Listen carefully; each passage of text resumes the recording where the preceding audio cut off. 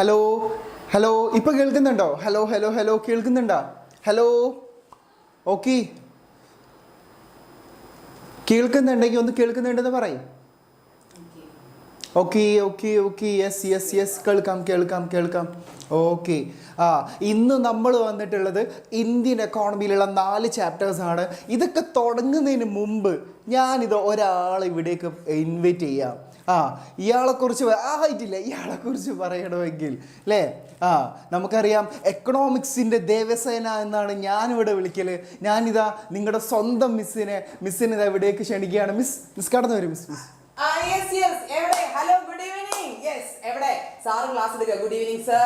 Good evening good evening. ഓ, എല്ലാവർക്കും സുഖമാണ്. മലബാർ, അതന്നെ അതന്നെ അതന്നെ സാർ, ഫാസ്റ്റ് ക്ലാസ്. എടുക്കാം സെറ്റാക്കാം. മിസ് നമ്മുടെ കൂടെ ഉണ്ട്. ജിഷ മിസ്സേ. ഓ മിസ്സിന്റെ ലൈവ് നാളെ ഉണ്ട്. നിങ്ങൾ എന്ത് ചെയ്യുക, എക്സാമിന് നല്ല രീതിയിൽ നമ്മൾ പറയുന്ന കംപ്ലീറ്റ് കാര്യങ്ങൾ സെറ്റാക്കിയേ പറ്റുള്ളൂ. മലബാർ, അതന്നെ അതന്നെ അതന്നെ അതന്നെ ആ സാധനമാണ് വേണ്ടത്. Good evening. ഇന്ന് സാറ് നമ്മുടെ ഇന്ത്യൻ ഇക്കോണമിയുടെ ഫസ്റ്റ് 4 ചാപ്റ്റേഴ്സ് ആണ് എടുക്കാൻ പോകുന്നത്. തറോ ആയിട്ട് അത് പഠിക്കണം. അതെ അതെ അതെ അതെ അതെ. ഒരു ചാപ്റ്റർ വളരെ ഇമ്പോർട്ടന്റ് ആണ്, നമ്മുടെ LPG അല്ലേ. അതപ്പോ ആ സെക്ഷനൊക്കെ എത്തുമ്പോൾ നിങ്ങൾ നല്ലപോലെ ശ്രദ്ധിച്ചിരിക്കണം. അതിനകത്തൊരു എസ്എ ക്വസ്റ്റ്യൻ ഷുവർ ആണ്. ഫുൾ കാര്യങ്ങൾ, ഫുൾ ചാപ്റ്റേഴ്സിലെ കംപ്ലീറ്റ് കാര്യങ്ങൾ നമ്മൾ ഡിസ്കസ് ചെയ്യും.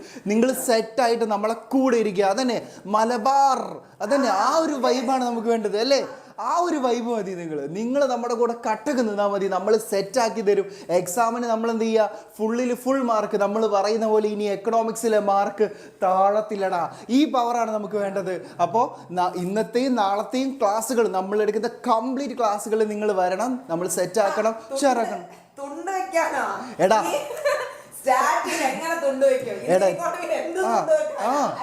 പ്രഡിക്ഷൻ വീഡിയോ ഇടുന്നുണ്ട്. അതെ അതെ അതെ അതെ, പ്രഡിക്ഷൻ വീഡിയോസ് ഇടുന്നുണ്ട്.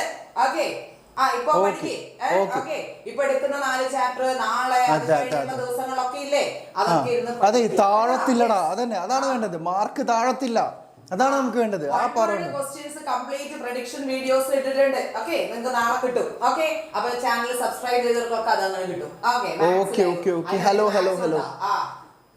മിസ് പോവാൻ പഠിപ്പിക്കട്ടെ. അതെ അതെ അതെ അതെ. അപ്പൊ മിസ് നാളെ വരും. മിസ് ഫുൾ കാര്യങ്ങള് എക്സാമിന്റെ ഷുവർ ക്വസ്റ്റ്യൻസ് ഡിസ്കസ് ചെയ്യും. അപ്പൊ നിങ്ങൾ ഇവിടെ നമ്മുടെ കൂടെ തന്നെ ഉണ്ടാവുക, സെറ്റ് ആക്കുക, പവർ ആക്കുക. ഓക്കെ, അപ്പൊ നമുക്ക് സ്റ്റാർട്ട് ചെയ്യാം. Okay okay okay okay. Bye miss. Miss okay okay okay. എടാ നമുക്ക് സ്റ്റാർട്ട് ചെയ്യാം. നമുക്ക് എന്ത് ചെയ്യാം, ഇന്ത്യൻ എക്കോണമിയിലെ 4 ചാപ്റ്റേഴ്സ് ആണ് നമ്മൾ ഡിസ്കസ് ചെയ്യുന്നത്. 4 ചാപ്റ്റേഴ്സ് ഏതൊക്കെയാണ്? Indian economy on the of independence, ബ്രിട്ടീഷുകാരുടെ സമയത്ത് നമ്മുടെ ഇന്ത്യൻ എക്കോണമിയുടെ അവസ്ഥ എന്താണ് എന്നുള്ളത്. രണ്ടാമത്തത് ഇന്ത്യൻ എക്കോണമി 1950 to 1990. മൂന്നാമത്തെ ചാപ്റ്റർ ലിബറലൈസേഷൻ, പ്രൈവറ്റൈസേഷൻ, ഗ്ലോബലൈസേഷൻ. അടുത്ത ചാപ്റ്റർ എന്താണ്? പോവർട്ടി, ദാരിദ്ര്യം. ഈ 4 ചാപ്റ്റേഴ്സ് എക്സാമിന് ഒരുപാട് ക്വസ്റ്റ്യൻസ് ചോദിക്കും. നമ്മൾ പഠിക്കണം, സെറ്റാക്കണം. എക്കണോമിക്സ് എന്നാൽ ഫ്ലവർ അല്ലടാ, ഫയർ ആണ്. ഇനി മാർക്ക് താഴത്തില്ലടാ. നമുക്ക് സ്റ്റാർട്ട് ചെയ്യാം. നമ്മൾ എന്ത് ചെയ്യാം, ക്ലാസ് സ്റ്റാർട്ട് ചെയ്യാണ്. Okay, first chapter Indian economy at the of independence. ബ്രിട്ടീഷുകാരുടെ സമയത്ത് അല്ലെങ്കിൽ സ്വാതന്ത്ര്യത്തിന് മുന്നേ നമ്മുടെ ഇന്ത്യൻ എക്കോണമിയുടെ അവസ്ഥ എന്താണ് എന്നുള്ളതാണ് നമ്മൾ ഡിസ്കസ് ചെയ്യാൻ പോകുന്നത്. എല്ലാവരും പവർ ആണെങ്കിൽ പവർന്ന് കമന്റ് ഇടുക, മലബാർ കമന്റ് ഇടുക. Okay, chapter 1 Indian economy at the of independence. ബ്രിട്ടീഷുകാരുടെ സമയത്ത് നമ്മുടെ ഇന്ത്യൻ എക്കോണമിയുടെ അവസ്ഥ എന്താണ്? എന്തൊക്കെയാടാ ഈ കൊച്ചു എക്കണോമിക്സിൽ സംഭവിക്കുന്നത്? ഇതാണ് നമ്മൾ ഡിസ്കസ് ചെയ്യാൻ പോകുന്നത്. ഓക്കെ അല്ലേ? നമുക്ക് സ്റ്റാർട്ട് ചെയ്യാം. ഈച്ച് ആൻഡ് എവറി പോയിന്റ് നിങ്ങൾ മനസ്സിലാക്കുക. ഇന്ത്യൻ എക്കോണമിയിൽ എഴുതേണ്ടത് എങ്ങനെയാണ്? ഇന്ത്യൻ എക്കോണമിയിൽ എക്സാമിന് അതിന് കീ പോയിന്റുകളുണ്ട്. അത് നിങ്ങൾ എഴുതി കഴിഞ്ഞാൽ നിങ്ങൾ എന്ത് ചെയ്യും, എക്സാമിന് നല്ല മാർക്ക് കിട്ടും. ഇന്ത്യൻ എക്കോണമിയുടെ കാര്യമാണ് പറയുന്നത്. കീ പോയിന്റുകൾ എഴുതി വെച്ചാൽ അതിന് കംപ്ലീറ്റ് മാർക്ക് കിട്ടും. വെറുതെ വാരി വലിച്ച് എന്തെങ്കിലും എഴുതി വെക്കരുത്. നിങ്ങൾ പോയിന്റുകൾ എപ്പോഴും നിങ്ങൾ ഹൈലൈറ്റ് ചെയ്ത് വെക്കണം. വേണ്ടേ? പോയിന്റുകൾ നിങ്ങൾ എപ്പോഴും ഹൈലൈറ്റ് ചെയ്ത് വെച്ചാൽ നിങ്ങൾക്ക് നല്ല മാർക്ക്. അതെ, മലബാർ അതാണ് വേണ്ടത്, ആ പവറാണ് നമുക്ക് വേണ്ടത്. ഓക്കെ അല്ലേ? അപ്പോൾ നമുക്ക് സ്റ്റാർട്ട് ചെയ്യാം. നമ്മൾ എന്ത് ചെയ്യാം? സ്റ്റാർട്ട് ചെയ്യാണ്. ഫസ്റ്റ്, നമ്മുടെ ബ്രിട്ടീഷുകാരുടെ സമയത്ത് ബ്രിട്ടീഷുകാർ ഇന്ത്യയിൽ ഒരുപാട് വർഷം ഭരിച്ചിട്ടുണ്ട്. ബ്രിട്ടീഷ് ഈസ്റ്റ് ഇന്ത്യ കമ്പനി ഇന്ത്യയിൽ വന്നിട്ടുണ്ട്. ഈ ഈസ്റ്റ് ഇന്ത്യ കമ്പനി അതിനുശേഷം ഇവിടെ ബ്രിട്ടീഷ് ക്രൗൺ ഇവിടെ ഭരിച്ചിട്ടുണ്ട്. ഒരുപാട് കാര്യങ്ങൾ ഇവിടെ നടന്നിട്ടുണ്ട്. ഈ സമയത്ത് എക്കോണമി എന്താണ്, എക്കണോമിക്സ് എന്താണ്, അതാണ് നമ്മൾ ഈ ചാപ്റ്ററിൽ ഡിസ്കസ് ചെയ്യുന്നത്. ആ സമയത്ത് നമ്മുടെ അഗ്രികൾച്ചർ സെക്ടർ, കാർഷിക മേഖല, കൃഷിക്ക് എന്താണ് സംഭവിച്ചത് എന്നാണ് നമ്മൾ ഡിസ്കസ് ചെയ്യാൻ പോകുന്നത്. ബ്രിട്ടീഷുകാർ ഈ നാട് ഭരിക്കുന്ന സമയത്ത് നമ്മുടെ അഗ്രികൾച്ചർ സെക്ടറിൻ്റെ അവസ്ഥ എന്താണ്, നമ്മുടെ കൃഷിയുടെ അവസ്ഥ എന്താണ്, ഇതാണ് നമ്മൾ ഡിസ്കസ് ചെയ്യാൻ പോകുന്നത്. ഈ പോയിന്റുകൾ നിങ്ങളോട് ചോദിക്കുകയാണ് എക്സാമിന്. Agriculture sector during colonial period, ബ്രിട്ടീഷുകാർ ഭരിക്കുന്നതിന് നമ്മൾ കൊളോണിയൽ റൂൾ എന്നാണ് പറയുക. ഈ കോളനിവൽക്കരണം, ഈ കൊളോണിയൽ റൂളിന്റെ സമയത്ത് എന്താണ് എക്കോണമിയുടെ അവസ്ഥ, അല്ലെങ്കിൽ എക്കോണമിയിൽ അഗ്രികൾച്ചർ സെക്ടറിന്റെ അവസ്ഥ? നിങ്ങൾ നോക്കുക. Agriculture sector became stagnant and productively became very low. ഇത് LO ആണ്. ഓക്കെ. നമ്മുടെ സ്കെച്ച് ഒന്ന് മാറ്റട്ടെ. ഓക്കെ, നോക്കുക. വെരി ലോ, അതായത് ബ്രിട്ടീഷുകാർ ഭരിക്കുന്ന സമയത്ത് അഗ്രികൾച്ചർ സെക്ടർ എന്താണ്? സ്റ്റാഗ്നന്റ് ആണ്, സ്തംഭനാവസ്ഥയിലാണ്. ഇവിടെ ഒന്നുമില്ല. നിങ്ങൾ മനസ്സിലാക്കുക. നെഗറ്റീവ് സെൻസിൽ വേണം ഇവിടെ എക്സാമിന് ആൻസർ ചെയ്യാനും. ബ്രിട്ടീഷുകാർ ഇന്ത്യൻ എക്കോണമി ഭരിക്കുന്ന സമയത്ത് ഇവിടെ അഗ്രികൾച്ചർ സെക്ടർ എന്താണ്? വളരെ മോശമാണ്. അഗ്രികൾച്ചർ സെക്ടർ ബിക്കം സ്റ്റാഗ്നന്റ് എന്ന് വെച്ചാൽ സ്തംഭനാവസ്ഥയിലാണ്. Productivity become very low. ഇവിടെ കൃഷിയിൽ എന്തില്ല? പ്രൊഡക്ടിവിറ്റി ഇല്ല. കൃഷിയിൽ എന്താണ്? വൻ നാശനഷ്ടങ്ങളാണ് ഉണ്ടായിട്ടുള്ളത്. ദ മേജർ റീസൺ, ഈ സ്റ്റാഗ്നേഷന് മേജർ റീസൺസ് ആണ് നമ്മൾ താഴെ കൊടുത്തിട്ടുള്ളത്. കാർഷിക മേഖല മുരടിച്ചു പോകാനുണ്ടായിന്, കാർഷിക മേഖല തകർന്ന് തരിപ്പണമാവാനുണ്ടായിന് പ്രധാനപ്പെട്ട കാരണം എന്താ? ഒന്നാമത്തത് ലാൻഡ് സെറ്റിൽമെൻറ്റ് സിസ്റ്റം. എടാ, നമുക്കറിയാം ഭൂമി കൈവശം വെച്ചിട്ടുള്ളത് ആരാണ്? യഥാർത്ഥ കർഷകരല്ല. ഈ പറയുന്ന ജമീന്ദാർമാരും ജാഗിർദാർസ് എന്നൊക്കെ വിളിക്കുന്ന ചില ജന്മിമാരുടെ കയ്യിലായിരുന്നു അന്ന് ഭൂമി ഉണ്ടായിരുന്നത്. ഈ ഭൂമി എന്താണ്?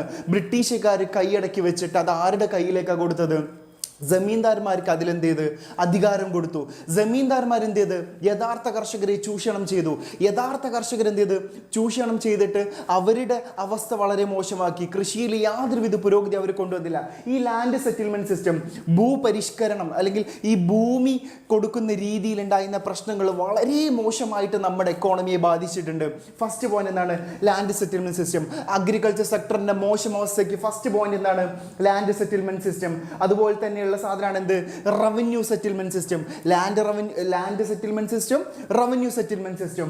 മൂന്നാമത്തേത് കൊമേഴ്ഷ്യലൈസേഷൻ ഓഫ് അഗ്രികൾച്ചർ. എടാ, നമ്മൾ നെല്ല്, ഗോതമ്പ് ഇങ്ങനെയുള്ള സാധനങ്ങളൊന്നും ഇവിടെ കൃഷി ചെയ്യേണ്ട, പകരം എന്ത് കൃഷി ചെയ്താൽ മതി? ഈ ജൂട്ട്, സിൽക്ക്, ഇൻഡിഗോ ഇങ്ങനെയുള്ള കൊമേഴ്ഷ്യൽ ക്രോപ്സ് മാത്രം നമ്മൾ എന്ത് ചെയ്താൽ മതി? കൃഷി ചെയ്താൽ മതി എന്ന് പറയുന്ന ഒരു രീതിയാണ് ആര് മുന്നോട്ട് വെച്ചത്? ബ്രിട്ടീഷുകാർ മുന്നോട്ട് വെച്ചത്. അതുകൊണ്ട് ഇവിടെ എന്താണ്? അരിയോ ഗോതമ്പോ തുടങ്ങിയ സാധനങ്ങളൊന്നും ഇവിടെ പ്രൊഡ്യൂസ് ചെയ്യുന്നില്ല. കൊമേഴ്ഷ്യലൈസേഷൻ ചെയ്യാം, എങ്ങനെയെങ്കിലും കൊമേഴ്ഷ്യലൈസ് ചെയ്തിട്ട് ഇൻഡസ്ട്രിക്ക് വേണ്ടിയിട്ടുള്ള റോ മെറ്റീരിയൽസ് പ്രൊഡ്യൂസ് ചെയ്യുക എന്നുള്ളതായിരുന്നു ആരുടെ ലക്ഷ്യം? ബ്രിട്ടീഷുകാരുടെ ലക്ഷ്യം. അതുകൊണ്ട് അവരെന്ത് ചെയ്തു? അഗ്രികൾച്ചർ സെക്ടറിൽ കൊമേഴ്ഷ്യലൈസേഷൻ കൊണ്ടുവന്ന്. അടുത്തത് പാർട്ടീഷൻ ഓഫ് കൺട്രികളെ പല രീതിയിലും പാർട്ടീഷൻ ചെയ്ത് വെച്ചത് വലിയൊരു പ്രശ്നമായിട്ട് നമ്മൾ നേരിട്ടിട്ടുണ്ട്. പല രീതിയിലുമുള്ള ഡിവൈഡ് ചെയ്ത് ഭരിക്കുന്ന രീതി നമ്മുടെ എക്കോണമിയിലുള്ള, നമ്മുടെ ഈ സമയത്തുള്ള അഗ്രികൾച്ചർ സെക്ടറിനെ മോശമായിട്ട് ബാധിച്ചിട്ടുണ്ട്. അടുത്തത് ലാക്ക് ഓഫ് ഇറിഗേഷൻ ഫെസിലിറ്റീസ്. ഇവിടെ എന്തില്ല? ജലസേചന സൗകര്യങ്ങളില്ല. ലാക്ക് ഓഫ് ഇറിഗേഷൻ എന്ന് വെച്ചാൽ എന്താ? ജലസേചന സൗകര്യം. ഇവിടെ എന്തില്ല? ഇറിഗേഷൻ ഫെസിലിറ്റീസ് ഇല്ല. നമുക്ക് എന്തില്ല?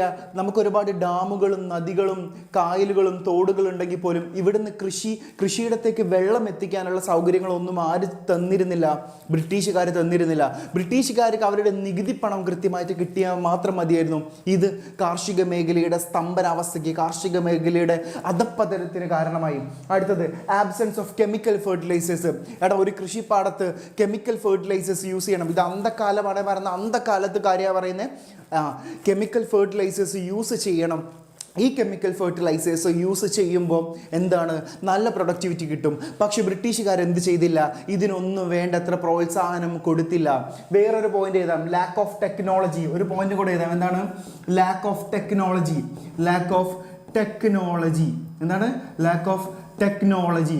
കൃഷി, അതായത് കൃഷിയിൽ പ്രത്യേകിച്ച് ഒന്നില്ല, ഒരു തരത്തിലുള്ള ടെക്നോളജീസും എന്ത് ചെയ്യുന്നില്ല, ഇവിടെ കൊണ്ടുവരുന്നില്ല. Lakh of technology. കൃഷി മേഖല മെച്ചപ്പെടാൻ ബ്രിട്ടീഷുകാർ ഒന്നും ചെയ്തിട്ടില്ല. നത്തിങ്, ഒന്നും ചെയ്തിട്ടില്ല, ഒരു കാര്യം അവർ ചെയ്തിട്ടില്ല.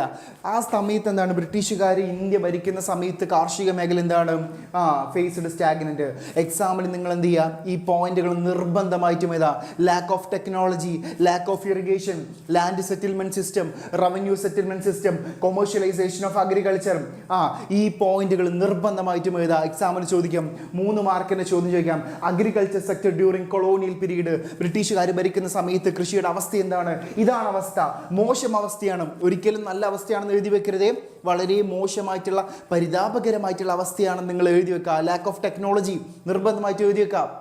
ഓക്കെ, എടാ നമ്മൾ അടുത്ത ടേമിലേക്ക് പോവാണേ. നിങ്ങളോട് എക്സാമിന് ഇത് ചോദിച്ചു കഴിഞ്ഞാൽ നിർബന്ധമായിട്ട് ഈ പോയിന്റുകൾ, ഇന്ത്യൻ എക്കോണമിക്ക് വേണ്ടത് പോയിന്റുകളാണ്. ഈ പോയിന്റുകൾ നിങ്ങൾ എന്ത് ചെയ്യുക, കൃത്യമായിട്ട് യൂട്ടിലൈസ് ചെയ്ത് എക്സാമിന് എഴുതുക. നിങ്ങളുടെ ആൻസർ ഷീറ്റിൽ ഈ പോയിന്റുകൾ തെളിഞ്ഞു കാണണം. വേണ്ടേ? തെളിമാനം മഴവിൽ നിറമ, അതേപോലെ തെളിഞ്ഞു നിൽക്കണം അഗ്രികൾച്ചർ സെക്ടറിന്റെ ഈ പോയിന്റുകൾ. നമ്മൾ അടുത്തതിലേക്ക് പോവാണേ. Industrial sector. ബ്രിട്ടീഷുകാരുള്ള സമയത്ത്, ബ്രിട്ടീഷുകാർ ഭരിക്കുന്ന സമയത്ത് ഇൻഡസ്ട്രിയൽ സെക്ടറിന്റെ അവസ്ഥ എന്തേത്താണ് എന്ന് നമ്മളോട് ചോദിക്കുകയാണ്. എന്താണ് ബ്രിട്ടീഷുകാരുടെ സമയത്ത് ഇൻഡസ്ട്രിയൽ സെക്ടർ? നിങ്ങൾ നോക്കാം. India could not develop a sound industrial base under the colonial rule. ബ്രിട്ടീഷുകാരുടെ സമയത്ത് അഗ്രികൾച്ചർ സെക്ടർ പോലെ തന്നെ ഏത് സെക്ടറും ഗതി പിടിച്ചിട്ടില്ല, ഇൻഡസ്ട്രിയൽ സെക്ടറിനും ഗതി പിടിച്ചിട്ടില്ല. ഇൻഡസ്ട്രിയൽ സെക്ടറും വളരെ മോശമാണ്. ഓക്കെ അല്ലേ? എടാ ഓക്കെ അല്ലേ? കാര്യങ്ങൾ ഓക്കെ അല്ലേ? ഫ്ലവർ അല്ല ഫയറാണ് അല്ലേ? അതാണ് വേണ്ടത്, ആ പവറാണ് നമുക്ക് വേണ്ടത്. ഇൻഡസ്ട്രിയൽ സെക്ടർ എന്താണ്? കൃഷിയെ പോലെ തന്നെ എന്താണ്, there is no development. Industrial സെക്ടറിൽ എന്തില്ല, ഒരു തരത്തിലുള്ള ഡെവലപ്മെന്റും ഇല്ല. അടുത്ത point, country's handicraft industries declined. എടാ ബ്രിട്ടീഷുകാർ ഇന്ത്യയിലേക്ക് വരുന്ന സമയത്ത് ഇന്ത്യയിൽ എന്താണ്, ഈ കരകൗശല സാധനങ്ങൾ ഉണ്ടാക്കുന്ന ഹാൻഡിക്രാഫ്റ്റ് ഇൻഡസ്ട്രീസ്, നമുക്കറിയാം ഒരുപാട് സ്കിൽഫുൾ ആയിട്ടുള്ള ആളുകൾ നമ്മുടെ നാട്ടിലുണ്ടായിരുന്നു. കൈകൊണ്ടുണ്ടാക്കുന്ന ശില്പങ്ങൾ, ബിംബങ്ങൾ, തുണികൾ, തുണിത്തരങ്ങൾ പലതും ഉണ്ടാക്കുന്ന ആളുകൾ ഇന്ത്യയിലുണ്ടായിരുന്നു. ബ്രിട്ടീഷുകാർ വന്ന് പറഞ്ഞു, ഇനി എന്ത് വേണ്ട, ഈ പറഞ്ഞ ഹാൻഡിക്രാഫ്റ്റ് ഇൻഡസ്ട്രീസ് ഒന്നും ഇവിടെ വേണ്ട. ഇനി ബ്രിട്ടീഷുകാർ പറയുമ്പോൾ പകൽ, ബ്രിട്ടീഷുകാർ പറയുമ്പോൾ രാത്രി. ഇത് ഗാന്ധി ഗ്രാമമല്ല കൊത്തയാടാന്ന് പറയുന്ന പോലെ ഇൻഡസ്ട്രിയൽ സെക്ടറിലും ആര് കൈകടത്തി? ബ്രിട്ടീഷുകാർ കൈകടത്തി പറഞ്ഞു ഹാൻഡിക്രാഫ്റ്റ് ഇൻഡസ്ട്രീസ് ഒന്നും വേണ്ട. അതോടുകൂടി ഹാൻഡിക്രാഫ്റ്റ് ഇൻഡസ്ട്രീസ് എന്തായി? തകർന്ന് തരിപ്പണമായി. ഇതും ഇവിടെ സംഭവിച്ചു. മൂന്നാമത്തത്, the colonial government systematically deindustrialising India was twofold. India എന്ത് ചെയ്ത്? Deindustrialisation. ഇൻഡസ്ട്രിയലൈസേഷൻ്റെ ഓപ്പോസിറ്റ് ആണ് എന്ത്? Deindustrialisation. ഇൻഡസ്ട്രിയലൈസേഷനെ മോശമാക്കിയെടുത്തു. ഇവിടെ നിങ്ങൾ മനസ്സിലാക്കുക, അഗ്രികൾച്ചർ സെക്ടർ പോലെ തന്നെ ഇൻഡസ്ട്രിയൽ സെക്ടറിലും യാതൊരുവിധ മെച്ചം ഉണ്ടായിട്ടില്ല. ഫസ്റ്റ്, അതായത് അവർ ഇൻഡസ്ട്രിയൽ സെക്ടറിനെ കണ്ട രീതി എന്താ? ബ്രിട്ടീഷുകാർ കണ്ട രീതി, make India a mere exporter of raw materials. അതായത് ഇന്ത്യൻ എന്തായിട്ട് കണ്ടത്? റോ മെറ്റീരിയൽസ് എക്സ്പോർട്ട് ചെയ്യാൻ വേണ്ടിയിട്ടുള്ള ഒരു രാജ്യമായിട്ട് മാത്രമേ ഇന്ത്യ അവർ കണ്ടിട്ടുള്ളൂ. ഇവിടുന്ന് എന്ത് ചെയ്യുക? സാധനങ്ങൾ എന്ത് ചെയ്യുക? എക്സ്പോർട്ട് ചെയ്യുക. റോ മെറ്റീരിയൽസ് എന്ത് ചെയ്യുക? എക്സ്പോർട്ട് ചെയ്യുക. കപ്പൽ വഴിയോ ട്രെയിന് വഴിയോ, ട്രെയിൻ ഗതാഗതം നമ്മൾ പറയും, കപ്പലായിരുന്നു അന്ന് ഏറ്റവും വലിയ ചരക്ക് നീക്കം സംഭവിച്ചിരുന്നത്. അതായത് ഇന്ത്യൻ എന്ത് ചെയ്യുക? എക്സ്പോർട്ട്. ഇന്ത്യയിലെ റോ മെറ്റീരിയൽസ്, ഇന്ത്യയിൽ എന്തെല്ലാം സാധനം ഉണ്ട്? തെങ്ങ്, കവുങ്ങ്, മാവ്, മരങ്ങൾ വിൽക്കാനുണ്ടോ എന്ന് പറഞ്ഞാൽ ഇവിടെ എല്ലാ സാധനവും ഉണ്ട് ഇല്ലേ? അവിടെ എല്ലാ സാധനവും നമുക്ക് അവൈലബിൾ ആണ്. ഈ സാധനങ്ങളെല്ലാം എന്താണ്? ഇവിടുത്തെ റോ മെറ്റീരിയൽസും എല്ലാം എന്ത് ചെയ്യാം? നാട് കടത്തിയിട്ട് ബ്രിട്ടനിലേക്ക് കൊണ്ടുപോയി. ഇതായിരുന്നു അവരുടെ ഇൻഡസ്ട്രിയൽ പോളിസി എന്ന് പറയുന്നത്. രണ്ടാമത്തെ എന്താ? Second, to turn India a wide market for their finished products. ഇവിടുന്ന് കൊണ്ടുപോയ ഏലം, കുരുമുളക്, ഇൻഡിഗോ, ജൂട്ട്, സിൽക്ക്, ഇതൊക്കെ അവിടെ കൊണ്ടുപോയിട്ട് എന്ത് ചെയ്യാം? അവിടെ എന്ത് ചെയ്യുക? ഒന്ന് പാക്ക് ചെയ്ത്, ഒന്ന് മോഡിഫൈ ചെയ്തിട്ട് എന്ത് ചെയ്യുക? വീണ്ടും തിരിച്ച് ഇന്ത്യ തന്നെ കൊണ്ടുവന്നിട്ട് എന്ത് ചെയ്യുക? ഇന്ത്യയിൽ അത് വിൽക്കുക, ഇന്ത്യയിൽ മാർക്കറ്റ് ആക്കി എടുക്കുക. ഇതായിരുന്നു അവരുടെ പദ്ധതി. ഈ രണ്ട് പ്രോസസ്സായിരുന്നു അവർ ചെയ്തത്.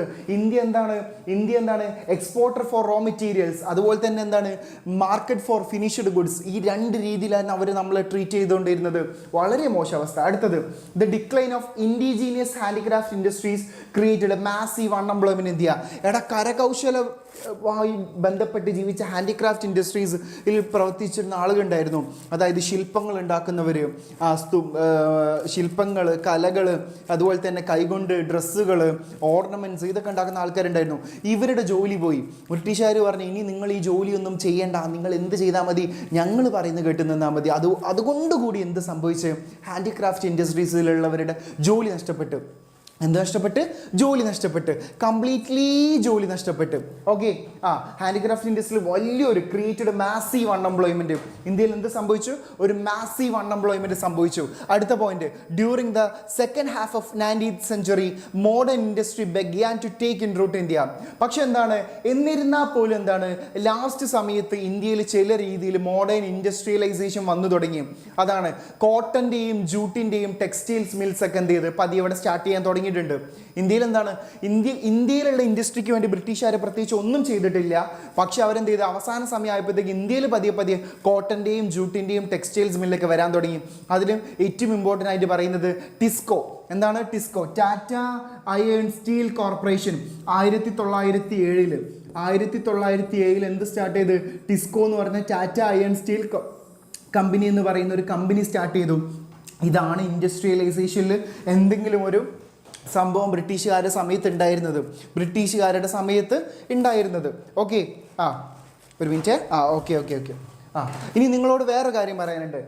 ഇതെന്താണ്, അഗ്രികൾച്ചർ സെക്ടറും ഇൻഡസ്ട്രിയൽ സെക്ടറിലും ക്വസ്റ്റ്യൻസ് ചോദിച്ചാൽ നിങ്ങൾ എന്ത് ചെയ്യണം? നെഗറ്റീവ് സെൻസിൽ ആൻസർ ചെയ്യണം. കാരണം എന്താണ്, ബ്രിട്ടീഷുകാരുടെ സമയത്ത് ഈ രണ്ട് സെക്ടറും വളരെ മോശം അവസ്ഥയിലാണ് എന്നുള്ളത് നിങ്ങൾ എന്ത് ചെയ്യാം? ഒന്ന് മനസ്സിലാക്കാം. ഇനി നമ്മൾ എന്ത് ചെയ്യാം? അടുത്തിലേക്ക് പോകണം. ഇതിന് ബാക്കി, there was no capital goods industries. ഇവിടെ എന്തില്ല? ക്യാപിറ്റൽ ഗുഡ് ഇൻഡസ്ട്രീസ് ഇല്ല. അതായത് ക്യാപിറ്റൽ ഗുഡ് ഇൻഡസ്ട്രീസ് ഉണ്ടെങ്കിൽ നമുക്ക് എന്ത് ചെയ്യാൻ പറ്റുള്ളൂ? വീണ്ടും ഇൻഡസ്ട്രിയലൈസേഷൻ നടത്താൻ പറ്റുള്ളൂ. അത്തരത്തിലുള്ള ഇൻഡസ്ട്രികളാണ് ക്യാപിറ്റൽ ഗുഡ്സ് എന്ന് പറയാം. അപ്പോൾ നിങ്ങൾ എഴുതേണ്ട ഒരു പോയിന്റ് എന്താണ്? There was no capital good industry to help promote further industrialisation India. അപ്പോൾ ഇന്ത്യയിൽ എന്തില്ല? ക്യാപിറ്റൽ ഗുഡ് ഇൻഡസ്ട്രീസ് ഇവിടെ ഇല്ല ഗൈസ്. എന്താണ്? There is no capital good industry. ഇവിടെ പ്രത്യേകിച്ച് ഇൻഡസ്ട്രിയലൈസേഷന് ഒരു ഡെവലപ്മെന്റ് എന്ത് തരുന്നില്ല? സെറ്റാക്കാൻ ബ്രിട്ടീഷുകാർ ഒന്നും ചെയ്യുന്നില്ല. അടുത്തത്, the growth rate of new industrial sector and contribution to the GDP remain very small. GDP എന്ന് പറഞ്ഞൊരു കോൺസെപ്റ്റ് നിങ്ങൾ +2 പഠിക്കാനുണ്ട്. നമ്മുടെ ദേശീയ വരുമാനം അല്ലെങ്കിൽ ഒരു രാജ്യത്തിന് കിട്ടുന്ന ലാഭം, ഇങ്ങനെയൊക്കെ കണക്കാക്കിയാൽ മതി. ഇതെന്താണ്? ഇൻഡസ്ട്രിയൽ സെക്ടറിൽ നിന്ന് കിട്ടുന്ന പൈസ എന്ന് പറയുന്നത് വളരെ കുറവാണ്.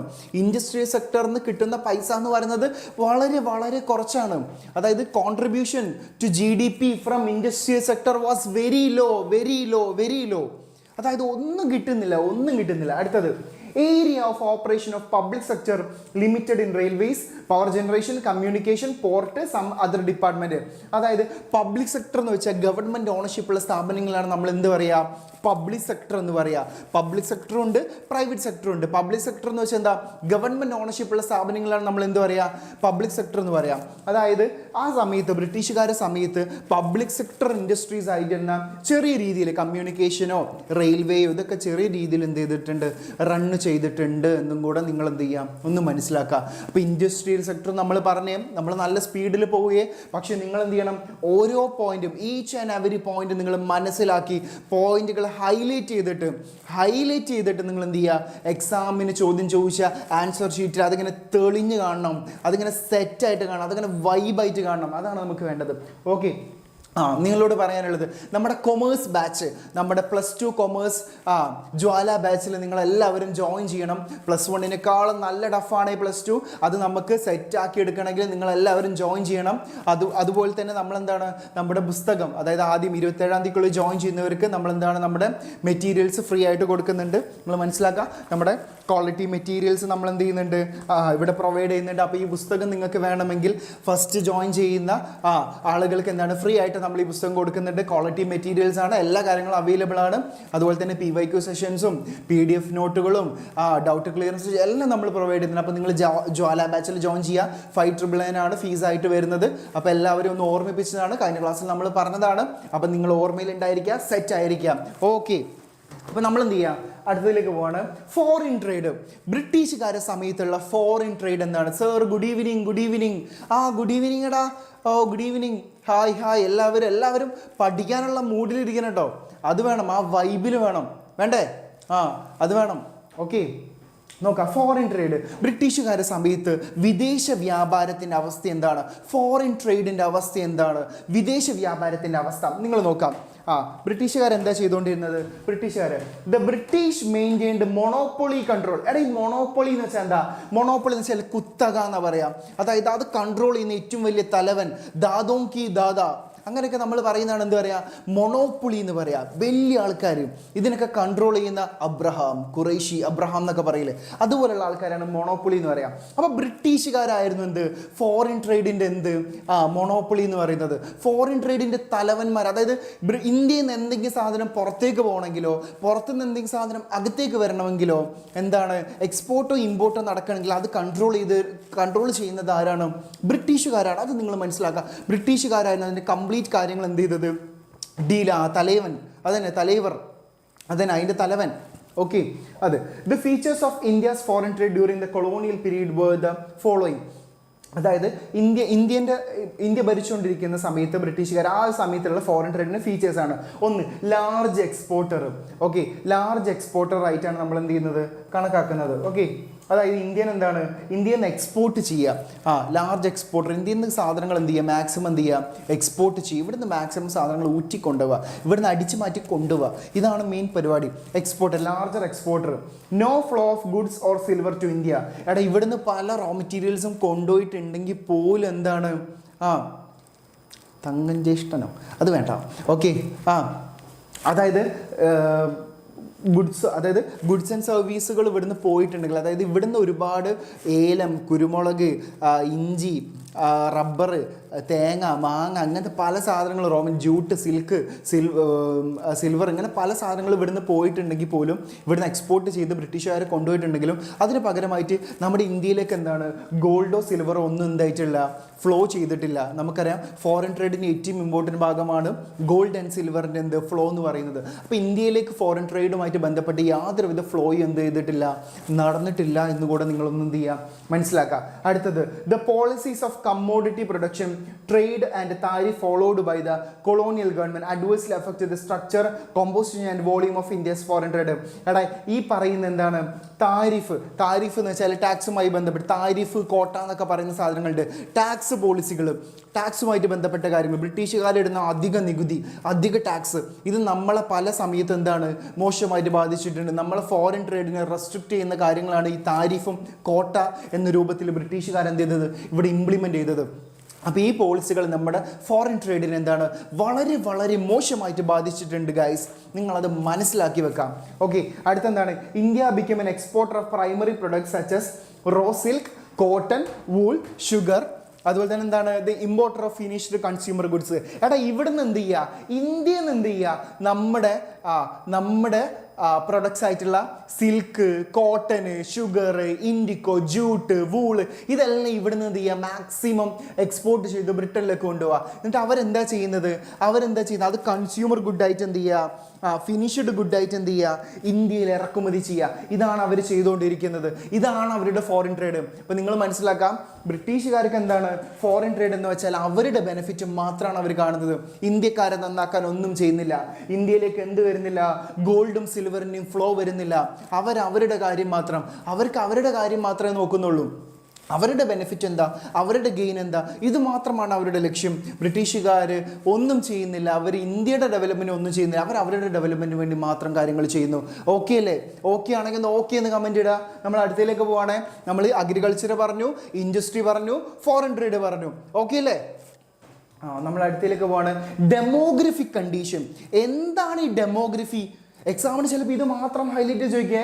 What is the demographic condition under British colonial rule?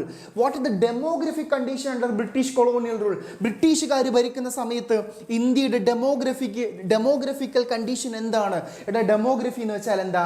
ജനസംഖ്യാപരമായ condition. മലയാളത്തിൽ ഏതാ?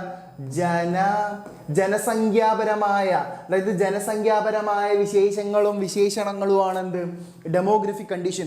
ആ സമയത്ത് ബ്രിട്ടീഷുകാരുടെ സമയത്ത് എന്താണ് ഡെമോഗ്രഫിക് കണ്ടീഷൻ? എന്താണ് ഇന്ത്യയിലെ ജനസംഖ്യാപരമായ വിഷയങ്ങൾ, അല്ലെങ്കിൽ എന്താണ് ഇന്ത്യയിലെ പ്രശ്നങ്ങൾ? നിങ്ങൾ നോക്കാം. Various details about the population of British India were first collected through the census 1881. എടാ നമ്മൾ സെൻസസ് നടത്തുന്ന പരിപാടിയുണ്ട്. സെൻസസ് എന്ന് വെച്ചാൽ എന്താ? കംപ്ലീറ്റ് എന്യൂമറേഷൻ മെത്തേഡിനെയാണ് നമ്മൾ എന്ത് പറയുക?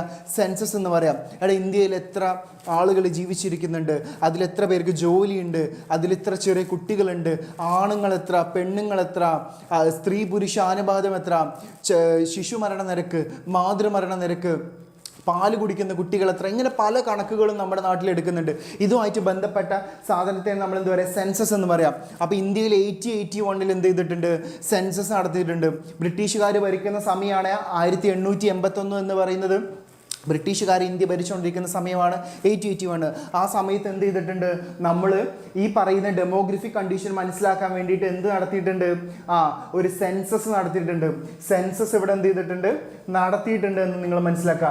സെൻസസ് ഇൻ 1881 ഇവിടെ സെൻസസ് നടത്തിയിട്ടുണ്ട്. ഈ കാര്യങ്ങൾ മനസ്സിലാക്കാൻ വേണ്ടി മാതൃമരണ നിരക്ക്, ശിശുമരണ നിരക്ക്, ആണുങ്ങൾ എത്ര, പെണ്ണുങ്ങൾ എത്ര, ജനസംഖ്യ എത്ര, പിന്നെ ഓരോ മതപരമായ ഓരോ വിഭാഗത്തിൽപ്പെടുന്നവർ എത്ര, ഇങ്ങനെ പല കാര്യങ്ങളും എന്ത് ചെയ്യുന്നുണ്ട്? സെൻസസിൽ കണക്കെടുക്കുന്നുണ്ട്. അടുത്ത് നോക്കാം. Before 1921, 1921 India was the first stage of demographic transition. ഇപ്പോൾ എക്സാമിന് ചോദിക്കും first stage of demographic transition, അതായത് high birth rate, low death rate, ഇങ്ങനെ ഒരു കണ്ടീഷൻ, അല്ലെങ്കിൽ high birth rate, high death rate, ഇങ്ങനെ പറയുന്ന കാര്യങ്ങൾ ഡെമോഗ്രഫിക് ട്രാൻസിഷൻ എന്ന് പറയുന്നത്. അപ്പോൾ നിങ്ങളോട് എക്സാമിന് ചോദിക്കുകയാണ് first stage of demographic transition ഏതാണ്? ബിഫോർ 1921 ആണ്. 1921 മുന്നാണ് എന്ത്? 47 വരെ ഇവിടെ ബ്രിട്ടീഷുകാരുണ്ട്, 47 വരെ ബ്രിട്ടീഷുകാരുണ്ട്. ശരിക്കും 50 വരെ ഉണ്ടായിരുന്നു. സ്വാതന്ത്ര്യം കിട്ടി, പിന്നെ റിപ്പബ്ലിക് ഡേ ആയപ്പോഴാണ് നമ്മൾ എന്ത് ചെയ്തത്? അതായത് പ്രസിഡന്റ് ഭരണം അധികാരത്തിൽ വന്ന് നമ്മൾ അങ്ങനെയൊക്കെ ചെയ്ത അതൊക്കെ പൊളിറ്റിക്സ് അനുസരിച്ചാണ്. അത് വിടും. ബിഫോർ 1921 ആണ് first stage of transition. Second stage of transition എപ്പോഴാണ്? After 1921. First stage of demographic transition എക്സാമിന് ചോദിച്ചു കഴിഞ്ഞാൽ ബിഫോർ തരാം, ആഫ്റ്റർ തരാം, അല്ലെങ്കിൽ വേറെ ഏതെങ്കിലും വർഷങ്ങൾ തരാം. അത് നിങ്ങൾ എന്ത് ചെയ്യുക? മനസ്സിലാക്കി വെക്കുക. അടുത്തത് mortality rate was high and, നിങ്ങൾ നോക്കുക മോർട്ടാലിറ്റി റേറ്റ് എന്താണ്? മോർട്ടാലിറ്റി മരണനിരക്ക്. ഓക്കെ, മരണനിരക്ക് mortality rate was high and infant mortality, ശിശു മരണ നിരക്ക് എന്താണ്? It's quite alarming. അതായത് ശിശു മരണ നിരക്ക് ഇന്ത്യയിൽ വളരെ കൂടുതലായിരുന്നു. നിങ്ങൾ നോക്കാം, ചെറിയ കുട്ടികൾ മരിക്കുന്ന അവസ്ഥ എന്ന് പറയുന്നത് അത്രയും മോശമാണ്, അല്ലെങ്കിൽ അത്രയും വേദന ഉണ്ടാക്കുന്ന ഒരു കാര്യമാണ്. അതായത് ഭക്ഷണം കിട്ടാത്ത, നമുക്കറിയാം ജനിച്ച കുട്ടികൾ ജനിച്ചതിന് ശേഷം നല്ല പോഷകാഹാരം കിട്ടാത്തതിൻ്റെ പേരിലോ മരുന്ന് കിട്ടാത്തതിൻ്റെ പേരിലോ മരിക്കുന്ന അവസ്ഥ. അതായത് ഇൻഫൻറ്റ് മോർട്ടാലിറ്റി വെച്ചാൽ ശിശു മരണ നിരക്ക്, മെറ്റേണൽ മോർട്ടാലിറ്റി വെച്ചാൽ മാതൃമരണ നിരക്ക്. അതായത് പ്രസവശേഷം അമ്മമാർ മരിക്കുന്ന സിറ്റുവേഷൻ, പ്രസവശേഷം കുട്ടികൾ മരിക്കുന്ന സിറ്റുവേഷൻ. ഇത് നമുക്ക് വളരെ വളരെ വേദന ഉണ്ടാക്കുന്ന ഒരു കാര്യമാണ്. ബ്രിട്ടീഷുകാർ ഭരിക്കുന്ന സമയത്ത് ഇന്ത്യയിലെ ഡെമോഗ്രഫിക് കണ്ടീഷൻ പ്രകാരം നിങ്ങൾ മനസ്സിലാക്കുക, ഇൻഫൻറ്റ് മോർട്ടാലിറ്റിയും മെറ്റേണൽ മോർട്ടാലിറ്റി റേറ്റും വളരെ കൂടുതലായിരുന്നു. അത് നമ്മൾ വളരെ ബാധിച്ചിട്ടുണ്ട് എന്നും കൂടെ നിങ്ങൾ എന്ത് ചെയ്യുക? മനസ്സിലാക്കുക. ഒരിക്കലും അങ്ങനെ സംഭവിക്കാതിരിക്കട്ടെ, ഏത് രാജ്യമാണെങ്കിലും അങ്ങനെ സംഭവിക്കാതിരിക്കട്ടെ. അടുത്തത് life expectancy was very low. എടാ ഇത്ര വർഷം വരെ ജീവിക്കാം എന്നുള്ളതിനാണ് നമ്മൾ എന്ത് പറയുക? ലൈഫ് എക്സ്പെക്റ്റൻസി, ആയുർദൈർഘ്യം എന്ന് മലയാളത്തിൽ പറയും. ലൈഫ് എക്സ്പെക്റ്റൻസി, ലൈഫ് എക്സ്പെക്റ്റ് ചെയ്യാണ് എത്ര വർഷം വരെ നമ്മൾ ജീവിക്കാം എന്നുള്ളത്. നിങ്ങൾ നോക്കാം, ലൈഫ് എക്സ്പെക്റ്റൻസി എന്താണ്? ബ്രിട്ടീഷുകാരുടെ സമയത്ത് വളരെ കുറവായിരുന്നു. ആളുകൾ കുറേ കാലമൊന്നും ജീവിക്കുന്ന ഒരു പ്രതീക്ഷയില്ല, ഏത് സമയം എന്ത് ചെയ്യാം? മരിച്ചു പോവാം എന്നുള്ളൊരു സിറ്റുവേഷനാണ് അന്നുണ്ടായിരുന്നത്. അപ്പോൾ ലൈഫ് എക്സ്പെക്റ്റൻസി ആളുകൾ ഇപ്പം നമുക്ക് തോന്നുന്നു 67 എങ്ങാനാണ് ലൈഫ് എക്സ്പെക്റ്റൻസി വരുന്നത്. അത് ചേഞ്ച് ചെയ്യാം, ഓരോ വർഷം ഓരോ കണക്കെടുക്കുന്ന സമയത്ത് ചേഞ്ച് ചെയ്യാം. പക്ഷേ ആ സമയത്ത് 32 വയസ്സെങ്ങാനുമായിരുന്നു life expectancy. The overall literacy was less than 16%. നിങ്ങൾ നോക്കുക, ലിറ്ററസി നമ്മുടെ വിദ്യാഭ്യാസ അതായത് ആളുകളുടെ എന്താണ് വിവരമില്ലാത്തതിൻ്റെ അവസ്ഥ. വിവരമില്ല മീൻസ് എന്താണ്, എഴുത്തും വായനയും അറിയാത്ത അവസ്ഥ. ലിറ്ററസി റേറ്റ് എന്താണ്, വളരെ കുറവ്. വെറും 16% ആൾക്കാർക്ക് സ്വന്തം പേരെഴുതാനും വായിക്കാനും അറിയുന്ന ഒരു വിവരം ഉണ്ടായിരുന്നുള്ളൂ. ഇത്രക്ക് മോശം അവസ്ഥയിലായിരുന്നു നമ്മുടെ ഡെമോഗ്രഫിക് കണ്ടീഷനും കടന്നു പോയിരുന്നത്. അടുത്തത്, പബ്ലിക് ഹെൽത്ത് ഫെസിലിറ്റീസ് വെർ ഇൻആഡ്വക്കേറ്റ്. അതായത് ബ്രിട്ടീഷുകാർ എന്ത് ചെയ്യുന്നില്ല, പബ്ലിക് ഹെൽത്തിന് വേണ്ടിയിട്ട് ഒന്നും നമുക്ക് ചെയ്തു തന്നിട്ടില്ല. ഹോസ്പിറ്റലുകൾ പ്രത്യേകിച്ച് മരുന്നുകൾ കിട്ടാനില്ല, ഡോക്ടർമാരുടെ അവൈലബിലിറ്റി ഇല്ല, ബെഡുകളില്ല. ഹോസ്പിറ്റലിൽ ബെഡുകളില്ലെങ്കിൽ നിലത്തെ ആളുകൾ, ഒരു പേഷ്യൻസ് കിടക്കേണ്ടി വരും, രോഗികൾ കിടക്കേണ്ടി വരും. അതുമായിട്ട് ബന്ധപ്പെട്ട് പല അസുഖങ്ങളും ബാധിക്കാം. അതാണ് പല മോശം സിറ്റുവേഷനിൽ നമ്മൾ എന്താണ് കടന്നു പോയിട്ടുണ്ട് ഈ ഒരു അവസ്ഥയിൽ, ഡെമോഗ്രഫിക് കണ്ടീഷൻ. അടുത്തെന്താ, overall mortality rate and infant mortality rate was very high. Extensive poverty, അതായത് മോർട്ടാലിറ്റി റേറ്റ് നമ്മൾ പറഞ്ഞു, ഇൻഫന്റ് മോർട്ടാലിറ്റി റേറ്റ് നമ്മൾ പറഞ്ഞു. എക്സ്റ്റെൻസീവ് പോവർട്ടി, ബ്രിട്ടീഷുകാർ ഇവിടെ ഭരിക്കുന്ന സമയത്ത് ഇവിടെ എന്താണ് ഹൈ വോൾട്ടേജിൽ എന്താണ് പോവർട്ടി ഉണ്ടായിരുന്നു. വളരെ എന്താണ് പോവർട്ടി ബാധിച്ചിട്ടുണ്ട്. അപ്പോൾ എക്സാമിന് നിങ്ങളോട് ചോദിക്കുകയാണ്, what are the demographic condition of India under British colonial rule. ബ്രിട്ടീഷുകാർ ഭരിക്കുന്ന സമയത്ത് ഇന്ത്യയുടെ ഡെമോഗ്രഫിക് കണ്ടീഷൻ എന്താണ് എന്ന് ചോദിച്ചാൽ നിങ്ങൾ ഈ പോയിന്റുകൾ നിർബന്ധമായിട്ടും എഴുതി വെക്കാം. ഈ പോയിന്റുകൾ മാത്രം നിങ്ങൾ എഴുതി വെക്കാം. ഹൈലൈറ്റ് ചെയ്ത് വരുന്ന പോയിന്റുകളാണിത്. അത്രയും സെറ്റായിട്ട് വരുന്ന പോയിന്റുകളാണ്. തെറ്റിക്കരുത്, ഒരു കാരണവശാലും നിങ്ങൾ എന്ത് ചെയ്യരുത്, തെറ്റിക്കരുത്. അടുത്ത നിങ്ങൾ വെക്കുക, സ്ട്രക്ചർ ഓഫ് എംപ്ലോയ്മെന്റ്. ആളുകൾ, ബ്രിട്ടീഷുകാർ ഇന്ത്യ ഭരിക്കുന്ന സമയത്ത്, ഇവിടെ നമ്മൾ എന്താ പഠിക്കുന്നത്, ബ്രിട്ടീഷുകാർ ഇന്ത്യ ഭരിക്കുന്ന സമയത്ത് നിങ്ങൾ നോക്കുക, സ്ട്രക്ചർ ഓഫ് എംപ്ലോയ്മെന്റ്. ആളുകൾ കൂടുതൽ ജോലി എടുത്തത് എവിടെയാണ്? അതാണ് the distribution of working persons in different sectors of the economy is called occupation sector. Occupation എന്ന് വെച്ചാൽ എന്താ, ജോലി, തൊഴിലെടുക്കുന്നതിന് നമ്മൾ എന്താ പറയാം, ഒക്യുപ്പേഷൻ സെക്ടർ എന്ന് പറയാം. തൊഴിലെടുക്കുന്നതിന് നമ്മൾ എന്ത് പറയാം, ഒക്യുപ്പേഷൻ എന്ന് വെച്ചാൽ ജോലി. എന്ത് ജോലിയാണ് നിങ്ങൾ ചെയ്യുന്നതെന്ന് നമ്മൾ എന്ത് പറയാം, ഒക്യുപ്പേഷൻ സെക്ടർ എന്ന് പറയാം. നിങ്ങൾ നോക്കുക, ഇന്ത്യയിലെ ബഹുഭൂരിപക്ഷം ആളുകളും കൃഷിയുമായിട്ടാണ് ബന്ധപ്പെട്ട് ജീവിക്കുന്നത്. അഗ്രികൾച്ചർ സെക്ടറാണ് ബന്ധപ്പെട്ട് ജീവിക്കുന്നത്. അഗ്രികൾച്ചറും കൃഷിയുമായി ബന്ധപ്പെട്ടാണ് ആളുകൾ 70 മുതൽ 75% ആളുകൾ എന്താണ് കൃഷിയുമായിട്ട് ബന്ധപ്പെട്ടുകൊണ്ട് തന്നെയാണ് ജീവിച്ചുകൊണ്ടിരുന്നത്. കൃഷിയിൽ എന്താണ്, ഞാറ് നടുന്നത്, വിത്ത് എറിയുന്നത്, അതിന് കാവൽ നിൽക്കുന്നത്, കാട്ടുപന്നി, കാട്ടാന പോലുള്ള വന്യജീവികളെ അതിന്ന് കൃഷിപ്പാടങ്ങളെ സംരക്ഷിക്കാൻ വേണ്ടി ജോലി ചെയ്യുന്നവർ, അവിടെ ക്ലീൻ ചെയ്യുന്നവർ, കാവൽ നിൽക്കുന്നവർ, വെള്ളമൊഴിക്കുന്നവർ, ഇങ്ങനെ പല രീതിയിലും കൃഷിയുമായിട്ട് ബന്ധപ്പെട്ട് തന്നെയാണ് അവർ ജീവിക്കുന്നത്. കന്നുകാലി വളർത്തൽ, അഗ്രികൾച്ചർ ആൻഡ് അലൈഡ് ആക്ടിവിറ്റീസ്, കൃഷിയുമായിട്ട് ബന്ധപ്പെട്ട് ജീവിക്കുന്ന ആളുകൾ കൂടുതലുള്ളത്. നിങ്ങൾ എക്സാമിന് വേറെ ചാപ്റ്ററിൽ ചോദ്യം ഉണ്ട്, എന്താണ് primary sector, secondary sector, tertiary sector. ഇതൊക്കെ ചോദിക്കുക. നമ്മൾ ഇന്ന് ആ ചാപ്റ്റർ എടുക്കുന്നില്ല, മിസ് എടുത്തിട്ടുണ്ടാവും, അല്ലെങ്കിൽ അത് പഠിച്ചു വെക്കണം. നമ്മൾ ഈ ക്ലാസ്സിനിടയിലൂടെ നമ്മൾ പറയുകയാണ്, നിങ്ങൾ പഠിച്ചു വെക്കേണ്ട കുറച്ച് ഏരിയാസിനെ കുറിച്ച് നമ്മളൊന്ന് ഓർമ്മിപ്പിക്കുക. പ്രൈമറി, സെക്കൻഡറി, ടെറിഷറി നിങ്ങൾക്ക് അറിയുമെങ്കിൽ ഒന്ന് കമൻറ്റ് ഇടുക. പ്രൈമറിയിൽ എന്താ, സെക്കൻഡറിയിൽ എന്താ, ടെറിഷറിയിൽ എന്താണ്. ഓക്കെ, 10% ആളുകളാണ് എവിടെ വർക്ക് ചെയ്തുകൊണ്ടിരുന്നത്, ഇൻഡസ്ട്രിയൽ സെക്ടറിൽ വർക്ക് ചെയ്തുകൊണ്ടിരുന്നത്. സർവീസ് സെക്ടറിൽ എത്ര ശതമാനം ആളുകളുണ്ട്, 15-20% ആളുകൾ ജോലി എടുക്കുന്നുണ്ട്. അപ്പം നിങ്ങൾ എന്ത് ചെയ്യുക, മനസ്സിലാക്കി വെക്കുക, ഏറ്റവും കൂടുതൽ ആളുകൾ ജോലി എടുത്ത് എവിടെയാണ്, കൃഷിയിലാണ്, കാർഷിക മേഖലയിലാണ് ആളുകൾ കൂടുതൽ ജോലി എടുക്കുന്നത്. അടുത്ത സാധനം ഇൻഫ്രാസ്ട്രക്ചർ. നിങ്ങൾ ഓക്കെ അല്ലേ, സെറ്റല്ലേ, സെറ്റ് ആവണേ, പവർ ആവണേ. നമ്മൾ പറഞ്ഞിട്ടുണ്ട്, എക്കണോമിക്സ് എന്നാൽ ഫ്ലവർ അല്ലടാ, ഫയർ ആണ്. ഇനി മാർക്ക് എന്താവാൻ പാടില്ല, താഴത്തിലടാ. അതല്ലേ നമുക്ക് വേണ്ടത്. ഇൻഫ്രാസ്ട്രക്ചർ. ഇൻഫ്രാസ്ട്രക്ചർ എന്ന് വെച്ചാൽ എന്താ, നമുക്കുള്ള അവൈലബിൾ ആയിട്ടുള്ള സുഖ സൗകര്യങ്ങൾക്ക് വേണ്ടി road, rail, dam, electricity, communication, ഇതിനൊക്കെയാണ് നമ്മൾ എന്ത് പറയുന്നത്, ഇൻഫ്രാസ്ട്രക്ചർ എന്ന് നമ്മൾ പറയുന്നത്. നിങ്ങൾ നോക്കുക, ബ്രിട്ടീഷുകാർ ഭരിക്കുന്ന സമയത്ത് ഇന്ത്യയിലെ ഇൻഫ്രാസ്ട്രക്ചറിൻ്റെ അവസ്ഥ എന്താണ്? ഒരു ടിപ്പ് പറഞ്ഞുതരാം. നിങ്ങളോട് എക്സാമിന് ചോദിക്കുന്നതിൽ നിങ്ങളൊരു മൊത്തത്തിലൊരു ചോദ്യമാണ് വരുന്നതെന്ന് വിചാരിക്കുക. ബ്രിട്ടീഷുകാരുടെ സമയത്ത് ഇന്ത്യൻ എക്കോണമിയുടെ അവസ്ഥ എന്താണെന്നുള്ള മൊത്തത്തിലൊരു ചോദ്യമാണ് വരുന്നതെങ്കിൽ നിങ്ങൾ അവിടെ എന്തൊക്കെ എഴുതണം? കൃഷി എഴുതണം, ഇൻഡസ്ട്രി എഴുതണം, ഫോറിൻ ട്രേഡ് എഴുതണം, ഡെമോഗ്രഫി കണ്ടീഷൻ എഴുതണം, എംപ്ലോയ്മെൻറ്റ് കണ്ടീഷൻ എഴുതണം. ഈ 5 സ്റ്റേജുകൾ എന്താണ്, വളരെ മോശം അവസ്ഥയിലായിരുന്നു ഉണ്ടായിരുന്നത്. ഇൻഡസ്ട്രി ആയാലും, കൃഷി ആയാലും, ഫോറിൻ ട്രേഡ് ആയാലും, ഡെമോഗ്രഫി കണ്ടീഷൻ ആണെങ്കിൽ എന്താണ്, വേസ്റ്റ് സിറ്റുവേഷനാണ്, മോശം അവസ്ഥയിലാണ്. ആകെ നല്ലത് എന്ന് പറയാനുള്ളത് എന്താണ്, ഇൻഫ്രാസ്ട്രക്ചർ മാത്രമാണ്. ആകെ ബെറ്റർ കണ്ടീഷൻ എന്ന് പറയാനുള്ളത് ഏത് മാത്രമാണ്, ഇൻഫ്രാസ്ട്രക്ചറാണ്. പക്ഷെ എന്താണ്, ബ്രിട്ടീഷുകാർ അവരുടെ താല്പര്യങ്ങൾക്ക് വേണ്ടിയിട്ട്, അവരുടെ ഗുഡ്സ് ആൻഡ് സർവീസുകൾ ഇവിടുന്ന് കൈമാറ്റം ചെയ്യാൻ വേണ്ടിയിട്ടാണ് എന്ത് ചെയ്തത്, ഇവിടെ റോഡും, റെയിലും, ഡാമും, കനാലും, കപ്പലും, കമ്മ്യൂണിക്കേഷനൊക്കെ ഉണ്ടാക്കിയിട്ടുള്ളത്. അത് അവരുടെ ബെനിഫിറ്റിന് വേണ്ടി മാത്രമാണ് അവരുണ്ടാക്കിയത്. പക്ഷേ അതുണ്ടാക്കിയത് കൊണ്ട് ഇവിടെ എന്ത് ചെയ്ത് റെയിൽവേ വന്നു, പോർട്ടുകൾ വന്നു, ഒരുപാട് സൗകര്യങ്ങൾ വന്നു എന്നുള്ളത് ഒരു സത്യമാണ്. പക്ഷെ അതിൻ്റെ റിയൽ മോട്ടീവ് എന്ന് പറയുന്നത് അവരുടെ ലക്ഷ്യം മാത്രമാണ്. നിങ്ങൾ നോക്കുക, under the colonial regime basic infrastructure such as railways, port, water transport വെച്ചാൽ എന്താ, കപ്പൽ, ഇതൊക്കെ തോണി, ഇതൊക്കെ പോകുന്നത്, പോസ്റ്റ് ആൻഡ് ടെലിഗ്രാഫ്സ് വരെ ഡെവലപ്ഡ്. അപ്പോൾ നിങ്ങൾ എഴുതണം, ബ്രിട്ടീഷുകാർ ഭരിക്കുന്ന സമയത്ത് ഇൻഫ്രാസ്ട്രക്ചർ ഫെസിലിറ്റീസിൽ എന്തൊക്കെ നമ്മൾ എഴുതണം. ബ്രിട്ടീഷുകാർ ഭരിക്കുന്ന സമയത്ത് റെയിൽവേ ഇവിടെ ഉണ്ട്, പോർട്ടുകളുണ്ട്, വാട്ടർ ട്രാൻസ്പോർട്ട് ഉണ്ട്, പോസ്റ്റുകളുണ്ട്, ടെലിഗ്രാഫ് ഉണ്ട്. ഇതെല്ലാം ഇവിടെ എന്താണ്, നല്ല രീതിയിൽ എന്ത് ചെയ്തിട്ടുണ്ട്, ഡെവലപ്പ് ചെയ്തിട്ടുണ്ട് എന്ന് നിങ്ങൾ മനസ്സിലാക്കാം. ഈ സാധനങ്ങൾ നല്ല രീതിയിൽ ഡെവലപ്പ് ചെയ്തിട്ടുണ്ട്.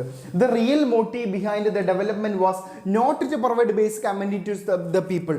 ഇതിൻ്റെ റിയൽ മോട്ടീവ് എന്താ, ഇന്ത്യക്കാരെ നന്നാക്കുക എന്നുള്ളതല്ല, ഇന്ത്യക്കാരെ ബെറ്റർ ആക്കുക എന്നുള്ളതല്ല. ഇതിൻ്റെ റിയൽ മോട്ടീവ് എന്താണ്, to meet the various colonial interest. അവരുടെ ആവശ്യങ്ങൾ നിറവേറ്റാൻ വേണ്ടി മാത്രമാണ് എന്ത് ചെയ്തത്, ഇവിടെ എന്ത് സ്ഥാപിച്ചിട്ടുള്ളത്, ഇവിടെ എന്ത് സ്ഥാപിച്ചത്, ഈ റോഡും റെയിലും പോർട്ടും വാട്ടർ ട്രാൻസ്പോർട്ടും പോസ്റ്റും ടെലിഗ്രാഫൊക്കെ സ്ഥാപിച്ചിട്ടുള്ളത്. നോക്കാം, the British introduce railways in 1850. ബ്രിട്ടീഷുകാർ ഇന്ത്യയിൽ സ്ഥാപിച്ചിട്ടുള്ള എന്താണ്, റെയിൽവേ സ്ഥാപിച്ചതെന്നാണ് 1850. ഫസ്റ്റ് റെയിൽവേ എവിടെ മുതൽ എവിടെ വരെയാണ്, ബോംബെ മുതൽ താനെ വരെയാണ്. എൻ്റെ ഓർമ്മ ശരിയാണെങ്കിൽ ബോംബെ മുതൽ താനെ വരെയായിരിക്കും. നിങ്ങൾ ആരെങ്കിലും ഉണ്ടെങ്കിൽ ആരെങ്കിലും ഒന്ന് കമൻറ്റ് ഇടാം. ഇന്ത്യയിലെ first railway route Bombay to Thane ആണെന്ന് എനിക്ക് തോന്നുന്നത്. ഒന്ന് കമൻറ്റ് ഇടാം, നിങ്ങൾ ഒന്ന് നോക്കുക, ആണോ നോക്കുക, ഷുവർ ആക്കുക. ശരിയാണെങ്കിൽ ശരിയാണെന്ന് പറയാം, അല്ലെങ്കിൽ അല്ല എന്ന് പറയാം. 1850 ഇന്ത്യയിൽ എന്ത് സ്ഥാപിച്ചിട്ടുള്ളത്, റെയിൽവേ സ്ഥാപിച്ചിട്ടുള്ളത്. പിന്നെന്താണ്, the volume of India's export expand due to the introduction of railways. അതായത് നിങ്ങൾക്കറിയാം, ഇന്ത്യൻ റെയിൽവേ എന്ന് പറയുന്നത് നിങ്ങൾക്കറിയാം ബ്രിട്ടീഷുകാരാണ് ഇവിടെ സ്ഥാപിച്ചിട്ടുള്ളത്. നമുക്കറിയാം, ഇവിടുന്ന് കേരളത്തിൽ നിന്ന് നമ്മളിപ്പം കാലിക്കറ്റ് ഇവിടുന്ന് റെയിൽവേ സ്റ്റേഷനിൽ നിന്ന് നമ്മൾ എന്ത് ചെയ്തു, ട്രെയിൻ കയറി നമുക്ക് ഡൽഹി വരെയും കാശ്മീർ വരെയും പല സ്ഥലങ്ങളിലേക്കും യാത്ര ചെയ്യാം. പല കോച്ചുകളും പല കോച്ചുകളും പല രീതിയിലും നമുക്ക് പല പേയ്മെൻറ്റ് ചെയ്ത് നമുക്ക് യാത്ര ചെയ്യാൻ പറ്റും. നിങ്ങൾ നോക്കാം, ഇതുപോലെ ബെനിഫിറ്റ് ഉണ്ടാക്കിയതായിരിക്കും ബ്രിട്ടീഷുകാർക്കാണ്. ബ്രിട്ടീഷുകാർക്ക് എന്താണ് ബെനിഫിറ്റ് ഉണ്ടാക്കിയത്, എങ്ങനെയാണ് ബെനിഫിറ്റ് ഉണ്ടായത്, ബ്രിട്ടീഷുകാർക്ക് എങ്ങനെ ബെനിഫിറ്റ് ഉണ്ടായത്, ഇവിടെ റെയിൽവേ ഇവിടെ മെച്ചപ്പെട്ടപ്പം ചരക്ക് നീക്കം, അതായത് ഇവിടുന്ന് ഉണ്ടാക്കിയ ഗുഡ്സുകൾ എന്ത് ചെയ്യാം, കേരളത്തിൽ ഉണ്ടാക്കിയ ഗുഡ്സ് എന്ത് ചെയ്യാം, അവർക്ക് വേണമെങ്കിൽ തമിഴ്നാട്ടിലേക്കും ബോംബെയിലേക്കൊക്കെ ട്രെയിൻ വഴി എന്ത് ചെയ്യാം, കയറ്റി അയക്കാം. ട്രെയിൻ വഴി അവർക്ക് എന്ത് ചെയ്യാൻ പറ്റും, അയക്കാൻ പറ്റും. അതൊരു ബെനിഫിറ്റ് ആയിരുന്നു. അതായിരുന്നു റിയൽ മോട്ടീവായിട്ടുണ്ടായിരുന്നത്. അപ്പോൾ നിങ്ങൾ എന്ത് ചെയ്യുക, അപ്പോൾ നമ്മളെന്താണ്, ഫസ്റ്റ് ചാപ്റ്റർ നമ്മൾ കംപ്ലീറ്റ് ചെയ്തേ. ഫസ്റ്റ് ചാപ്റ്റർ നിങ്ങൾക്ക് മനസ്സിലായിട്ടുണ്ടെങ്കിൽ നിങ്ങൾ ഓക്കെ എന്ന് കമൻറ്റ് ഇടുക. ഫസ്റ്റ് ചാപ്റ്റർ നിങ്ങൾ ഓക്കെ ആണെങ്കിൽ നിങ്ങൾ ഓക്കെ എന്ന് കമൻറ്റ് ഇടുക. നിങ്ങൾ മനസ്സിലാക്കുക, industrial sector, agriculture sector, industrial sector, infrastructure, foreign trade, demographic condition, ഈ പോയിന്റുകളാണ് നിങ്ങൾ എഴുതേണ്ടത്. പോയിന്റുകൾ കൃത്യമായിട്ട് എഴുതണം, കൃത്യമായി എന്തെങ്കിലും വാരിയബിൾ ചെയ്തിട്ട്. ചിലർ പറയും ഇന്ത്യൻ എക്കോണമിയിൽ എന്തെങ്കിലും ഏകദേശം മാർക്ക് കിട്ടും, അങ്ങനെയൊന്നും കിട്ടൂല. പോയിന്റുകൾ നിങ്ങൾ കൃത്യമായിട്ട്, നിങ്ങളിപ്പോൾ എക്സാമിന് ഈ പോയിന്റുകൾ നിങ്ങളുടെ ആൻസർ ഷീറ്റിൽ വാല്യൂ ചെയ്യുന്ന ആൾ കണ്ടു കഴിഞ്ഞാൽ നിങ്ങൾക്ക് ഷുവറായിട്ട് മാർക്ക് കിട്ടും. ഷുവർ മാർക്ക് കിട്ടിയിരിക്കും. ഇനി എന്താണ്, മാർക്ക് എന്താവാൻ പാടില്ല, കമന്റിട്, മാർക്ക് എന്താവില്ല, മാർക്ക് താഴത്തിലിടാ. അതല്ലേ വേണ്ടത്. ഞാനൊരു ഇത്തിരി വെള്ളം കുടിക്കേണ്ടത്. നമ്മൾ സെക്കൻഡ് ചാപ്റ്ററിലേക്ക് പോവാണ്. ഓക്കെ, സെറ്റല്ലേ?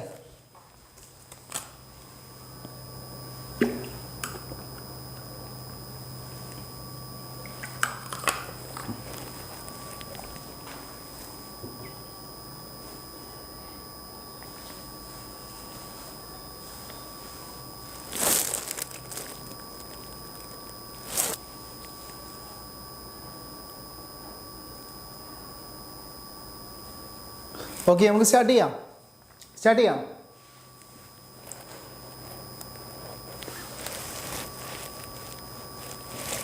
ചെയ്യല്ലേ? രണ്ടാമത്തെ ചാപ്റ്റർ സ്റ്റാർട്ട് ചെയ്യാം.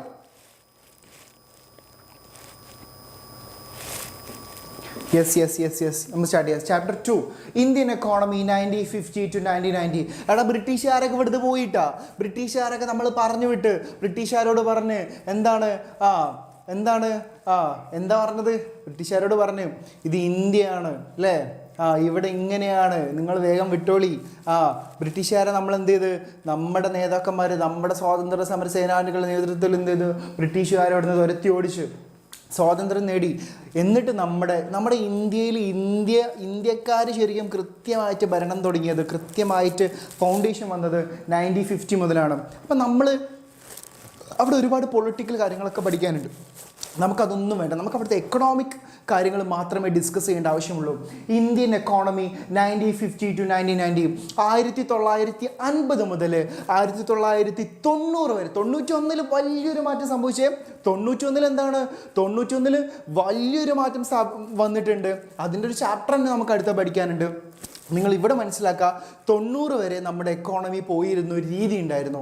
നല്ല രീതി തന്നെയാണ് പോയിക്കൊണ്ടിരുന്നത്. പക്ഷേ 91 നമുക്ക് പ്രത്യേകിച്ച് വലിയൊരു മാറ്റം വേണം, ഒരു അഡ്വാൻസ്മെൻറ്റ് വേണം എന്നുള്ളതാണ് നമ്മൾ 91 ലിബറലൈസേഷൻ, പ്രൈവറ്റൈസേഷൻ, ഗ്ലോബലൈസേഷൻ സ്റ്റാർട്ട് ചെയ്തത്. ഞാൻ അങ്ങനൊരു ചോദ്യം ചോദിക്കുക, കമൻറ്റ്. നമ്മുടെ ഇന്ത്യയുടെ ഒന്നാമത്തെ പ്രധാനമന്ത്രി ആരാണ്? ഇന്ത്യയുടെ ഫസ്റ്റ് പ്രൈം മിനിസ്റ്റർ ആരാണ്? സ്വാതന്ത്ര്യ സമര സേനാനിയായിരുന്ന ആ വ്യക്തിയുടെ പേരെന്താണ്? ഒന്ന് കമൻറ്റ്. കാരണം എന്താണ്, ഈ 1950 ഇന്ത്യൻ എക്കോണമി നമ്മൾ ഈ ചാപ്റ്റർ സ്റ്റാർട്ട് ചെയ്യുന്ന സമയത്ത് അദ്ദേഹത്തെക്കുറിച്ചും പഠിച്ചിട്ട് നമുക്ക് തുടങ്ങേണ്ടത്. നമ്മുടെ ഫസ്റ്റ് ഇന്ത്യൻ പ്രധാനമന്ത്രി, ഫസ്റ്റ് ഇന്ത്യൻ പ്രൈം മിനിസ്റ്റർ ആരാണ്? 1950 ഒരുപാട് എക്കണോമിക് പോളിസികൾ, ജവഹർലാൽ നെഹ്റു, ചാച്ചാജി എന്ന് വിളിക്കുന്ന നമ്മുടെ സ്വന്തം ജവഹർലാൽ നെഹ്റു ആണ് ഇന്ത്യയുടെ ആദ്യത്തെ പ്രധാനമന്ത്രിയായിട്ട് വരുന്നത്, അല്ലേ?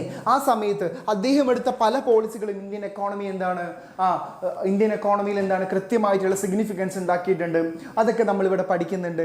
ചാപ്റ്റർ 2 ഇന്ത്യൻ എക്കോണമി 1950 അല്ലേ, 1990. ഓക്കെ. എക്കണോമിക് സിസ്റ്റം നിങ്ങൾ മനസ്സിലാക്കുക. ലോകത്ത് അതായത് നമുക്ക് എന്താണ് 3 ടൈപ്പ് എക്കണോമിക് സിസ്റ്റം ഉണ്ട്. എന്താണ്? The basic economic system, capitalist economy, socialist economy and mixed economy. 3 type economic systems ആണുള്ളത്.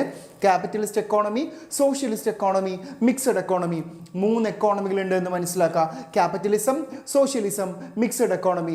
ഇന്ത്യ ഇതിൽ ഏത് എക്കോണമിയാണ്? ഇന്ത്യ ക്യാപിറ്റലിസ്റ്റ് എക്കോണമിയാണോ, സോഷ്യലിസ്റ്റ് എക്കോണമിയാണോ, മിക്സഡ് എക്കോണമിയാണോ? ഒന്ന് കമന്റ് ഇടും. ഇന്ത്യ ക്യാപിറ്റലിസ്റ്റ് ആണോ, സോഷ്യലിസ്റ്റ് ആണോ, മിക്സ്ഡ് എക്കോണമിയാണോ? ഇന്ത്യ ഏത് ടൈപ്പ് എക്കോണമിയാണ്? നമ്മുടെ ഫസ്റ്റ് പ്രൈം മിനിസ്റ്ററും ഫസ്റ്റ് ഗവൺമെൻറ്റും തീരുമാനിച്ചത് എന്താണ്? മിക്സ്ഡ് എക്കോണമിയാണ്. മിക്സ്ഡ് എക്കോണമി എന്ന് വെച്ചാൽ എന്താ? Which has both the features of capitalism as well as socialism. ഇവിടെ എന്തിൻ്റെ ഫീച്ചേഴ്സ് ഉണ്ട്? ക്യാപിറ്റലിസത്തിൻ്റെയും സോഷ്യലിസത്തിൻ്റെയും രണ്ടിൻ്റെയും ഫീച്ചേഴ്സ് ഉണ്ട്. മിക്സ്ഡ്, എല്ലാവരും പറയാം മിക്സ്ഡ് എക്കോണമി. നിങ്ങൾ മനസ്സിലാക്കാം, every economy has answer the 3 questions. അതിന് മുന്നേ നമ്മൾ ഒരു കാര്യം മനസ്സിലാക്കണം. ഒരു എക്കോണമിയുടെ 3 problems. There are 3 problems in economy. What to produce, how to produce, for whom to produce. ഒരു എക്കോണമിയുടെ 3 ബേസിക് പ്രോബ്ലംസ് ആണ്. ഇത് ജസ്റ്റ് ഒന്ന് പറയുന്നുള്ളേ. Basic problems of an economy എന്താണ്?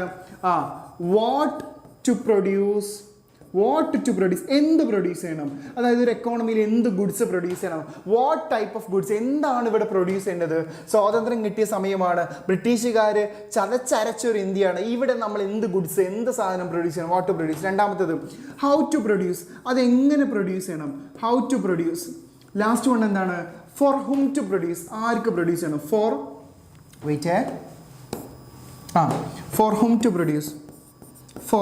ഹും ടു പ്രൊഡ്യൂസ്, ഇതാണ്. there are 3 basic problems of an economy. ഓരോ സമ്പദ് വ്യവസ്ഥയും ബാധിക്കുന്ന 3 പ്രശ്നങ്ങളാണിത്. What to produce, how to produce, for whom to produce. What to produce, how to produce, for whom to produce. 3 പ്രശ്നങ്ങളാണ് നമ്മൾ ഈ പറയുന്നത്. ഓക്കെ. നമ്മൾ എന്ത് ചെയ്യുക നോക്കാം. ഇവിടെ നോക്കാം. ഇതാണ് നമ്മൾ ഈ താഴെ പറഞ്ഞിട്ടുള്ള സാധനം. The goods and services, what to produce, how to produce, for whom to produce. ക്യാപിറ്റലിസത്തിലും സോഷ്യലിസത്തിലും എന്താണ്? ക്യാപിറ്റലിസ്റ്റ് എക്കോണമിയിൽ എന്താണ് കാര്യങ്ങൾ തീരുമാനിക്കുന്ന ആരാണ്? പ്രൈവറ്റ് പാർട്ടീസ് ആണ്, ഡിമാൻഡും സപ്ലൈ ആണ്. നിങ്ങൾക്ക് അഡ്വാൻസ്ഡ് ആയിട്ട് ഇപ്പോൾ പഠിക്കാനില്ല. സോഷ്യലിസ്റ്റ് എക്കോണമിയിൽ ഗവൺമെൻറ് ആണ്, പ്ലാനിംഗ് ആണ് കാര്യങ്ങൾ തീരുമാനിക്കുന്നത്. ലാസ്റ്റ് ആണ് മിക്സഡ് എക്കോണമിയിൽ എന്താണ്? ഇത് രണ്ടിൻ്റെയും ഫീച്ചേഴ്സ് ഒരുമിച്ചാണ് നമ്മൾ പറയുന്നത്. ഓക്കെ, നമ്മൾ എന്ത് ചെയ്യാം? തുടങ്ങാം. What is plan? എക്സാമിന് ചോദിക്കും എന്താണ് പ്ലാൻ. നിങ്ങൾ പ്ലാൻ ചെയ്യുന്നില്ലേ? നമ്മൾ ഓണത്തിനും പെരുന്നാളിനും ക്രിസ്മസിനൊക്കെ ട്രിപ്പ് പോകാൻ പ്ലാൻ ഇടും. പ്ലാനിങ് മാത്രമേ നടക്കുള്ളൂ. എന്ത് നടക്കൂല? പോക്ക് നടക്കൂല, ഇല്ലേ? നിങ്ങളിപ്പോൾ അടുത്ത് എവിടെയെങ്കിലും പ്ലാൻ ചെയ്ത് പാളിപ്പോയൊരു കഥ പറയും. എന്തെങ്കിലും ഒന്ന് കമൻ്റ് ഇടും. എവിടെയെങ്കിലും ഒന്ന് പോകണമെന്ന് വിചാരിച്ചിട്ട് പോകാൻ പറ്റാത്തത് ഉണ്ടാവില്ലേ? നമ്മൾ പ്ലാനിങ് ഫ്രണ്ട്സ് എല്ലാവരും കൂടിയിരിക്കും പറയും, നമുക്കിന്ന് അവിടെ പോയാലോ, നമുക്കിന്ന് അങ്ങനെ സെറ്റാക്കിയാലോ, നമുക്കിന്ന് ഇങ്ങനെ സെറ്റാക്കിയാലോ. പഠിക്കാതിരിക്കുമ്പോൾ നിങ്ങൾ പ്ലാൻ ഇടും. ഇന്ന് 2 ദിവസം, ഇന്ന് നമ്മൾ 5 ചാപ്റ്റർ വെച്ച് നോക്കുന്നു. നാളെ അടുത്ത ദിവസം, അന്ന് നമ്മൾ 5 ചാപ്റ്റർ സ്റ്റാറ്റി, 5 ചാപ്റ്റർ എക്കോണമി, 5 ചാപ്റ്റർ അത്, 5 ചാപ്റ്റർ ഇത് എന്നൊക്കെ വലിയ പ്ലാൻ ഇടും. പ്ലാൻ ഇട്ടിട്ട് വല്ലതും നടക്കുമോ?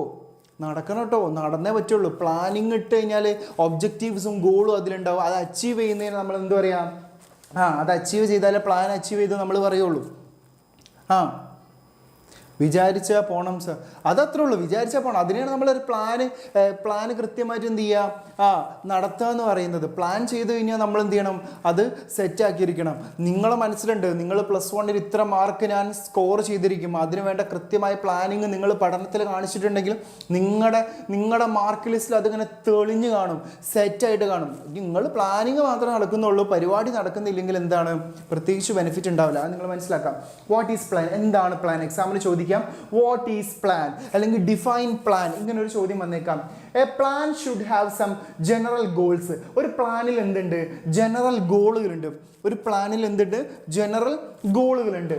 Okay, plan has general goals. Okay, sorry, a specific objectives which are to be achieved within a specified period of time. ഒരു പ്രത്യേക സമയത്തിനുള്ളിൽ എന്ത് ചെയ്യുക, ഒരു പ്രത്യേക ഗോൾ അച്ചീവ് ചെയ്യുക. ഇതാണ് പ്ലാൻ കൊണ്ട് ഉദ്ദേശിക്കുന്ന. ഒരു പ്രത്യേക സമയത്തിനുള്ളിൽ ഒരു പ്രത്യേക ഗോൾ അച്ചീവ് ചെയ്യുക. A plan should have some general goals as well as specific objectives which are to be achieved within a specified period of time. ഒരു പ്രത്യേക സമയത്തിനുള്ളിൽ നമ്മൾ എന്ത് ചെയ്യുക, അത് അച്ചീവ് ചെയ്തിട്ട് എടുക്കാം. നോക്കാം, ഇന്ത്യയിൽ എന്താണ്, ഇന്ത്യ നമ്മൾ പറഞ്ഞ ബ്രിട്ടീഷുകാരൊക്കെ ഇവിടുന്ന് പോയി. അപ്പോൾ നമ്മൾ ഡിസൈഡ് ചെയ്തൊരു സാധനമാണ് എന്ത്, പ്ലാനിങ് കമ്മീഷൻ. എക്സാമിന് 1 വേർഡ് ചോദിക്കും, ഏത് വർഷമാണ് പ്ലാനിങ് കമ്മീഷൻ സ്റ്റാർട്ട് ചെയ്തത്? 1950 പ്ലാനിങ് കമ്മീഷൻ സ്റ്റാർട്ട് ചെയ്തത്. 1950 എന്ത്, പ്ലാനിങ് കമ്മീഷൻ ഇന്ത്യയിൽ സ്റ്റാർട്ട് ചെയ്തിട്ടുള്ളത്. വിത്ത് പ്രൈം മിനിസ്റ്റർ, അതായത് പ്ലാനിങ് കമ്മീഷൻ്റെ ചെയർപേഴ്സൺ ആരാ, അതും ചോദിക്കാം. പ്ലാനിങ് കമ്മീഷൻ്റെ ചെയർപേഴ്സൺ ആരാണ്? പ്ലാനിങ് കമ്മീഷൻ ചെയർപേഴ്സൺ ആരാണ്? പ്രൈം മിനിസ്റ്റർ ആണ് പ്ലാനിങ് കമ്മീഷന്റെ ചെയർപേഴ്സൺ. പ്രൈം മിനിസ്റ്റർ ആണ് പ്ലാനിങ് കമ്മീഷന്റെ ചെയർപേഴ്സൺ. പ്രൈം മിനിസ്റ്റർ എക്സാമിന് ചോദിക്കേ 1 വേർഡ് ചോദ്യം വരെ, പ്ലാനിങ് കമ്മീഷന്റെ ചെയർപേഴ്സൺ കോൻ ഹേ, കോൻ ഹേ, കോൻ ഹേ.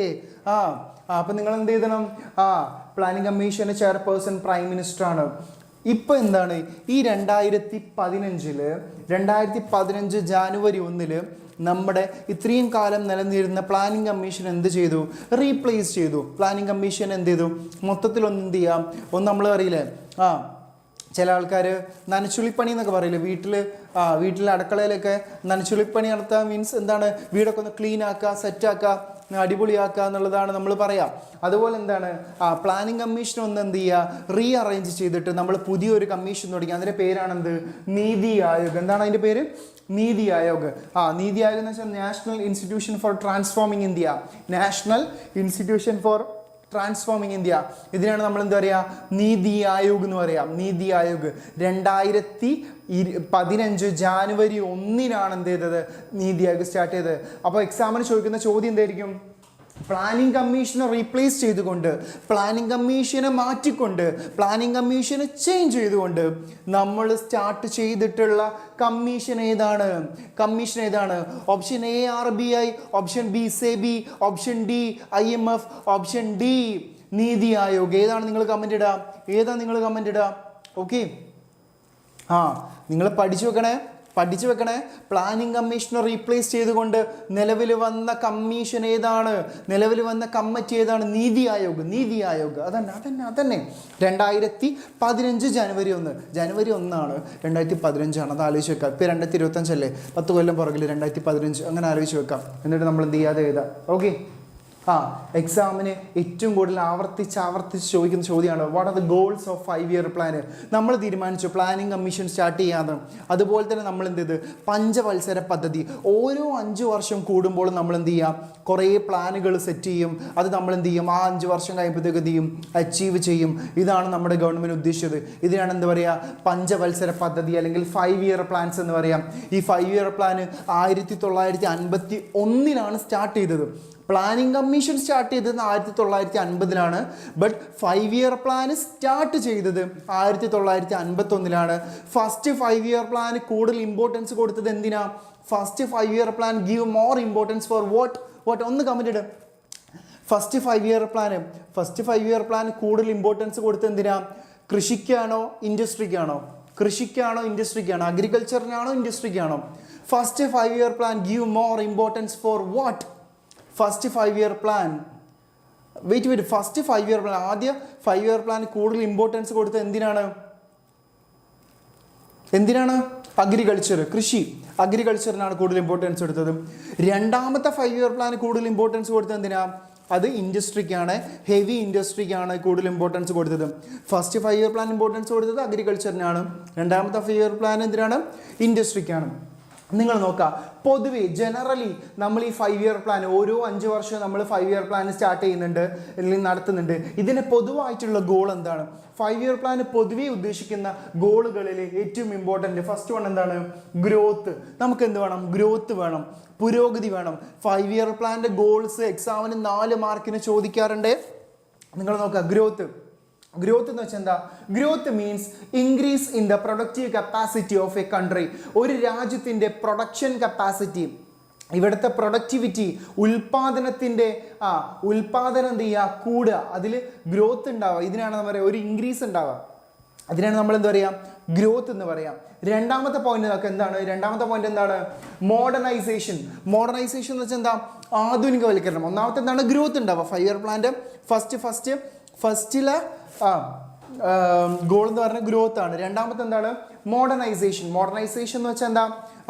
നമ്മൾ ഈ പറയുന്ന ആധുനികവൽക്കരണം. It means adoption of modern technology and modernisation of outlook.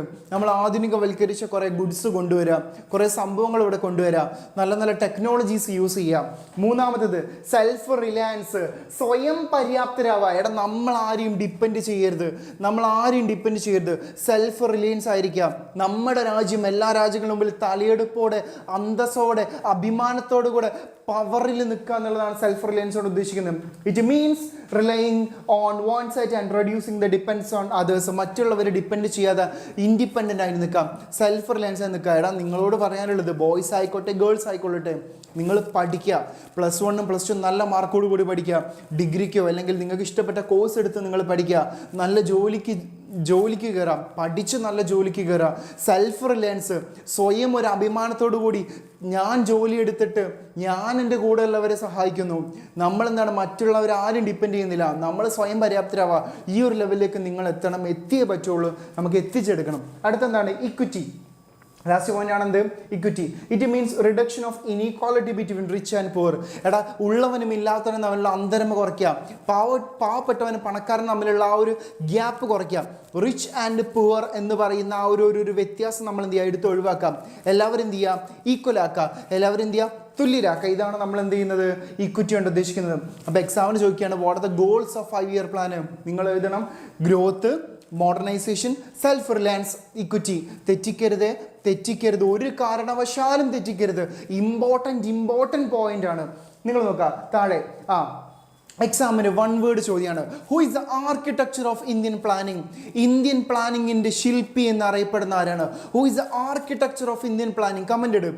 Who is the architecture of Indian planning? Indian പ്ലാനിങ്ങിൻ്റെ ആർക്കിടെക്ചർ ആരാണ് ഗൈസ്? ആരാണ്? പറ സൗദ, പറ. എക്സാമൊക്കെ ആയില്ലേ, തെറ്റിക്കാൻ പറ്റുമോ? പറ സൗദ, ആരാണ്? PC മഹലനോബിസ്. അത് മതി, PC മഹലനോബിസ്. ആധുനിക, അതായത് ആർക്കിടെക്ചർ ഓഫ് ഇന്ത്യൻ പ്ലാനിങ് ആരാണ്? PC മഹലനോബിസ്. ആരാണ്? PC മഹലനോബിസ്. തെറ്റിക്കരുത്, PC മഹലനോബിസ്. പ്രഫുല്ല ചന്ദ്ര മഹലനോബിസ് ആണ് അയാളുടെ പേര്. അടുത്തെന്താ? പ്ലാനിംഗ് കമ്മീഷൻ എന്നാണ് സ്റ്റാർട്ട് ചെയ്തത്? 1950. ഞാൻ പറഞ്ഞു 1950 പ്ലാനിംഗ് കമ്മീഷൻ സ്റ്റാർട്ട് ചെയ്തത്. ഫസ്റ്റ് 5 ഇയർ പ്ലാൻ സ്റ്റാർട്ട് ചെയ്തെന്ന 1951 ആണ്. ഈ 5 ഇയർ പ്ലാന് പഞ്ചവത്സര പദ്ധതി എന്ന് പറയുന്ന ആശയം നമ്മൾ കടമെടുത്തത്, അതായത് നമ്മൾ ഈ ഒരു ഐഡിയ നമ്മൾ കടമെടുത്തത് ഏത് രാജ്യത്തിൻ്റെ അടുത്തുന്ന? USSR എന്ന് പറയുന്ന രാജ്യമാണ്. നമ്മുടെ റഷ്യ, ഇപ്പോഴുള്ള റഷ്യ, പണ്ട് USSR ആയിരുന്നു. USSR അല്ലെങ്കിൽ റഷ്യ എന്ന് പറയുന്ന രാജ്യത്തിനടുത്താണ് നമ്മൾ ഈ 5 ഇയർ പ്ലാൻ എന്ത് ചെയ്തത്? അഡോപ്റ്റ് ചെയ്തത്. ഈ goals of 5 year plan okay അല്ലേ? നിങ്ങൾക്ക് സെറ്റ് അല്ലേ? നിങ്ങൾക്ക് മനസ്സിലായിട്ടുണ്ടെങ്കിൽ നിങ്ങൾ ഓക്കെ എന്ന് കമന്റ്, അല്ലെങ്കിൽ ഫയർ എന്ന് കമന്റ് ഇട്. പുഷ്പ എന്നല്ല, എക്കണോമിക്സ് എന്നാൽ ഫ്ലവർ അല്ലടാ, ഫയർ ആണ്. അതാണ് നമുക്ക് വേണ്ടത് അല്ലേ? നിങ്ങൾ എക്സാം ഹോളിൽ കയറുമ്പോൾ ഈ ഒരു സാധനം മനസ്സിലാണ്. നിങ്ങൾക്ക് എന്ത് ക്വസ്റ്റ്യൻ വന്നാലും ഞാൻ ചെയ്തിരിക്കും. എക്കണോമിക്സിൽ എന്ത് ചോദ്യം വന്നാലും നമ്മൾ എന്ത് ചെയ്യും? ചെയ്തിരിക്കും. മറ്റേ സാധനം വേണം, ഏത്? മലബാർ, ആ സാധനം വേണം ഉള്ളിൽ. ഓക്കെ, നമ്മൾ അടുത്ത സ്ലൈഡിലേക്ക് പോവാണ്. അഗ്രികൾച്ചർ. അതായത് ഇവിടെ ഏറ്റവും വലിയ ചോദ്യം ചോദിക്കുന്ന ഒരു സാധനമാണെന്ത്? അഗ്രികൾച്ചർ. ഈ പറയുന്ന 1950 മുതൽ 1990 വരെ ഇന്ത്യൻ എക്കോണമിയുടെ അഗ്രികൾച്ചർ സിറ്റുവേഷൻ എന്താണ് എന്നുള്ളത്. അഗ്രികൾച്ചർ നോക്കാം. Land reforms and green revolution was the major initiative introduced in agriculture sector. ഈ 1950 1950 മുതൽ 1990 വരെ ഉണ്ടായിരുന്നതിൽ ഏറ്റവും ഇമ്പോർട്ടൻ്റ് എന്താണ്? ലാൻഡ് റിഫോംസ്, ഭൂപരിഷ്കരണവും ഗ്രീൻ റവല്യൂഷനും ഹരിത വിപ്ലവവും. നിങ്ങൾ മനസ്സിലാക്കുക, 1950 മുതൽ 90 വരെ ഉണ്ടായിരുന്ന ഏറ്റവും വലിയൊരു സംഭവമായിട്ടുള്ള ചേഞ്ച് ആണെന്ത്? ലാൻഡ് റിഫോമും ഗ്രീൻ റവല്യൂഷൻ. എടാ ലാൻഡ് റിഫോം എന്ന് വെച്ചാൽ എന്താ? നമ്മൾ പറഞ്ഞു കൃഷിപ്പാടം അല്ലെങ്കിൽ ഭൂമി എന്ന് പറയുന്നത് ആരുടെ കയ്യിലായിരുന്നു ഉണ്ടായിരുന്നത്? ഈ പറയുന്ന ജമീന്ദാർസിൻ്റെയും ജാഗീർദാർസിൻ്റെയും കയ്യിലായിരുന്നു. ഇൻഡിപെൻഡൻറ്റിന് ശേഷം, സ്വാതന്ത്ര്യം കിട്ടിയതിന് ശേഷം ഗവൺമെൻറ് തീരുമാനിച്ചു ഇത് യഥാർത്ഥ കർഷകർക്ക് വിട്ടുകൊടുക്കുക, ഈ ഭൂമി യഥാർത്ഥ കർഷകർക്ക് വിട്ടുകൊടുക്കുക, യഥാർത്ഥ കർഷകർക്ക് വേണ്ടി മാത്രമായിരിക്കണം എന്ത്? നമ്മുടെ കൃഷിഭൂമി യഥാർത്ഥ കർഷകരുടെ കയ്യിലായിരിക്കും. അതായത് at the time of independence the land tenure system was categorised by intermediaries. ഈ ഇടനിലക്കാർ, യഥാർത്ഥ കർഷകരുടെ ഇടയിൽ നിൽക്കുന്ന ഇടനിലക്കാർ വഴി നമുക്ക് ഒരുപാട് പ്രശ്നങ്ങളാണ്. യഥാർത്ഥ കർഷകരെ ചൂഷണം ചെയ്യുന്ന രീതിയിലുള്ള ഒരു പദ്ധതിയായിരുന്നു ആരുടെ മനസ്സിലുണ്ടായിരുന്നത്? ഈ പറഞ്ഞ ഇന്റർമീഡിയറീസ്, അതായത് ജമീന്ദാർസും ജാഗീർദാർസും. ഇവരെ അബോളിഷ് ചെയ്യുക, ഇവരെ ഒഴിവാക്കുക. ഇവർ ഈ നാട്ടിൽ വേണ്ട ഗൈസ്, ഇവരെ നമുക്ക് വേണ്ട എന്ന് പറഞ്ഞാൽ വേണ്ടാണ്, നോ പറഞ്ഞാൽ നോ ആണത്. ഗവൺമെൻറ് തീരുമാനിച്ചു ഈ പറയുന്ന ആളുകളെ നമുക്ക് വേണ്ട. ഈ പറഞ്ഞ ജമീന്ദാർസും ജാഗീർദാർസും എടുത്ത യഥാർത്ഥ കർഷകരുടെ കൃഷിയിൽ വലിയ പ്രശ്നം സൃഷ്ടിക്കുന്നുണ്ട്. അവർ കൃഷിയിൽ വലിയ രീതിയിൽ ഒരു വേസ്റ്റ് ആയിട്ടുള്ള ഒരു സിറ്റുവേഷൻ ക്രിയേറ്റ് ചെയ്യുന്നുണ്ട്. അത് നമുക്ക് വേണ്ട. അവരാദ്യം എടുത്തെറിയുക, അവരെന്ത് ചെയ്യുക? ചവിട്ടി പുറത്താക്കുക. അതാണ് ഫസ്റ്റ് ഗവൺമെൻറ് ചെയ്തത്. Abolition of intermediaries like zamindars and jagirdars. അടുത്തെന്താണ്? Distribution of land among tillers. അതായത് യഥാർത്ഥ കർഷകർക്ക് എന്ത് ചെയ്യുക? ഭൂമി വീതിച്ചു കൊടുക്കുക. നല്ല കർഷകനാണ്, ഇവൻ നല്ല ജോലി എടുക്കും, പകല് മുഴുവൻ പണിയെടുത്ത് കിട്ടണ കാശിന് നല്ലപോലെ ജീവിച്ച്, നോട്ടെ കള്ളു പിടിക്കലോ, ഓക്കെ, കിട്ടണ കാശിന് നല്ലപോലെ ജീവിക്കുന്ന കർഷകർക്ക് എന്ത് ചെയ്യുക? ഭൂമി ഡിസ്ട്രിബ്യൂട്ട് ചെയ്തെടുക്കുക. ഭൂമി എന്ത് ചെയ്യുക? കൃത്യമായിട്ട് ഡിസ്ട്രിബ്യൂട്ട് ചെയ്തെടുക്കുക. അടുത്തെന്താ? Ceiling of land holding. ഒരാൾ കൈവശം വെക്കുന്ന ഭൂമിക്ക് പരിധി നിശ്ചയിക്കുക. ലാൻഡ് സീലിംഗ്, അതിനൊരു അളവ്. നമുക്കറിയാം വീട്ടിലെ സീലിംഗ് എന്താ? ഒരു പരിധി വരെ കഴിഞ്ഞ് കഴിഞ്ഞാൽ അത് ഉണ്ടാവും മുകളിൽ. അതുപോലെ തന്നെ ഭൂമിക്ക് എന്ത് ചെയ്യാം? ഒരു സീലിംഗ് വെക്കാം. അതായത് ചില കർഷകരുടെ കയ്യിൽ 500 ഏക്കറും 1000 ഏക്കറും സ്ഥലം ഉണ്ടാവും. ഇങ്ങനെ കൈവശം വെച്ച് നമ്മൾ ജന്മി എന്നൊക്കെ വിളിക്കാം. അപ്പോൾ ഗവൺമെൻറ് തീരുമാനിച്ചു ഒരാൾ ഭൂമി കൈവശം വെക്കുന്നതിന് എന്ത് ചെയ്യണം? കൃത്യമായിട്ടൊരു അളവ് വെക്കണം, കൃത്യമായിട്ട് എന്ത് ചെയ്യണം? ഒരു പരിധി നിശ്ചയിക്കണം. ഇതാണ് ഇവിടെ ഉദ്ദേശിക്കുന്നത്. അടുത്ത redistribution of surplus land to landless. ഭൂമി ഇല്ലാത്ത ആളുകൾക്ക് എന്ത് ചെയ്യാം? ഈ മിച്ചം വന്നിട്ടുള്ള ഭൂമികൾ എന്ത് ചെയ്യാം? കൊടുക്കാം. മിച്ചം വന്നിട്ടുള്ള ഭൂമികൾ എന്ത് ചെയ്യാം? ഭൂമി ഇല്ലാത്ത ആളുകൾക്ക് എന്ത് ചെയ്യാം? വീതിച്ചു കൊടുക്കുക. ഇതാണ് ഇവിടെ ചെയ്തുകൊണ്ടിരിക്കുന്നത്. നോക്കാം, ലാൻഡ് സീലിംഗ് എന്ന് വെച്ചാൽ എന്താ? Land ceiling was another policy to promote equity in agriculture sector. അതായത് ലാൻഡ് സീലിംഗ് എന്ന് വെച്ചാൽ അതായത് കൃഷിഭൂമി കൈവശം വെക്കുന്നതിന് ഒരു പരിധി നിശ്ചയിക്കാം. അതോടുകൂടി എന്താണ്? ഒരുപാട് ഭൂമിയുള്ളവരും തീരെ ഭൂമിയില്ലാത്തവരെന്നുള്ള ഒരു വ്യത്യാസം നമുക്ക് കുറയ്ക്കാൻ പറ്റും. ഇക്വിറ്റി കൊണ്ടുവരിക, സമത്വം കൊണ്ടുവരിക. ഭൂമി കൈവശം വെക്കുന്ന കർഷകരുടെ ഇടയിൽ പോലും എന്താണ്? സമത്വം കൊണ്ടുവരിക. This means fixing the maximum size of land which could be owned by an individual. ഒരു വ്യക്തിക്ക് കൈവശം വെക്കാവുന്ന ഭൂമിക്ക് എന്ത് ചെയ്യുക? പരിധി നിശ്ചയിക്കുക. ഇത് ഓക്കെ അല്ലേ? അഗ്രികൾച്ചറിൻ്റെ ഫസ്റ്റ് ഭാഗമാണ് നമ്മൾ പറഞ്ഞത്. ലാൻഡ് റിഫോംസും ഗ്രീൻ റവല്യൂഷനാണ് ഈ പറയുന്ന 1950 മുതൽ 1990 വരെ നമ്മുടെ എക്കോണമിയിൽ ഉണ്ടായിരുന്നത്. അത് ലാൻഡ് റിഫോംസിൻ്റെ പോയിന്റ്സ് നമ്മൾ പറഞ്ഞു. ഭൂപരിഷ്കരണമാണ് നമ്മൾ പറഞ്ഞത്. ഓക്കെ അല്ലേ? ഭൂപരിഷ്കരണത്തിൻ്റെ ഭാഗങ്ങൾ ഓക്കെ അല്ലേ? ലാൻഡ് റിഫോംസിൻ്റെ ഭാഗങ്ങൾ ഓക്കെ അല്ലേ? ജമീന്ദാർസിനും ജാഗീർദാർസിനും എടുത്ത് ഒഴിവാക്കുക. അത് മതി. ഓക്കെ സർ, മുഹമ്മദ് അലി ഓക്കെയാണ്, ഓക്കെ ആയാൽ മതി. അടുത്ത നോക്കാം, ഏറ്റവും ഇമ്പോർട്ടൻറ്റ്, ഏത് ക്വസ്റ്റ്യൻ പേപ്പർ എടുത്താലും ചോദിക്കുന്ന ഏറ്റവും ഇമ്പോർട്ടൻറ്റ് ചോദ്യം, ഗ്രീൻ റവല്യൂഷൻ, ഹരിത വിപ്ലവം, ഗ്രീൻ റവല്യൂഷൻ. നിങ്ങൾ നോക്കുക, കാർഷിക പുരോഗതി കൊണ്ടുവരാൻ, കൃഷിയിൽ ബെറ്റർ ആയിട്ടുള്ള കണ്ടീഷൻ കൊണ്ടുവരാൻ, കൃഷിയിൽ നമ്മൾ അടിപൊളിയായിട്ട് നിൽക്കാൻ വേണ്ടിയിട്ട്, the powerful people comes from powerful places അല്ലേ? അതേപോലെ നിൽക്കാൻ വേണ്ടിയിട്ട് ഗവൺമെൻറ് കൊണ്ടുവന്ന വലിയൊരു പദ്ധതിയാണ് എന്ത്? ഗ്രീൻ റവല്യൂഷൻ അല്ലേ? At the time of independence about 75% of country population was dependent agriculture. ഇന്ത്യയിൽ നമ്മൾ പറഞ്ഞ 75% ആളുകളും എന്താണ്? കൃഷിയുമായിട്ട് ബന്ധപ്പെട്ടാണ് ജീവിക്കുന്നത്. Productivity in agriculture sector was very low. പക്ഷെ എന്നാൽ പോലും എന്താണ്? കൃഷിയിൽ നിന്ന് കിട്ടുന്ന പ്രൊഡക്ടിവിറ്റി, കൃഷിയിൽ നിന്ന് കിട്ടുന്ന വിളവ് എന്ന് പറയുന്നത് വളരെ വളരെ കുറവായിരുന്നു എന്നുള്ളതും വലിയൊരു പ്രശ്നമാണ്. പിന്നെന്താണ്? The uses of old technology, പഴയ ടെക്നോളജിയും വെച്ചിട്ട് എന്ത് ചെയ്യാം? ഇതൊക്കെയാണ് കൃഷിയിലുണ്ടായിരുന്നത്. ഇതൊക്കെ മൊത്തത്തിൽ നമുക്ക് ചേഞ്ച് ചെയ്യണ്ടേ? ഇതൊക്കെ നമുക്ക് മൊത്തത്തിൽ മാറ്റണ്ടേ? നിങ്ങളിപ്പോൾ പറയും +1 ചിലർ പറയും എനിക്ക് പഠിക്കാനൊന്നും പറ്റിയില്ല, എനിക്കൊന്നും ചെയ്യാൻ പറ്റിയില്ല, പ്ലസ് ടുവിൽ ഇതൊന്നും പോരാ, പുതിയ ടെക്നോളജി പ്രകാരം അടിപൊളിയായിട്ട് ഞാൻ പഠിക്കണം, അങ്ങനെ പഠിക്കണമെങ്കിൽ നമ്മുടെ ജ്വാല ബാച്ചിൽ നിങ്ങൾ ജോയിൻ ചെയ്യുക. ഓക്കെ എന്ന് പറഞ്ഞതുള്ളൂ. The old technology and absence of record infrastructure. കൃഷി മെച്ചപ്പെടാൻ പ്രത്യേകിച്ച് ഒന്നുമില്ലായിരുന്നു ബ്രിട്ടീഷുകാരുടെ സമയത്ത് എന്ന് നമ്മൾ പറഞ്ഞു കഴിഞ്ഞാണ്. പക്ഷേ ഗ്രീൻ റവല്യൂഷൻ നമ്മുടെ ഗവൺമെൻറ് സ്റ്റാർട്ട് ചെയ്തു പവറാക്കാൻ, സെറ്റാക്കാൻ വേണ്ടിയിട്ട് നമ്മളെന്താണ് ഗ്രീൻ റവല്യൂഷൻ സ്റ്റാർട്ട് ചെയ്തിട്ടുണ്ട്. 2 സ്റ്റേജുകളായിട്ട്, ഫസ്റ്റ് സ്റ്റേജും സെക്കൻഡ് സ്റ്റേജും. അതായത് 1965 to 75 നമ്മൾ ഫസ്റ്റ് സ്റ്റേജ് സ്റ്റാർട്ട് ചെയ്തു. ഇതെന്താണ്? വീറ്റ് റവല്യൂഷൻ, അതായത് ഗോതമ്പ് ഇന്ത്യയിൽ ഏറ്റവും കൂടുതൽ, എനിക്ക് ചപ്പാത്തി വേണ്ട, ഞാൻ ചോറാണ് കഴിക്കാറെന്ന് പറഞ്ഞ പോലെ ഗോതമ്പ് അല്ലേ, ചപ്പാത്തി മീൻസ് അങ്ങനെ പറഞ്ഞല്ല, ഗോതമ്പിലുള്ള പ്രൊഡക്ഷൻ. ഗോതമ്പ് ഇന്ത്യയിൽ ഏറ്റവും കൂടുതൽ ആൾക്കാർ കഴിക്കുന്നത് എന്താണ്? ഗോതമ്പാണ്. ഈ ഗോതമ്പിൽ എന്ത് ചെയ്യാം?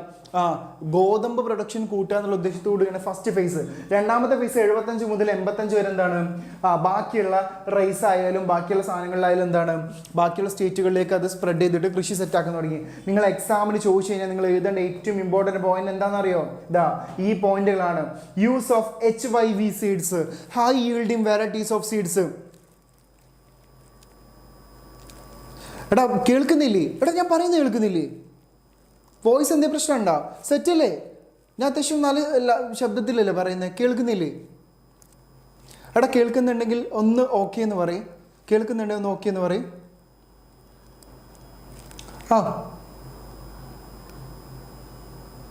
ഓക്കെ അത് മതി. സെറ്റ്. നിങ്ങൾ നോക്കാം. Use of HYV seeds, high yielding varieties of seeds. അത് നിങ്ങൾ മനസ്സിലാക്കുക. നല്ല വിത്ത് എറിഞ്ഞാൽ മാത്രമേ നല്ല വിളവ് കിട്ടുള്ളൂ. നല്ല വിത്ത് എറിഞ്ഞാൽ മാത്രമേ നല്ല വിളവ് കിട്ടുള്ളൂ. അപ്പം നല്ല ക്വാളിറ്റി വിത്ത്, അതിനാണ് നമ്മൾ എന്ത് പറയുക? HYV seeds. അപ്പോൾ നിങ്ങൾ മനസ്സിലാക്കാം, കൃഷിയിലുള്ള പുരോഗതി ഉണ്ടാവാൻ വേണ്ടിയിട്ട് ഗ്രീൻ റവല്യൂഷൻ ഫസ്റ്റ് പോയിന്റ് നിങ്ങൾ എഴുതേണ്ട എന്താ? HYV സീഡ്സ് ആണ്. HYV seeds, high yielding varieties of seeds. നല്ല ക്വാളിറ്റി ഉള്ള വിത്ത്, നല്ല കിടിലം വിത്തുകൾ ഇറക്കിയാൽ മാത്രം നല്ല കിടിലം വിളവുകൾ നമുക്ക് കിട്ടുള്ളൂ. രണ്ടാമത്തത് use of chemical fertilisers and pesticides. Chemical fertilisers use ചെയ്ത് കഴിഞ്ഞാൽ ഡെഫിനറ്റ്ലി ഡാം ഷുവർ നിങ്ങൾക്ക് എന്ത് കിട്ടും?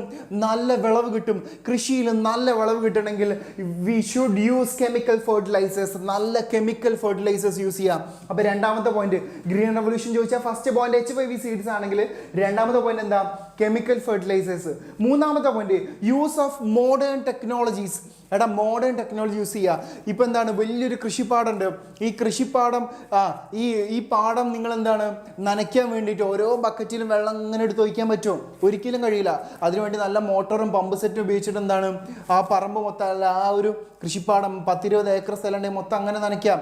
ഇനി അത് ഉഴുതു മറിക്കാനാണെങ്കിൽ കാളനെ കൊണ്ടോ പോത്തിനെ കൊണ്ടോ പറ്റാത്ത പണി നമുക്ക് എന്ത് ചെയ്യാം? ട്രാക്ടറെ കൊണ്ട് ചെയ്യാം. അങ്ങനെ കൃഷിയിൽ എന്താണ്? മോഡേണൈസേഷൻ.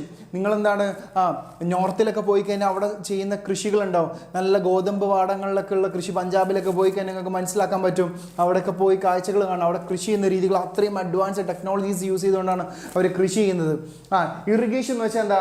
ജലസേചന സൗകര്യം. വെള്ളം വേണ്ടേ? കൃഷിക്ക് വെള്ളം വേണം. കായലിലും തോടിലും പുഴയിലൊക്കെ ഉള്ള വെള്ളം നമ്മൾ എന്ത് ചെയ്യണം? കൃഷിപ്പാടത്തേക്ക് എത്തിക്കണം. അതിനു വേണ്ടിയുള്ള കാര്യങ്ങൾ മോട്ടർ ഉപയോഗിച്ച് പമ്പ് സെറ്റ് ഉപയോഗിച്ച് വെള്ളം നമ്മൾ എന്ത് ചെയ്യണം? നമ്മുടെ കൃഷിപ്പാടത്തേക്ക് എത്തിച്ചേ പറ്റുള്ളൂ. Irrigation facility. അടുത്തെന്താ? Agriculture marketing facilities. ഇവിടെ ഈ പറയുന്ന സാധനം പ്രൊഡ്യൂസ് ചെയ്തുകൊണ്ട് മാത്രം കാര്യമുണ്ടോ? ഇല്ല. Agricultural marketing is the most important one. കൃഷിപ്പാടത്ത് കൃഷി ചെയ്ത എന്ത് സാധനം ആയിക്കൊള്ളട്ടെ, അരി ആയിക്കൊള്ളട്ടെ, ഗോതമ്പ് ആയിക്കൊള്ളട്ടെ, എന്ത് സാധനം ആയിക്കൊള്ളട്ടെ, ഇതെന്ത് ചെയ്യണം? അഗ്രികൾച്ചറൽ മാർക്കറ്റിങ്ങിന് വിധേയമാക്കണം. കൃഷി എന്ത് ചെയ്യണം? കൃഷി ചെയ്തിട്ട് അത് മാർക്കറ്റിലെത്തണം. മാർക്കറ്റിലെത്തിയ ആൾക്കാർ വാങ്ങിച്ചാൽ കൃഷിക്കാർക്ക് അല്ലെങ്കിൽ കർഷകർക്ക് എന്ത് കിട്ടുള്ളൂ? പൈസ കിട്ടുള്ളൂ. ലാസ്റ്റ് പോയിന്റ് എന്താ? Provision of credit at lower interest rate. കർഷകർക്ക് കൃഷി തുടങ്ങണമെങ്കിൽ കുറച്ച് ബുദ്ധിമുട്ടുണ്ട്, ഫിനാൻഷ്യൽ ബുദ്ധിമുട്ടുകളുണ്ട്. ഇത് നല്ല രീതിയിൽ തുടങ്ങണമെങ്കിൽ എന്ത് വേണം? കൃത്യമായിട്ട് അവർക്ക് എന്ത് വേണം? ക്രെഡിറ്റ് ഫെസിലിറ്റീസ്, ബാങ്ക് വഴി വായ്പ കിട്ടണം, ലോണ് കിട്ടണം. ഇങ്ങനെ ഒരു വിഷയം ഇവിടെ വരുന്നുണ്ട്. ഈ പോയിന്റ് ഓക്കെ അല്ലേ? ഗ്രീൻ റവല്യൂഷൻ ചോദിച്ചാൽ നിങ്ങൾ ഏറ്റവും ഇമ്പോർട്ടൻ്റ് ആയിട്ട് ചെയ്ത പോയിന്റാണ് HYV seeds, modern technology, use of chemical fertilisers, pesticides, അതായത് വളവും എന്താണ് വിത്തിനങ്ങളും വളങ്ങളും യൂസ് ചെയ്യാം. അതുപോലെ തന്നെ എന്താണ് ഇറിഗേഷൻ ഫെസിലിറ്റീസ്, അഗ്രികൾച്ചർ മാർക്കറ്റിങ്ങും. ഇതെല്ലാ ക്വസ്റ്റ്യൻ പേപ്പറിലും ഷുവർ ക്വസ്റ്റ്യൻ ആണ്. പഠിച്ചു വെക്കാം, നിർബന്ധമാണ്. നിർബന്ധമായിട്ട് ഈ പോയിന്റുകൾ പഠിച്ചു വെച്ചേ പറ്റുള്ളൂ. ഓക്കെ അല്ലേ എടാ? ഓക്കെ അല്ലേ? ഓക്കെ ആണെങ്കിൽ നോക്കിയിടും. ഓക്കെ, നമ്മൾ അടുത്ത സ്ലൈഡിലേക്ക് പോകണേ. ഇതുകൊണ്ട് ഈ ഗ്രീൻ റെവല്യൂഷൻ വഴി ഉണ്ടായ അഡ്വാൻറ്റേജസ് എന്തൊക്കെയാണ്? ഗ്രീൻ റെവല്യൂഷൻ വഴി നമുക്ക് കിട്ടിയ ലാഭം എന്താണ്? അഡ്വാൻറ്റേജസ് ഓഫ് ഗ്രീൻ റെവല്യൂഷൻ നിങ്ങൾ നോക്കാം. India become self sufficient. നമ്മൾ പറഞ്ഞില്ലേ, ആരെയും ഡിപ്പെൻഡ് ചെയ്തുകൊണ്ട് നമ്മൾ ജീവിക്കണ്ട. നമുക്ക് എന്താണ് സെൽഫ് സഫിഷ്യൻസി വേണം. നമ്മൾ സ്വയം പര്യാപ്തരായി, നമ്മൾ എന്താണ് കൃഷി ചെയ്തിട്ട് നമ്മൾ സെറ്റായി, നമ്മൾ പവറായി, നമ്മൾ അടിപൊളിയായി. അതാണെന്ത് India become self sufficient for in food grains, അതായത് ഫുഡ് ഗ്രെയിൻസ് ഉണ്ടാക്കുന്നില്ല. അടുത്തെന്താ ഇൻക്രീസ്ഡ് മാർക്കറ്റഡ് സർപ്ലസ്. മാർക്കറ്റിൽ എന്താണ് ഒരു മിനിറ്റ്, ഒരിത്തിരി വെള്ളം കുടിച്ചേട്ടാ, ഒറ്റ മിനിറ്റ്.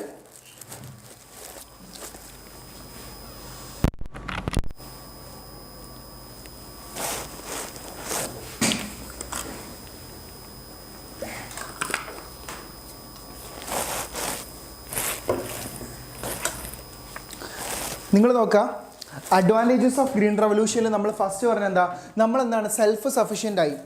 നമ്മൾ നമ്മുടെ പ്രശ്നങ്ങളെല്ലാം പരിഹരിച്ചു അല്ലേ? ആ എല്ലാ പ്രശ്നങ്ങളും പരിഹരിച്ചു. ഫുഡ് ഗ്രെയിൻസിൽ നമ്മൾ എന്താണ് ഒരു ബെറ്റർ കണ്ടീഷനിൽ, ഒരു ബെറ്റർ അഡ്വാൻസ്ഡ് സിറ്റുവേഷനിൽ നമ്മൾ എത്തി. അടുത്ത എന്താണ് മാർക്കറ്റിൽ എന്താണ് കൃത്യമായിട്ടുള്ള സർപ്ലസ് വന്നു. അടുത്തെന്താ reduced imports for food grains. നമ്മൾ വിദേശത്ത് നമുക്കറിയാം, സ്വാതന്ത്ര്യം കിട്ടിയ സമയത്ത് നമ്മുടെ ഇന്ത്യയിൽ ഗോതമ്പ് തികയാതെ വന്നപ്പം അമേരിക്കയിൽ നിന്നും ടൺ കണക്കിന് ഗോതമ്പായിരുന്നു ഇന്ത്യയിൽ ഇമ്പോർട്ട് ചെയ്തുകൊണ്ടിരുന്നത്. ആ ഒരു സിറ്റുവേഷനിൽ മാറിയിട്ട് നമ്മൾ എന്ത് ചെയ്തു? ഗ്രീൻ റെവല്യൂഷൻ വഴി നമ്മൾ എന്ത് ചെയ്ത് വലിയ രീതിയിൽ എന്താണ് ഇവിടെ ഫുഡ് ഗ്രെയിൻസും അതുപോലെ തന്നെ എന്താണ് കാർഷിക മേഖലയിൽ വലിയൊരു വിപ്ലവം നമ്മൾ സൃഷ്ടിച്ചതിൻ്റെ ഫലമായിട്ട് നമ്മൾ എന്താണ് ഇനി ഇമ്പോർട്ട് ചെയ്യേണ്ട, ഇനി വേണമെങ്കിൽ നമുക്ക് എന്ത് എക്സ്പോർട്ട് ചെയ്യാനുള്ള അത്ര എന്താണ് ഇവിടെ അരിയും ഗോതമ്പും എന്താണ് ഇവിടെ പ്രൊഡ്യൂസ് ചെയ്ത് വന്നിട്ടുണ്ടെന്ന് നമ്മൾ മനസ്സിലാക്കാം. Reduce the price of food grains. ഒരുപാട് സാധനങ്ങൾ എന്താണ് ഇവിടെ കൃഷി ചെയ്തതിൻ്റെ ഫലമായിട്ട്, ഫുഡ് ഗ്രെയിൻസ് വന്നതിൻ്റെ ഫലമായിട്ട് നമ്മൾ എന്താണ് ഇതിൻ്റെ വിലയൊക്കെ എന്താണ് കുറയാൻ തുടങ്ങി. Created buffer stock of food grains. അതുപോലെ തന്നെയാണ് PDS സിസ്റ്റം. PDS സിസ്റ്റം എന്താ? നമ്മുടെ റേഷൻ കട സംവിധാനം. ഈ സംവിധാനം വഴി എന്താണ് നമുക്ക് അരി കിട്ടുന്നില്ലേ, ഗോതമ്പ് കിട്ടുന്നില്ലേ, മണ്ണെണ്ണ കിട്ടുന്നില്ലേ, പഞ്ചസാര കിട്ടുന്നില്ലേ, ഇതൊക്കെ കിട്ടുന്നുണ്ട്. ഇതൊക്കെ എന്ത് വഴിയാണ്? നമ്മൾ അന്ന് സ്വീകരിച്ച സ്വയം പര്യാപ്തരായിട്ടുള്ള ഗ്രീൻ റെവല്യൂഷൻ എന്ന് പറയുന്ന വലിയൊരു ആശയം വഴിയാണ് നമുക്ക് എന്ത് ചെയ്തത് PDS സിസ്റ്റം നമുക്ക് ഇനിയും പഠിക്കാനുണ്ട്. PDS സിസ്റ്റം എന്ന് വെച്ചാൽ എന്താ? പബ്ലിക് ഡിസ്ട്രിബ്യൂഷൻ സിസ്റ്റം, പൊതുവിതരണ സമ്പ്രദായം. നിങ്ങൾ എവിടെയെങ്കിലും വിജയിച്ചിട്ടുണ്ടോ? നിങ്ങളെ വീട്ടുകാർ ചോദിച്ചാൽ നിങ്ങൾ പറയും ഞാൻ വിജയിച്ചിട്ടുണ്ട്. എവിടെയാണ്? റേഷൻ കടയിൽ പോകുന്ന സമയത്ത് നമ്മൾ നമ്മുടെ വിരലയിൽ വെക്കുമ്പോൾ ബയോമെട്രിക് ഒതൻറ്റിക്കേഷൻ വിജയിച്ചിരിക്കുന്നു. അരി 20 രൂപ. ഇത് അതുപോലെ ആ വിജയം പോരാ, +1ലും +2ലും ഡിഗ്രിക്ക് ഒക്കെ നല്ല രീതിയിൽ നിങ്ങൾ വിജയിച്ച് കാണിച്ചു കൊടുക്കണം അല്ലേ? അപ്പോൾ ഈ പോയിന്റ് എന്താണ്? ഗ്രീൻ റെവല്യൂഷൻ വഴി നമുക്ക് ഉണ്ടായിരുന്ന അഡ്വാൻറ്റേജസ് ആണ്. ഇത് ഓക്കെ അല്ലേ? ഓക്കെ ആണെന്ന് ഓക്കെ കമൻറ്റിടെ. ഇനി നെക്സ്റ്റിലേക്ക് പോവാണ് സബ്സിഡീസ്. എന്താണ് സബ്സിഡീസ്? What is subsidies? നമ്മൾ നോക്കാം. സബ്സിഡീസ് എന്താണ്? സബ്സിഡി വെച്ചാൽ എന്താ? നമുക്ക് കിട്ടുന്ന ഫിനാൻഷ്യൽ അസിസ്റ്റൻസ്, ഗവൺമെൻറ്റിൻ്റെ കയ്യിൽ നിന്ന് കിട്ടുന്ന ഫിനാൻഷ്യൽ സപ്പോർട്ടിനെയാണ് നമ്മൾ എന്ത് പറയുക? സബ്സിഡി എന്ന് പറയാം. ഫിനാൻഷ്യൽ സപ്പോർട്ട് അല്ലെങ്കിൽ ഫിനാൻഷ്യൽ അസിസ്റ്റൻസ്, ഇതിനാണ് നമ്മൾ എന്ത് പറയുക? ഗവൺമെൻറ് നമുക്ക് ചില കാര്യങ്ങൾ ചെയ്യാൻ വേണ്ടിയിട്ട്. ഇപ്പം നിങ്ങളെന്താണ് വേറൊരു ടേം പറയാം, സ്കോളർഷിപ്പ് എന്ന് പറയുന്നത് എന്താ? നിങ്ങൾ സ്കൂളിലും കോളേജിലൊക്കെ നന്നായിട്ട് പഠിക്കാൻ വേണ്ടിയിട്ടാണ് ശരിക്കും സ്കോളർഷിപ്പ് തരുന്നത്. അത് നിങ്ങളെ എൻകറേജ് ചെയ്യാൻ വേണ്ടിയിട്ടാണ്. സ്കോളർഷിപ്പ് ഗവൺമെൻറ് ശരിക്കും നമുക്ക് പ്രത്യേകിച്ച് പൈസ ഒന്നും കൊടുക്കാതെ ഫ്രീ ആയിട്ടാണ് സ്കോളർഷിപ്പ് തരുന്നത്. അപ്പോൾ ഫിനാൻഷ്യൽ അസിസ്റ്റൻസ്. ഫാത്തിമ ഫിദ, ഓ സാറേ okay. Irfan, Amal, Stevin, no name. എടാ എല്ലാവരും നന്നായിട്ട് അടിപൊളിയായിട്ട് പഠിക്കട്ടാ, സെറ്റാണേ. സബ്സിഡീസ് എന്താ? What is subsidies? എന്താണ് what is actually subsidies? Subsidies എന്ന് വെച്ചാൽ എന്താ? ഫിനാൻഷ്യൽ അസിസ്റ്റൻറ്റ്, ഗവൺമെൻറ് നമുക്ക് തരുന്ന ഫിനാൻഷ്യൽ അസിസ്റ്റൻസിനാണ് നമ്മൾ എന്ത് പറയുന്നത്? സബ്സിഡീസ് എന്ന് പറയുന്നത്. നിങ്ങൾ നോക്കാം, agricultural subsidies means the financial assistance provided by government to farmers through government sponsored support programme. Government ചില പദ്ധതികൾ പ്രഖ്യാപിക്കും. വളമായാലും അതുപോലെ തന്നെ കെമിക്കൽ ഫെർട്ടിലൈസേഴ്സ് ആയാലും വിത്തിനങ്ങളായാലും ഇതൊക്കെ എന്താണ് കുറഞ്ഞ വിലക്ക് എന്ത് ചെയ്യും? കൃഷിഭവനിൽ നിന്നോ അതുമായിട്ട് ബന്ധപ്പെട്ട കമ്മിറ്റികളിൽ നിന്നോ അതോറിറ്റികളിൽ നിന്നോ നിങ്ങൾക്ക് എന്ത് ചെയ്യും?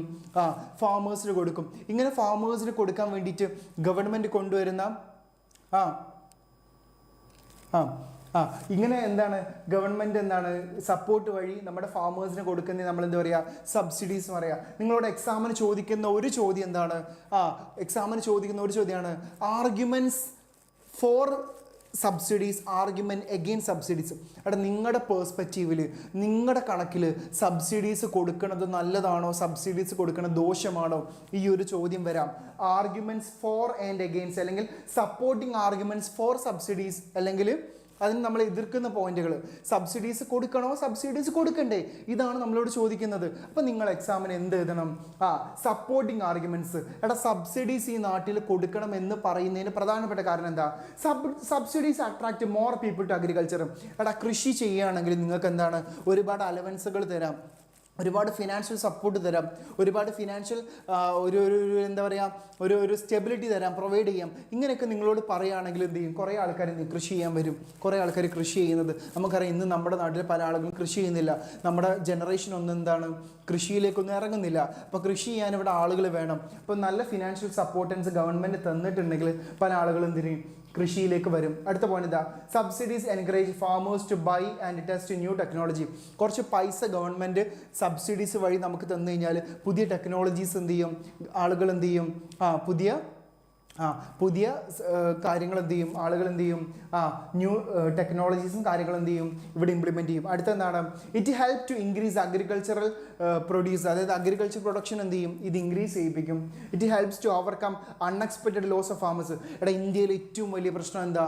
ഇന്ത്യയിൽ കർഷക ആത്മഹത്യ എന്ന് പറയുന്നത് വലിയൊരു സങ്കടകരമായിട്ടുള്ള ഒരു സിറ്റുവേഷനാണ്. ഇവിടെ എന്താണ് പല ആളുകളും ആത്മഹത്യ ചെയ്യുന്നതിന് പ്രധാനപ്പെട്ട കാരണം എന്താണ്? ഇവർക്ക് എന്തില്ല? ഫിനാൻഷ്യൽ സപ്പോർട്ട് കിട്ടുന്നില്ല, ഫിനാൻഷ്യൽ അസിസ്റ്റൻസ് കിട്ടുന്നില്ല. ഇതെന്താണ്? പല ലോസുകൾ നമുക്കറിയാം. കൃഷി പെട്ടെന്ന് ഒരു ഭൂമികുലുക്കോ ഒരു ചുഴലിക്കാറ്റോ ഇതൊക്കെ ഉണ്ടായിക്കഴിഞ്ഞാൽ കൃഷിയിൽ വലിയൊരു നഷ്ടം വരാം. പക്ഷെ എന്താണ്? സബ്സിഡീസ് ഗവൺമെൻറ് കൊടുക്കുകയാണെങ്കിൽ അൺഎക്സ്പെക്റ്റഡ് ലോസിനെ നമുക്ക് എന്ത് ചെയ്യാൻ പറ്റും? അൺഎക്സ്പെക്റ്റഡ് ലോസിനെ നമുക്ക് എന്ത് ചെയ്യാൻ പറ്റും? ഫാമേഴ്സിന് എന്ത് ചെയ്യാൻ പറ്റും? സെറ്റാക്കാൻ പറ്റും. അല്ലെങ്കിൽ ഈ പറഞ്ഞ അൺഎക്സ്പെക്റ്റഡ് ആയിട്ടുള്ള കാര്യങ്ങൾ നമുക്ക് എന്ത് ചെയ്യാൻ പറ്റും? സെറ്റാക്കാൻ പറ്റും, അല്ലെങ്കിൽ അതിനെ ഓവർകം ചെയ്യാൻ പറ്റും. Last, subsidies are helpful to reduce disparity between rich and poor farmers. എടാ പൈസക്കാരൻ, പാവപ്പെട്ടവനെന്നും പാവപ്പെട്ടവൻ, കർഷകരുടെ ഇടയിൽ ഈ പ്രശ്നം നിൽക്കുന്നുണ്ട്. നല്ല പൈസ ഉള്ള കർഷകരുണ്ട്, തീരെ പൈസ ഇല്ലാത്ത മാർജിനലൈസ്ഡ് ആയിട്ടുള്ള ഫാമേഴ്സ് ഉണ്ട്. അപ്പം എല്ലാവർക്കും ഒരേ രീതിയിൽ എന്ത് ചെയ്യണം? ബെനിഫിറ്റ് കിട്ടണമെങ്കിൽ റിച്ച് ആൻഡ് പുവർ ആ ഗ്യാപ്പ് നമ്മൾ എന്ത് ചെയ്യണം? ഗ്യാപ്പ് നമ്മൾ കുറയ്ക്കണമെങ്കിൽ ഒബ്വിയസ്ലി നമുക്ക് എന്ത് കൊടുക്കണം? സബ്സിഡീസ് കൊടുക്കണം. അപ്പോൾ എക്സാമിന് നിങ്ങളോട് ചോദിക്കുകയാണ്, what are the supporting arguments for subsidies? എക്സാമിന് ചോദിച്ചിട്ടുണ്ട് സപ്പോർട്ടിങ് ആർഗ്യുമെന്റ്സ് ഫോർ സബ്സിഡീസ്. അപ്പോൾ നിങ്ങൾ ഈ 5 പോയിന്റ് ചെയ്താൽ ഇതൊക്കെ ചോദിച്ചിട്ടുള്ള ചോദ്യമാണ്, ആവർത്തിച്ച് ചോദിച്ചിട്ടുള്ള ചോദ്യമാണ്, പഠിച്ചു വെക്കാം. ഓക്കെ, അതുപോലെ തന്നെ എന്താണ് ഒരു ചോദ്യം കൂടെ, ആർഗ്യുമെന്റ്സ് എഗെയിൻസ്റ്റ്. എടാ സബ്സിഡി ഒന്നും വേണ്ട, ഇതൊന്നും ഇവിടെ ചിലവാവില്ല, സബ്സിഡീസ് ഒന്നും വേണ്ട. ഇങ്ങനെ ഒരു പോയിന്റ് നിങ്ങളോട് ചോദിക്കുകയാണ്, what are the arguments against subsidies. പൊതുവെ എക്സാമിന് ചോദിക്കില്ല what are the arguments for and against subsidies ആണ് ചോദിക്കില്ല, രണ്ടും ഒരുമിച്ച് ചോദിക്കും. ഹല Madrid. Okay, the benefits of subsidies are large gone to rich farmers. എടാ പലപ്പോഴും എന്താണ് ഗവൺമെൻറ് ഒരുപാട് പദ്ധതികൾ പ്രഖ്യാപിക്കും സബ്സിഡീസ് കൊടുക്കാൻ വേണ്ടിയിട്ടും, പക്ഷേ ഇതിൻ്റെ ബെനിഫിറ്റ് ഒക്കെ ആരിലേക്കാണ് പോകുന്നത്? റിച്ച് ഫാമേഴ്സിലേക്കാണ്. അതായത് പൈസ ഉള്ള ആൾക്കാരുടെ കയ്യിൽ തന്നെയാണ് ഇത് വീണ്ടും പോകുന്നത്.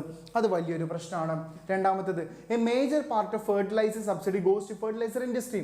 അതായത് ഫെർട്ടിലൈസേഴ്സ് കമ്പനികൾക്ക് തന്നെയാണ് എന്ത് ചെയ്യുന്നത്? ഈ ഫെർട്ടിലൈസർ സബ്സിഡീസ് എന്ത് ചെയ്യുന്നത്? പോകുന്നത്. പ്രശ്നമല്ലേ? അതുകൊണ്ട് ഈ സബ്സിഡി കൊടുത്തിട്ട് എന്താ കാര്യം നമ്മൾ ചോദിക്കുന്നത്? മൂന്നാമത്തേത്, once the technology adopted subsidy need not be given. എടാ നമ്മൾ പെട്ടെന്ന് പുതിയ ടെക്നോളജി നമ്മളെ കയ്യിലുള്ള പൈസ ഒക്കെ കൂട്ടിയിട്ട് പുതിയ ടെക്നോളജി ഇവിടെ നമ്മൾ സെറ്റ് ചെയ്തിട്ടാ. പക്ഷെ എന്താണ്? എടാ സ്റ്റാറ്റിസ്റ്റിക്സ് ഇന്നലെ എടുത്തിരുന്നല്ലോ. ഇന്നലെ നമ്മൾ ഒരുപാട് ക്വസ്റ്റ്യൻസ് എടുത്തിരുന്നു. നിങ്ങൾ ആ ക്ലാസ് കേൾക്കണേ, നിങ്ങൾ ആ ക്ലാസ് കേട്ടുള്ള പ്രോബ്ലംസ് നിങ്ങൾ നോക്കണേ. സബ്സിഡീസ് എന്താണ്? ഒരു തവണ നമ്മൾ ടെക്നോളജീസ് അഡ്വാൻസ് ചെയ്ത് കഴിഞ്ഞാൽ പിന്നെ എന്തെങ്കിലും അതുമായിട്ട് ബന്ധപ്പെട്ട ബെനിഫിറ്റ് കിട്ടില്ല. ഓ സാറേ, ഹലോ ഹായ്. എടാ എല്ലാവരും പഠിക്കട്ടാ, സെറ്റ് ആവണേ. അടുത്തെന്താ? Created huge financial burden to government. ഇതെന്താണ്? ഗവൺമെൻറ്റിന് വലിയൊരു ബേർഡനാണ്. ഗവൺമെൻറ് ഇത് വലിയൊരു പ്രശ്നമാണ്. ഇങ്ങനെ നിങ്ങൾക്ക് പൈസ തന്നുകൊണ്ടിരിക്കുക ഗവൺമെൻറ്റിന് വലിയൊരു പ്രശ്നമാണത്. ലാസ്റ്റത്, it's benefit didn't go to large groups. ഇതിൻ്റെ ബെനിഫിറ്റ് എന്താണ്? ലാർജ് ഗ്രൂപ്പിലേക്ക് പോകുന്നില്ല. ഇതും ഒരു പ്രശ്നമാണ് അല്ലേ? നിങ്ങൾ മനസ്സിലാക്കാം. Arguments for and against subsidies എക്സാമിന് ചോദിക്കും. തെറ്റിക്കരുത്, എന്ത് വന്നാലും തെറ്റിക്കരുത്.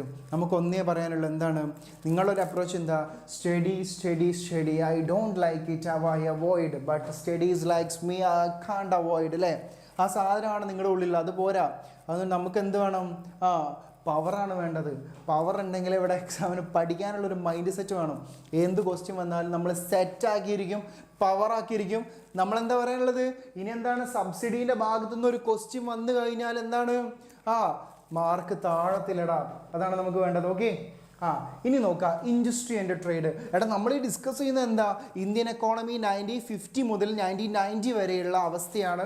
ആ സമയത്ത് ഇൻഡസ്ട്രി ആൻഡ് ട്രേഡ്, നമ്മുടെ വ്യവസായവും അതുപോലെ തന്നെ വ്യാപാരത്തിൻ്റെയും അവസ്ഥ എന്താണ് നമ്മൾ അടുത്ത് പറയാൻ പോകുന്നത്. വ്യവസായം, വ്യാപാരം, വ്യവസായം, വ്യാപാരം, ഈ കാര്യങ്ങളാണ് നമ്മൾ പറയുന്നത്.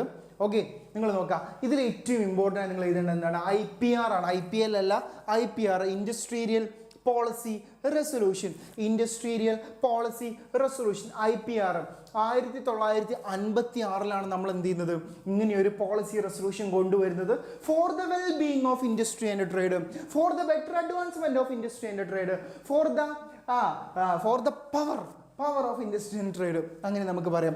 IPL അല്ലടാ, IPR, industrial policy resolution. Okay, IPR 1956 was adopted with the goal that the state should have give more control over industries in the economy. നമുക്കറിയാം നമ്മുടെ ഗവൺമെൻറ് എന്ത് ചെയ്ത് ഇവിടെയുള്ള ഇൻഡസ്ട്രികൾ എന്താണ് അവരുടെ രീതിയിൽ തന്നെ പ്രൊട്ടക്റ്റ് ചെയ്ത് നിർത്തിയ ഒരു സമീപനമാണ് ഉണ്ടായിരുന്നത്. അല്ലെങ്കിൽ ഇൻഡസ്ട്രികൾ എന്താണ്, ഇൻഡസ്ട്രികൾ നമുക്ക് വേണം, അനിവാര്യമാണ്, അത് നമുക്ക് നിർബന്ധമായിട്ട് വേണം. അതിന് വേണ്ടിയിട്ടാണ് ഈ IPR പോളിസി കൊണ്ടുവന്നത്. ഇത് IPR പ്രകാരം എന്താണ്, നമ്മുടെ ഇൻഡസ്ട്രികളെ 3ആയിട്ട് തരംതിരിക്കുന്നുണ്ട്. IPR പ്രകാരം 3ആയിട്ട് നമ്മുടെ ഇൻഡസ്ട്രികൾ തരംതിരിക്കുന്നുണ്ട്. എത്രയായിട്ട് തരംതിരിക്കുന്നത്, 3ആയിട്ട് തരംതിരിക്കുന്നുണ്ട്. IPR പ്രകാരം 3ആയിട്ട് തരംതിരിക്കുന്നുണ്ട്. കേൾക്കുന്നില്ലേ സാർ, മൈക്കുന്നോ? കേൾക്കുന്നില്ലേ? പ്രശ്നമുണ്ടോ, വോയിസ് എന്തെങ്കിലും പ്രശ്നമുണ്ടോ? ഉണ്ടെങ്കിൽ പറയേ. വോയിസ് ഓക്കെ ആണെന്നോ ഒന്ന് ഓക്കെ പറയും. വോയിസ് ഓക്കെ ആണെങ്കിൽ ഒന്ന് ഓക്കെ പറയും.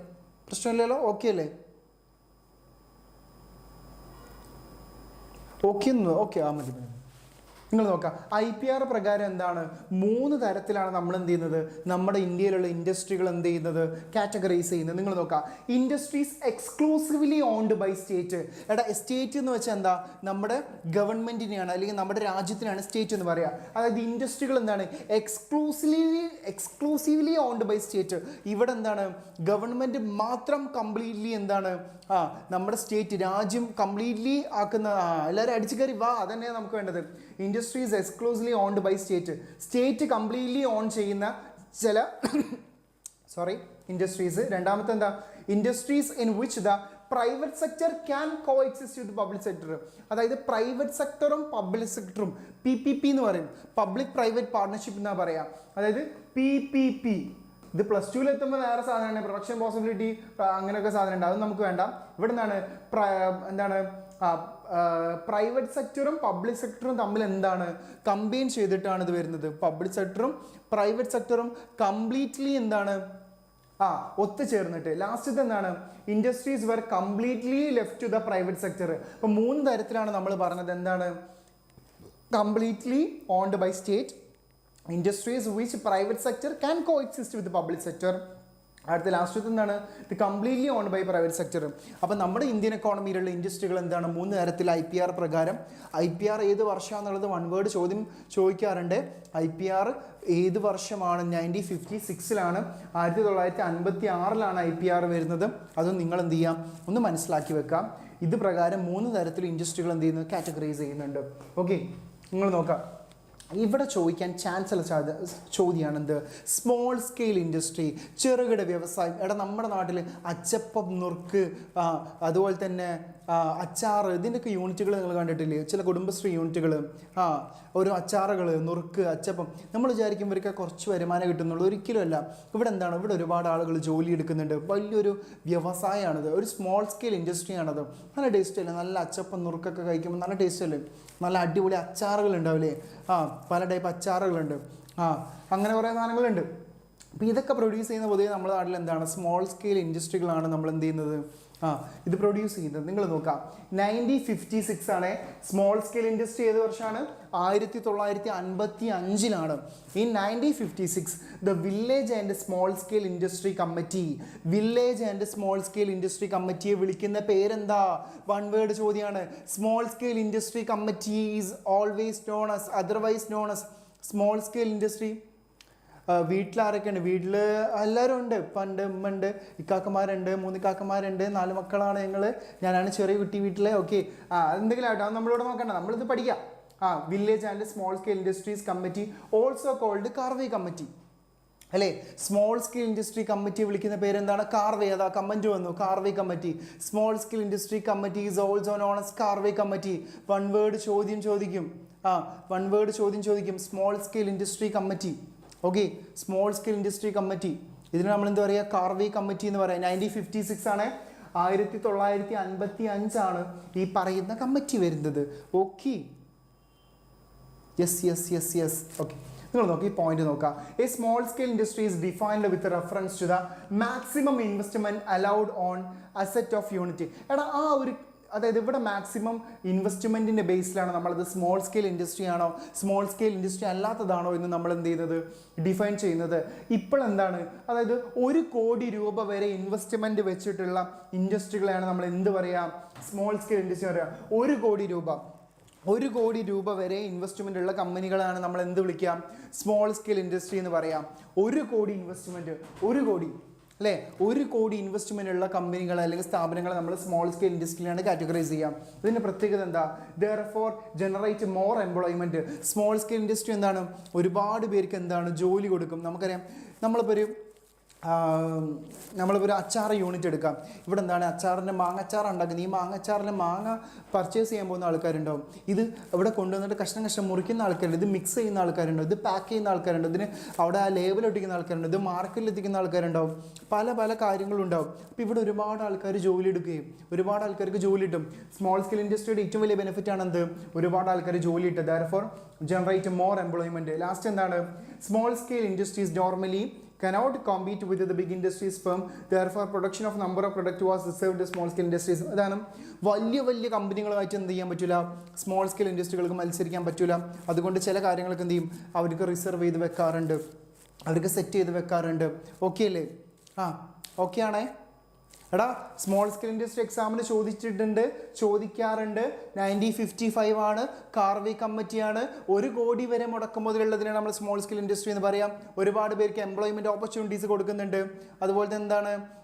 ചില കാര്യങ്ങൾക്ക് അവരെന്താണ്? റിസർവേഷൻ ഗവൺമെൻറ് കൊടുക്കുന്നുണ്ട്. ഓക്കെ ആണ് മുഹമ്മദ് അലി? ഓക്കെ ആണ്? മതി. സെറ്റാണ്. എടാ, എന്തെങ്കിലും ഡൗട്ടും കാര്യങ്ങളുണ്ടെങ്കിൽ നിങ്ങൾ ചോദിക്കുക.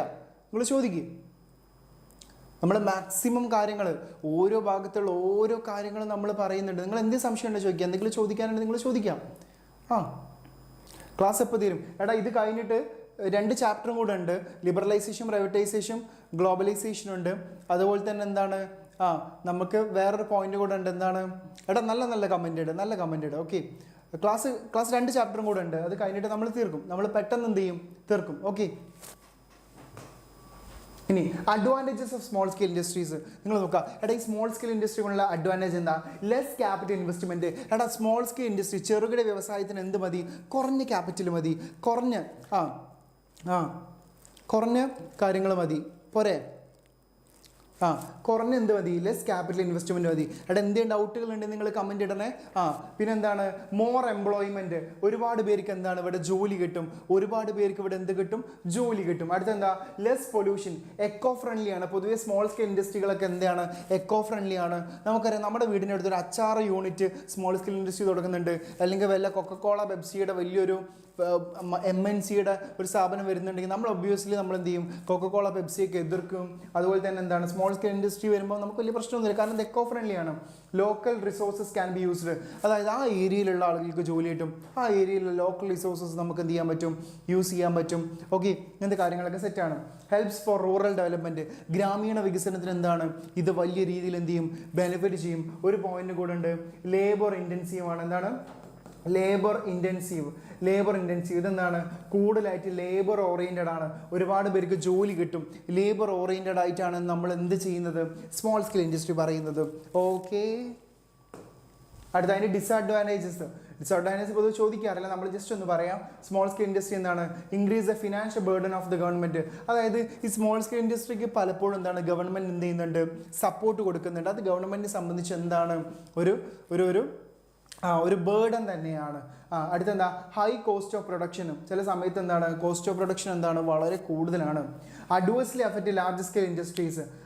ലാർജ് സ്കെയിൽ ഇൻഡസ്ട്രികളെ പലപ്പോഴും എന്ത് ചെയ്യും, ഇത് അഫക്റ്റ് ചെയ്യാറുണ്ട്. സ്മോൾ സ്കെയിൽ ഇൻഡസ്ട്രിയുടെ കടന്നുവരവ് ചിലപ്പോൾ എന്ത് ചെയ്യും, ഈ പറയുന്ന ചില ആളുകൾ എന്ത് ചെയ്യും, ബാധിക്കാറുണ്ട്. ലാക്ക് ഓഫ് പ്രോപ്പർ മാർക്കറ്റിംഗ്, അതായത് മാർക്കറ്റിംഗ് ഇല്ല. നമുക്കറിയാം, പ്രത്യേകിച്ച് ഒരു ലേബലും ഒന്നും ഇല്ലാത്തൊരു സാധനം മാർക്കറ്റിൽ വിൽക്കുകയാണെങ്കിൽ ചില ആളുകൾ വാങ്ങിക്കില്ല. കൃത്യമായിട്ടുള്ള ലേബലുകളും കാര്യങ്ങളും അതിന് മാർക്കറ്റിങ്ങും ഇല്ലാതെ വലിയ പരസ്യങ്ങളൊന്നും ഇല്ലാതെ ചെയ്യുന്ന സാധനങ്ങൾ നമ്മൾ എന്ത് ചെയ്യില്ല, വാങ്ങിക്കാറില്ല. ലാക്ക് ഓഫ് ക്രെഡിറ്റ് ഫെസിലിറ്റീസ്, പലപ്പോഴും എന്താണ്, ക്രെഡിറ്റ് ഫെസിലിറ്റീസ്, പൈസൻ്റെ പ്രശ്നങ്ങൾ സ്മോൾ സ്കെയിൽ ഇൻഡസ്ട്രിക്ക് പലപ്പോഴും ബാധിക്കാറുണ്ട്. ലാസ്റ്റ് നമുക്ക് അങ്ങനെ ട്രേഡ് പോളിസി എന്താണ്, നമ്മുടെ ഈ 1950 മുതൽ 1990 വരെയുള്ള ട്രേഡ് പോളിസി നിങ്ങൾ നോക്കാം. Our trade policies import substitution. അപ്പോൾ നമ്മുടെ ട്രേഡ് പോളിസി വിളിക്കുന്ന പേരെന്താണ്, import substitution. Our trade policies known as import substitution. Our trade policies known as എന്താണ്, ഇമ്പോർട്ട് സബ്സ്റ്റിറ്റ്യൂഷൻ അല്ലേ. അവിടെ ഇമ്പോർട്ട് സബ്സ്റ്റിറ്റ്യൂഷൻ എന്നല്ലേ ട്രേഡ് പോളിസി വിളിക്കുന്ന പേരെന്താണ്, ഇമ്പോർട്ട് സബ്സ്റ്റിറ്റ്യൂഷൻ എന്നാണ് നമ്മൾ വിളിക്കുന്നത്. വൺ വേർഡ് ചോദ്യം ചോദിക്കാം, ഇന്ത്യയുടെ ട്രേഡ് പോളിസി വിളിക്കുന്ന പേരെന്താണ്, ഇമ്പോർട്ട് സബ്സ്റ്റിറ്റ്യൂഷൻ ആണ്. ഓക്കെ, നിങ്ങൾ നോക്കുക, ഇത്തിരി വെള്ളം കുടിച്ചാട്ടോ, 1 മിനിറ്റ്.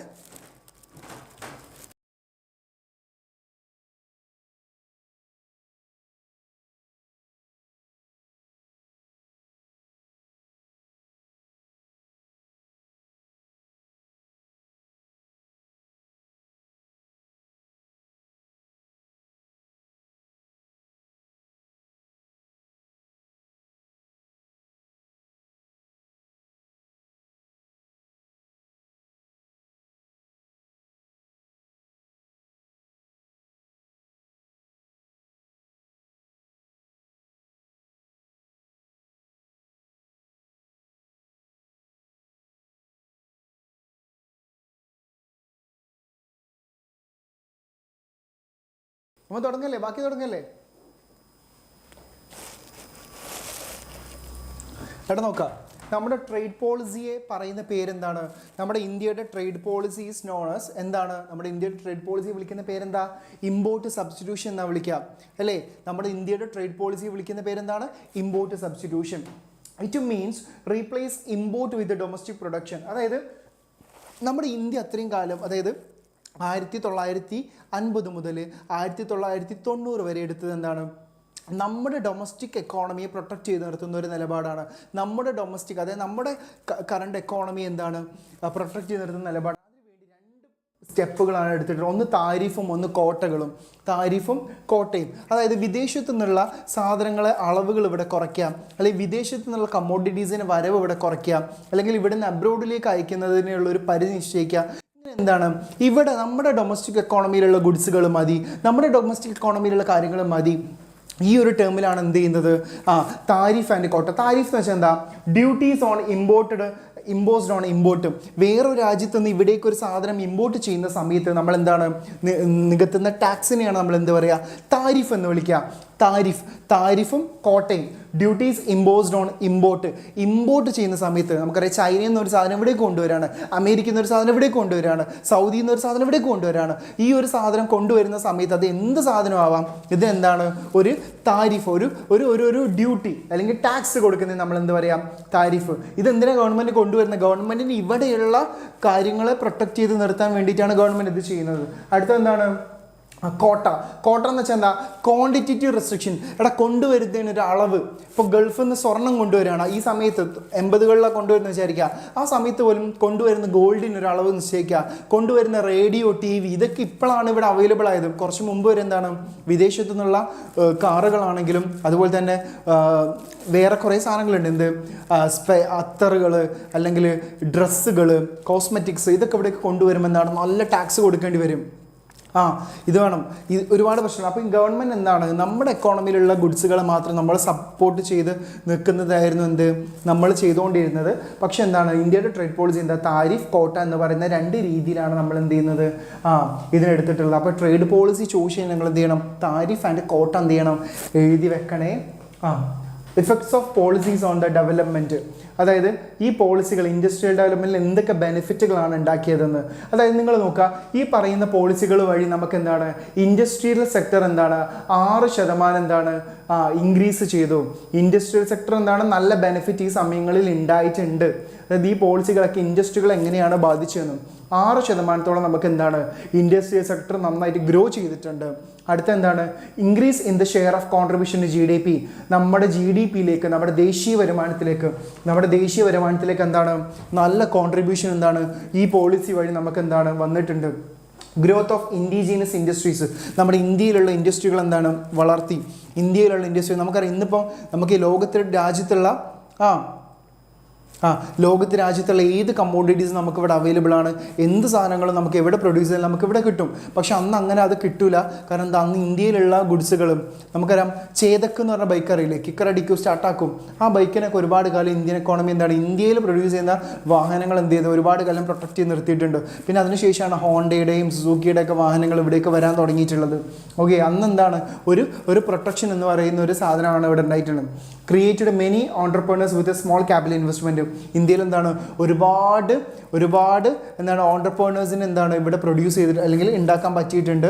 ഇന്ത്യയുടെ ഈ ഒരു ട്രേഡ് പോളിസി അല്ലെങ്കിൽ ഇന്ത്യയുടെ ഈ ഒരു ഇൻഡസ്ട്രിയൽ അതായത് ഈ പോളിസി വഴി ജനറേറ്റഡ് മില്യൺ ജോബ് ഓപ്പർച്യൂണിറ്റീസ്. ഇന്ത്യയിൽ ഒരുപാട് ജോബ് ഓപ്പർച്യൂണിറ്റീസ്, ഒരുപാട് പേർക്ക് ജോലി കിട്ടിയിട്ടുണ്ട്. ഈ ഒരു ഇതിൻ്റെ ബെനിഫിറ്റ് ആയിട്ടാണ് നമ്മൾ പറയുന്നത്.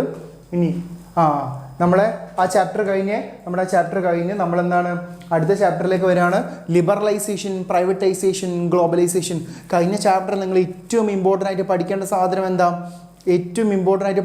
എന്താണെന്ന് വെച്ചാൽ green revolution, goals of 5-year plan, അതുപോലെ തന്നെ IPR പഠിക്കണം. സ്മോൾ സ്കെയിൽ ഇൻഡസ്ട്രി നിങ്ങൾ നോക്കി വെക്കണേ, സെറ്റാക്കി വെക്കണേ. മാർക്ക് താഴത്തിലടാ, ആ പോളിസിയാണ് നമുക്ക് എപ്പോഴും വേണ്ടത്. നിങ്ങൾ നോക്കാം. അടുത്തത് ഇത് കഴിഞ്ഞിട്ട് നമുക്ക് പോവർട്ടിയുടെ ചാപ്റ്റർ ഉണ്ട്. പോവർട്ടിയുടെ ചാപ്റ്റർ അത്യാവശ്യം നല്ല എളുപ്പമാണ്. ഇതിൽ നിങ്ങൾ എന്ത് ചെയ്യണം, മനസ്സിലാക്കാം. എന്താണ് LPG എന്ന് വെച്ചാൽ LPG ഒന്ന് കമൻറ്റ് ഇട്ടേ. വാട്ട് ഈസ് LPG എന്താണ്? പെട്ടെന്ന് പറയും. What is LPG? പെട്ടെന്നൊന്ന് കമൻറ്റ്. എന്താണ് LPG? What is LPG? എന്താണ് LPG? LPG എന്താ? വേഗം. LPG എന്താണ്?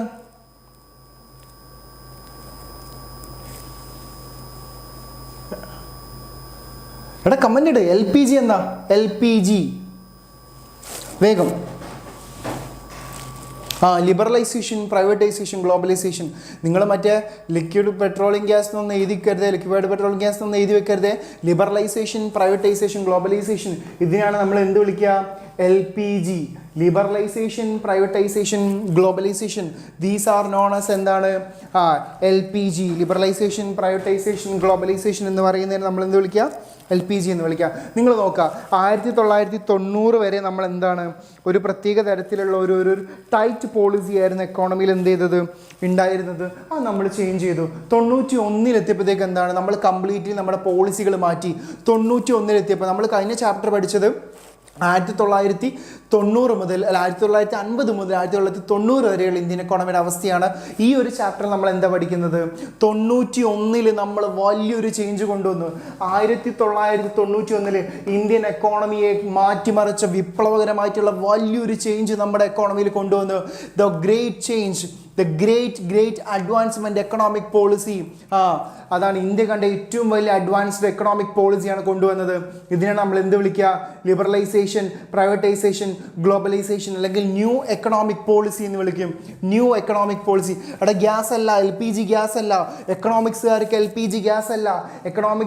LPG ഗ്യാസ് അല്ല. നമുക്ക് എന്താണ്?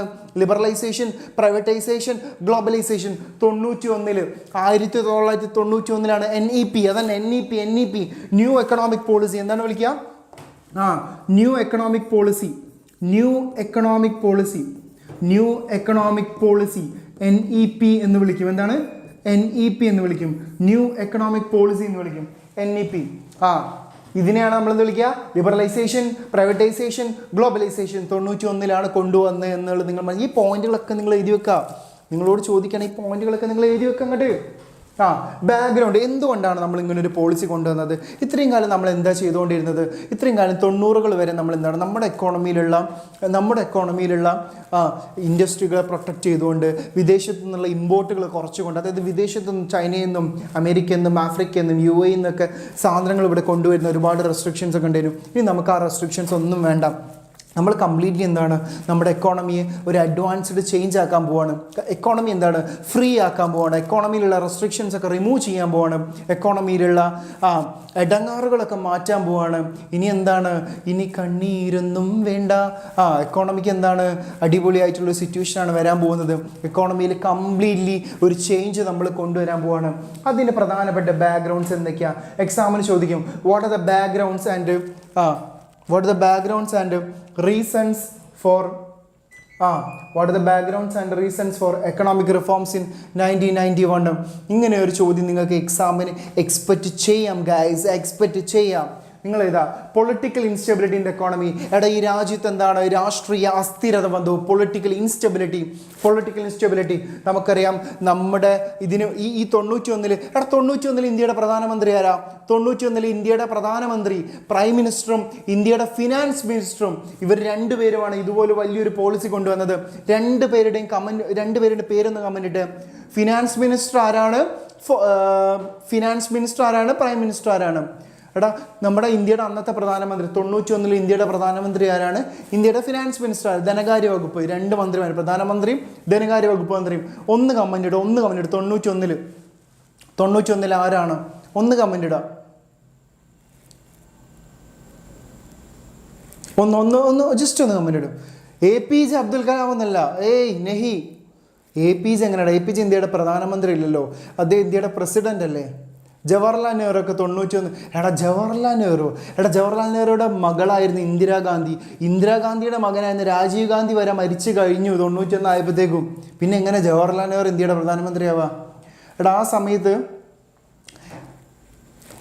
ഫിനാൻസ് മിനിസ്റ്റർ അന്നത്തെ ഇന്ത്യയുടെ ധനകാര്യ വകുപ്പ് മന്ത്രി ഡോക്ടർ മൻമോഹൻ സിംഗ് ആണ്. അദ്ദേഹമാണ് പിന്നീട് ഇന്ത്യയുടെ പ്രധാനമന്ത്രി ആയത്. 2004 മുതൽ 2008 വരെ, 2014 വരെ ഇന്ത്യയുടെ പ്രധാനമന്ത്രിയായിരുന്നു. 2004 മുതൽ 2014 ഇന്ത്യയുടെ പ്രധാനമന്ത്രിയായിരുന്നു. അദ്ദേഹമായിരുന്നു 91 ഇന്ത്യയുടെ ഫിനാൻസ് മിനിസ്റ്റർ. അന്നത്തെ പ്രധാനമന്ത്രി PV നരസിംഹറാവു ആയിരുന്നു. അന്നത്തെ ഇന്ത്യയുടെ പ്രധാനമന്ത്രി PV നരസിംഹറാവു ആയിരുന്നു ഇന്ത്യയുടെ പ്രധാനമന്ത്രി എന്ന് നിങ്ങൾ മനസ്സിലാക്കാം. അന്ന് ഒരുപാട് പൊളിറ്റിക്കൽ ഇൻസ്റ്റെബിലിറ്റി ഉണ്ടായിരുന്നു. വൺ പാർട്ടി ഡോമിനൻസ് തകർന്നു. അന്ന് മുന്നണി സംവിധാനമായി മാറി. ഒരുപാട് തരത്തിലുള്ള പ്രശ്നങ്ങൾ ഉണ്ടായിരുന്നു എന്ന് നിങ്ങൾ മനസ്സിലാക്കാം. അടുത്തത് inefficient management of the Indian economy 1980s. അതായത് ഇന്ത്യൻ എക്കോണമിയിൽ ഉണ്ടായിരുന്ന പല പോളിസികളും എന്താണ് പരാജയപ്പെടാൻ തുടങ്ങി. ഇങ്ങനെ പ്രശ്നങ്ങൾ ഉണ്ടായതുകൊണ്ടാണ് നമ്മൾ NEP കൊണ്ടുവന്നത്. ലിബറലൈസേഷനും പ്രൈവറ്റൈസേഷനും ഗ്ലോബലൈസേഷനും നമ്മളിവിടെ കൊണ്ടുവന്നത്. Foreign exchange was spend on meeting consumption needs. Foreign exchange, foreign കറൻസിയുടെ ഇൻഅഡ്വക്കൻസി. ഫോറിൻ കറൻസീസ് എന്താണ് ഇവിടെ അവൈലബിൾ അല്ല. ഫോറിൻ കറൻസി നമുക്ക് കിട്ടാനില്ല ഗൈസ്. Foreign currency ഇല്ലാത്തൊരവസ്ഥ. നമുക്ക് വിദേശ രാജ്യവുമായിട്ട് വ്യാപാരം നടത്താൻ ഫോറിൻ കറൻസി മസ്റ്റാണ്. അതില്ലാത്തൊരു സിറ്റുവേഷൻ വളരെ വേഴ്സ്റ്റ് ആയിട്ടുള്ള കണ്ടീഷനാണ് മനസ്സിലാക്കാം. Foreign exchange reserve declined at a level that was not advocate to finance import more than 2 weeks. അതായത് നമുക്ക് വിദേശത്തു നിന്ന് സാധനങ്ങൾ ഇവിടെ ഇറക്കുന്നുണ്ട്, ചെറിയ രീതിയിലെങ്കിലും ഇവിടെ ഇറക്കുന്നുണ്ട്. അതിന് കൊടുക്കാൻ നമ്മുടെ കയ്യിൽ എന്തില്ല? ഡോളറോ യൂറോയോ അതുപോലെയുള്ള കറൻസികളൊന്നും നമ്മുടെ കയ്യിലില്ല. ഒരു 2 ആഴ്ചത്തോളം കയ്യിൽ വെക്കാൻ പറ്റുന്ന ഫോറിൻ കറൻസി മാത്രം നമ്മുടെ കയ്യിലുള്ള, അത് മാത്രമാണ് നമ്മുടെ വിഷയമായിട്ട് വരുന്നത്. അടുത്തെന്താ? ഗൾഫ് യുദ്ധം, അതുമായിട്ട് ബന്ധപ്പെട്ട ഓയിൽ ക്രൈസിസ്, ഇതൊക്കെ വലിയൊരു പ്രശ്നമായിരുന്നു. അടുത്ത സ്ലോ ഗ്രോത്ത് ഓഫ് ദ എക്കോണമിയുടെ സ്ലോ ഗ്രോത്ത്. എക്കോണമി പതിയെ പ്രത്യേകിച്ച് ഗ്രോത്ത് ഒന്നും വരുന്നില്ല. എന്തൊക്കെയോ പോളിസികൾ കൊണ്ടുവരുന്നുണ്ട്, പക്ഷെ അതൊന്നും അങ്ങോട്ട് സെറ്റ് ആവുന്നില്ല. Poor performance of public sector. നമ്മുടെ പൊതുമേഖലാ സ്ഥാപനങ്ങൾ എന്താണ് വളരെ മോശം രീതിയിലാണ് പ്രവർത്തിച്ചുകൊണ്ടിരിക്കുന്നത്. എന്തൊക്കെയോ തോന്നിയ പോലെ ഇങ്ങനെ പ്രവർത്തിക്കാം. ഇതും ഒരു പ്രശ്നമായിട്ട് വന്നു. Price rise of essential good. സാധന സേവനങ്ങളുടെ വില കൂടുക. അരിക്ക് വില കൂടുക, പെട്രോളിന് വില കൂടുക, മണ്ണെണ്ണയ്ക്ക് വില കൂടുക, ബ്രെഡിന് വില കൂടുക, ജാമിന് വില കൂടുക. ഡ്രസ്സിന് വില കൂടുക, കല്ലുപ്പിന് വില കൂടുക, പച്ചക്കറിക്ക് വില കൂടുക, പഴങ്ങൾക്ക് വില കൂടുക, സാധനങ്ങൾക്കൊക്കെ എസെൻഷ്യൽ കമ്മോഡിറ്റീസ് എന്താണ് വില ഇങ്ങനെ കൂടുക. ഈ പ്രശ്നങ്ങളൊക്കെ സംഭവിച്ചപ്പോഴാണ് നമ്മൾ എന്ത് ചെയ്തത്? എക്കണോമിക് റിഫോംസ് 91 വലിയൊരു പോളിസി കൊണ്ടുവന്നത്. ഈ സമയത്താണ് നമ്മൾ എന്ത് ചെയ്തത്? ഇങ്ങനത്തെ പ്രശ്നങ്ങൾ സംഭവിച്ചുകൊണ്ടാണ് നമ്മൾ എന്ത് കൊണ്ടുവന്നത്? LPG കൊണ്ടുവന്നത്. എടാ ഈ പോയിന്റ് ഓക്കെ അല്ലേ? എക്സാമിന് ചോദിക്കും വാട്ട് ആർ ദ ബാക്ക്ഗ്രൗണ്ട്സ് അല്ലെങ്കിൽ reasons behind the LPG new economic policy. ഇത് ഓക്കെ അല്ലേ? ഓക്കെ ആണെങ്കിൽ ഒന്ന് ഓക്കെ എന്ന് കമന്റ് ഇടേ. അടുത്ത നോക്കുക, ഇന്ത്യ എന്താ ചെയ്തത്? ഈ പ്രശ്നങ്ങൾ, ഇത്രയും പ്രശ്നങ്ങൾ വന്നു, ഫോറിൻ റിസർവ് ഇല്ല, BOP ക്രൈസിസ്. നിങ്ങൾ മനസ്സിലാക്കുക, എക്സാമിന് ചോദിക്കുകയാണെങ്കിൽ BOP ക്രൈസിസ് എന്നും കൂടെ എഴുതി വെക്കട്ടോ. ഇതൊക്കെ നിങ്ങൾ +2 പഠിക്കാനുണ്ട്.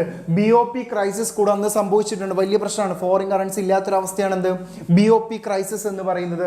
ഈ ഒരു പ്രശ്നം വന്ന് ചുറ്റുമുള്ളതെല്ലാം നഷ്ടപ്പെട്ടെന്ന് തോന്നിയാൽ അന്ന് നിനക്ക് സഹായം ചോദിച്ചു ചെല്ലാൻ ഒരാളെ ഉണ്ടാവുള്ളൂ. ആരാണത്? നമ്മൾ സ്റ്റീഫൻ നെടുമ്പള്ളി എന്ന് പറയുന്ന പോലെ IBRD ആൻഡ് IMF. IBRDയും IMFിൻ്റെ അടുത്ത് ആര് പോയി? ഇന്ത്യയുടെ പ്രധാനമന്ത്രിയും ഇന്ത്യയുടെ ഫിനാൻസ് മിനിസ്റ്ററും പോയി.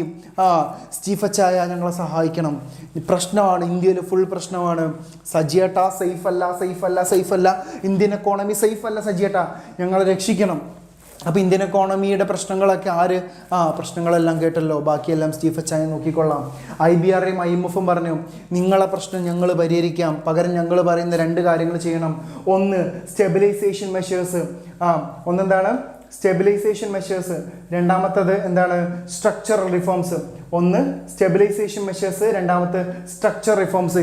ഈ 2 കാര്യങ്ങളും എക്കോണമിയിൽ കൊണ്ടുവരുന്നു. ഇതിനെയാണ് നമ്മൾ ശരിക്കും എന്ത് പറയുക? Liberalisation, privatisation, globalisation. Stabilisation measure എന്താ? നമുക്കറിയാം, നമ്മുടെ ഇന്ത്യയിൽ പൈസ ഇല്ല, ഇന്ത്യൻ്റെ കയ്യിൽ പൈസ ഇല്ല, കടമെടുത്ത പ്രശ്നം, പൊളിറ്റിക്കൽ സ്റ്റെബിലിറ്റി. ഇന്ത്യ എന്ത് ചെയ്ത്? ഇന്ത്യയുടെ കയ്യിലുള്ള ഗോൾഡ് എന്ത് ചെയ്ത്? ആരെടുത്ത് കൊണ്ടുപോയി പണയം വെച്ച് IBRDയും IMFിൻ്റെയും കയ്യിൽ കൊണ്ട് പണയം വെച്ചിട്ട് നമുക്ക് എന്ത് കിട്ടി? $7 മില്യൺ നമുക്ക് കിട്ടിയത്. $7 മില്യൺ നമ്മൾ എന്ത് ചെയ്തത്? നമ്മുടെ കടം വീട്ടാൻ വേണ്ടിയിട്ട് IMFും IBRDയും 91 നമ്മൾ പൈസ തന്ന് സഹായിച്ചത്. നിങ്ങൾ മനസ്സിലാക്കുക, 1991 $7 മില്യൺ നമുക്ക് എന്ത് ചെയ്തത്? അന്ന് നമ്മൾ ഗോൾഡ് പണയം വെച്ചിട്ട് തന്നത്. എന്നിട്ട് അവർ പറഞ്ഞു നിങ്ങൾ എന്ത് ചെയ്യണം? ഇന്ത്യൻ എക്കോണമി എന്ത് ചെയ്യണം? വിശാലമാക്കണം, ഇന്ത്യൻ എക്കോണമി ഓപ്പൺ ആക്കണം, ഇന്ത്യൻ എക്കോണമിയിൽ ലിബറലൈസേഷനും പ്രൈവറ്റൈസേഷനും ഗ്ലോബലൈസേഷനും നിങ്ങൾ ഡെഫിനറ്റ്ലി സ്റ്റാർട്ട് ചെയ്യണം. ഇത് സ്റ്റാർട്ട് ചെയ്തേ പറ്റുള്ളൂ, ഇത് കൊണ്ടുവന്നാലേ ഈ രാജ്യം രക്ഷപ്പെടുള്ളൂ. ഫസ്റ്റ് സ്റ്റെബിലൈസേഷൻ മെഷേഴ്സ്, അതായത് ഇതൊരു ഷോർട്ട് ടേം മെഷറാണ്.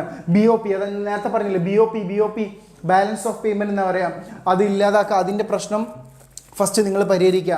രണ്ടാമത് സ്ട്രക്ചറൽ റിഫോംസ്. ഇതിനാണ് നമ്മൾ എന്ത് പറയാം? ഇത് ലോങ് ടേം മെഷറാണ്, അതായത് എക്കോണമിയിലുള്ള എഫിഷ്യൻസി കൂട്ടുക. അതിന് വേണ്ടിയിട്ട് ലിബറലൈസേഷനും പ്രൈവറ്റൈസേഷനും ഗ്ലോബലൈസേഷനും സ്റ്റാർട്ട് ചെയ്യുക. നിങ്ങൾ മനസ്സിലാക്കുക, നമ്മൾ തുടങ്ങുകയാണ് ലിബറലൈസേഷൻ. എന്താണ് ലിബറലൈസേഷൻ? എടാ ലിബറലൈസേഷൻ എന്ന് വെച്ചാൽ എന്താ? എക്കോണമിയിലെ റെസ്ട്രിക്ഷൻസ് റിമൂവ് ചെയ്യുക, എക്കോണമി എന്ത് ചെയ്യുക? ഈസി ആക്കുക, എക്കോണമിയെ ഉദാരവൽക്കരണം എന്ന് മലയാളത്തിൽ പറയും. എക്കോണമിയിൽ എന്ത് ചെയ്യുക? എക്കോണമിയിലുള്ള പ്രശ്നങ്ങൾ എന്ത് ചെയ്യുക? ഒന്ന് പരിഹരിക്കുക. ഇതാണ് നമ്മൾ ലിബറലൈസേഷൻ കൊണ്ട് ഉദ്ദേശിക്കുന്നത്. നോക്കുക, liberalisation means liberating the economy from all restrictions. അതായത് എക്കോണമിയിലുള്ള റെസ്ട്രിക്ഷൻസ് എന്ത് ചെയ്യാം? എക്കോണമി എന്ത് ചെയ്യാം? കരകയറ്റുക, മാറ്റിമറിക്കുക. അവിടെ പറയുന്ന പ്രധാന സാധനം എന്താ? ഫസ്റ്റ് വൺ എന്താണ്? Industrial reforms. ഇൻഡസ്ട്രിയൽ സെക്ടറിൽ നമ്മൾ എന്ത് ചെയ്യുക? കുറച്ച് മാറ്റങ്ങൾ കൊണ്ടുവരിക. ഒന്നെന്താണ്? Industrial sector deregulated. നമ്മൾ ഇത്രയും കാലം പറഞ്ഞ എന്താ? ഇൻഡസ്ട്രിയൽ സെക്ടറിനെ ഗവൺമെൻറ് കൈയടക്കി വെച്ചിരിക്കുകയായിരുന്നു. ഗവൺമെൻറ് പറയുന്ന മാത്രമായിരുന്നു ഇൻഡസ്ട്രിയൽ സെക്ടറിലെ പോളിസികൾ. അതെല്ലാം നമ്മൾ കംപ്ലീറ്റ്ലി മാറ്റിയിട്ട് എന്ത് ചെയ്യാൻ പോവാണ്? ഇൻഡസ്ട്രിയൽ സെക്ടറിനെ ഡീറെഗുലേറ്റ് ചെയ്യാൻ പോവുക. റെഗുലേഷൻ ഉള്ളത് ഡീറെഗുലേറ്റ് ചെയ്യാൻ പോവാണ്. ഗവൺമെൻറ് പറയുന്ന പോലെയല്ല, ഗവൺമെൻറ് പറയുന്നതും മാറ്റിയിട്ട് നമ്മൾ എന്ത് ചെയ്യാം? വേറെ ഓപ്പൺ ചെയ്ത് കൊടുക്കാം. Industry licensing abolished. ഇൻഡസ്ട്രി തുടങ്ങാൻ ഇവിടെ ലൈസൻസ് ഉണ്ടായിരുന്നു, ഈ ലൈസൻസ് ഒന്നും വേണ്ട, ആർക്ക് വേണമെങ്കിലും ഇൻഡസ്ട്രി തുടങ്ങാം, ആർക്ക് വേണമെങ്കിലും ഇൻഡസ്ട്രി സ്റ്റാർട്ട് ചെയ്യാം എന്ന് പറയുന്ന ഒരു പോളിസിയിലേക്ക് നമ്മൾ എന്ത് ചെയ്ത് മാറിയിട്ടുണ്ട്. അടുത്തത് only some industries were reserved for public sector. അതായത് എന്നിരുന്നാൽ പോലും ചിലത് ഡിഫൻസ്, റെയിൽവേ ഇങ്ങനത്തെ കുറച്ച് ഇൻഡസ്ട്രികൾ എന്താണ്? ഗവൺമെൻറ്റിൻ്റെ കയ്യിൽ വെച്ചിട്ടുണ്ടായിരുന്നു. അടുത്തത് MRTP and FERA act amendment കൊണ്ടുവന്നു. Monopoly restrictive trade practice act, അതൊരു ആക്റ്റാണ്. ഈ ആക്റ്റുകൾ എന്ത് ചെയ്ത് നമ്മൾ എന്ത് ചെയ്ത് ഒന്ന് ചേഞ്ച് ചെയ്ത്, ഒന്ന് ജസ്റ്റ് എന്ത് ചെയ്ത് ചേഞ്ച് ചെയ്യുകയാണ്. അടുത്തെന്താ reservation of goods for small scale sector. Small scale സെക്ടറിനെ പ്രൊട്ടക്ട് ചെയ്യുന്ന പോളിസികളൊക്കെ നമ്മൾ എടുത്ത് ഒഴിവാക്കി. അപ്പോൾ ഇൻഡസ്ട്രിയൽ സെക്ടർ എന്ത് ചെയ്ത് കംപ്ലീറ്റ്ലി നമ്മൾ എന്ത് ചെയ്ത് ഈസി ആക്കി. ലിബറലൈസേഷൻ എന്ന് വെച്ചാൽ എന്താ ഈസി ആക്കുക, റെസ്ട്രിക്ഷൻസ് ഒക്കെ റിമൂവ് ചെയ്യുക, പ്രശ്നങ്ങൾ എന്ത് ചെയ്യുക ഒഴിവാക്കുക, എക്കോണമിയിലുള്ള റിജിഡ് ആയിട്ടുള്ള പോളിസികളൊക്കെ എന്ത് ചെയ്യാം ഈസി ആക്കുക. റിജിഡ് പോളിസികൾ നമ്മൾ എന്ത് ചെയ്യുക ഈസി ആക്കുക, റിജിഡ് ആയിട്ടുള്ള കാര്യങ്ങൾ ഈസി ആക്കുക. അപ്പോൾ ഇൻഡസ്ട്രിയൽ സെക്ടറിൽ നമ്മൾ എന്ത് ചെയ്യാം ഈ പറഞ്ഞ കാര്യങ്ങളൊക്കെ എന്ത് ചെയ്തു. അതുപോലെ ഫിനാൻഷ്യൽ സെക്ടർ റിഫോംസും. എടാ ഒറ്റ മിനിറ്റ് ഇത്തിരി വെള്ളം കുടിച്ചേട്ടാ. ഫിനാൻഷ്യൽ സെക്ടർ നമ്മൾ എന്താ ചെയ്യുന്നത്? ഫിനാൻഷ്യൽ സെക്ടറിൽ നിങ്ങൾ നോക്കുക, ഫിനാൻഷ്യൽ സെക്ടർ നമ്മൾ എന്താ ചെയ്യുന്നത്? ഫിനാൻഷ്യൽ സെക്ടറിലും നമ്മൾ എന്ത് ചെയ്യുന്നുണ്ട്? കുറച്ച് ചേഞ്ചസ് എന്ത് ചെയ്യുന്നുണ്ട്? വരുത്തുന്നുണ്ട്. Okay,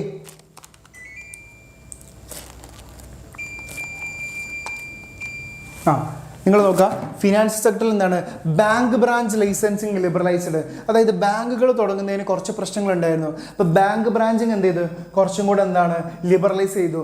bank branch licensing liberalised. രണ്ടാമത്തെ എന്താ reduce the role of RBI. എടാ RBI എല്ലാ കാര്യത്തിലും കയറി തലയിടുമായിരുന്നു. അപ്പോൾ RBIയുടെ റോള് കുറച്ചൊന്ന് കുറയ്ക്കുക. എല്ലാ കാര്യത്തിലും കയറി തലയിടുന്നതിന് എന്താണ് കുറച്ച് RBIയുടെ റോള് നമ്മൾ എന്ത് ചെയ്യാം ഒന്ന് കുറയ്ക്കുക, ഒന്ന് റെസ്ട്രിക്ഷൻസ് എന്ത് ചെയ്യുക നമ്മൾ കുറച്ച് കൊടുക്കുക. ഇത് നമ്മൾ ചെയ്യണം. അടുത്തെന്താ new generation banks and foreign banks were allowed. എടാ അന്ന് 91 മുന്നേ നമുക്ക് ന്യൂ ജനറേഷൻ ബാങ്കുകളും അതുപോലെ തന്നെ ഫോറിൻ ബാങ്കുകളൊന്നും ഇവിടെ ഇല്ലായിരുന്നു. ഇപ്പോൾ എന്താണ് ന്യൂ ജനറേഷൻ ബാങ്കുകളും ഫോറിൻ ബാങ്കുകളും ഇവിടെ എന്ത് ചെയ്ത് അലൗ ചെയ്തു, അത് ഓക്കെ ആക്കി എന്നാണ് പറയുന്നത്. CRR and SLR reduced. അത് നിങ്ങൾ +2 പഠിക്കാനുള്ള ക്യാഷ് റെസർവ് റേഷ്യോ SLR ആ പോയിന്റ് വേണമെങ്കിൽ എഴുതി വെച്ചാൽ മതി. Insurance sector privatised. ഇൻഷുറൻസ് സെക്ടറിൽ എന്ത് ചെയ്ത് പ്രൈവറ്റൈസേഷൻ ഇവിടെ കൃത്യമായിട്ട് കൊണ്ടുവന്നു. ഇൻഷുറൻസ് നമുക്കറിയാം, ഇൻഷുറൻസ് പോളിസികളുണ്ടായിരുന്നു, ഗവൺമെൻറ് ഓണർഷിപ്പിലായിരുന്നു, ഇതൊക്കെ ഉണ്ടായിരുന്നു. ഇതൊക്കെ എന്താണ് കുറച്ചും കൂടെ നമ്മൾ സെറ്റ് ചെയ്തു. അടുത്തെന്താ promotion of liberalisation of capital market. Capital മാർക്കറ്റിൽ നമ്മുടെ ക്യാപിറ്റൽ മാർക്കറ്റ് ഉണ്ട്. അവിടെ നിങ്ങൾ ലക്കി ഭാസ്കർ കണ്ടിട്ടില്ലേ? അതിൽ സ്റ്റോക്ക് മാർക്കറ്റ് ക്യാപിറ്റൽ മാർക്കറ്റ് എന്ന് പറഞ്ഞ സാധനങ്ങളൊക്കെ ഉണ്ട്. ഇതിനെക്കുറിച്ച് പഠിക്കാനുണ്ട് ഇല്ലേ? അതന്നെ ആ സാധനം തന്നെ. അതിലെന്താണ് പ്രൊമോഷനും ലിബറലൈസേഷനും അവിടെയും കൊണ്ടുവന്നു. പ്രൊമോഷനും ലിബറലൈസേഷനും ക്യാപിറ്റൽ മാർക്കറ്റ് കൊണ്ടുവന്നു. അപ്പോൾ ഫിനാൻഷ്യൽ സെക്ടർ റിഫോംസിൽ ചോദിച്ചു കഴിഞ്ഞാൽ നിങ്ങൾ എന്ത് ചെയ്യാം ഈ പോയിന്റുകൾ നിങ്ങൾ എന്ത് ചെയ്യാം ഡെഫിനറ്റ്ലി നിങ്ങൾ എന്ത് ചെയ്യാം എഴുതി വെക്കാം. അടുത്തത് ടാക്സ് റിഫോംസ്. ടാക്സിൽ എന്തൊക്കെ മാറ്റം വന്നു? Income tax, excise duty, customs duty, corporation tax were reduced. ഈ കസ്റ്റംസ് ഡ്യൂട്ടി ഇങ്ങനത്തെ ടാക്സുകളൊക്കെ എന്ത് ചെയ്തു കുറച്ചു. ടാക്സ് കുറച്ച് കഴിഞ്ഞാൽ അത് ജനങ്ങൾക്ക് എന്താണ് കുറച്ചും കൂടെ അഡ്വാൻറ്റേജ് ആണ്. ജനങ്ങൾക്ക് അത് കുറച്ചും കൂടെ എന്താണ് നല്ലതാണ്. പിന്നെ GST ഇൻട്രൊഡ്യൂസ് ചെയ്ത് എന്താ 2017 ജൂലൈയിലാണ് നമ്മൾ എന്ത് ചെയ്തത് GST സ്റ്റാർട്ട് ചെയ്തത്. വൺ വേർഡ് ചോദ്യം ചോദിക്കാം, എന്നാണ് ഇന്ത്യയിൽ GST സ്റ്റാർട്ട് ചെയ്തത്? 2017 ജൂലൈ 1 ഇന്ത്യയിൽ എന്ത് ചെയ്തത് എന്ത് സ്റ്റാർട്ട് ചെയ്തത് GST സ്റ്റാർട്ട് ചെയ്തത്. ഗുഡ്സ് ആൻഡ് സർവീസ് ടാക്സ് ഇന്ത്യയിൽ സ്റ്റാർട്ട് ചെയ്തത്.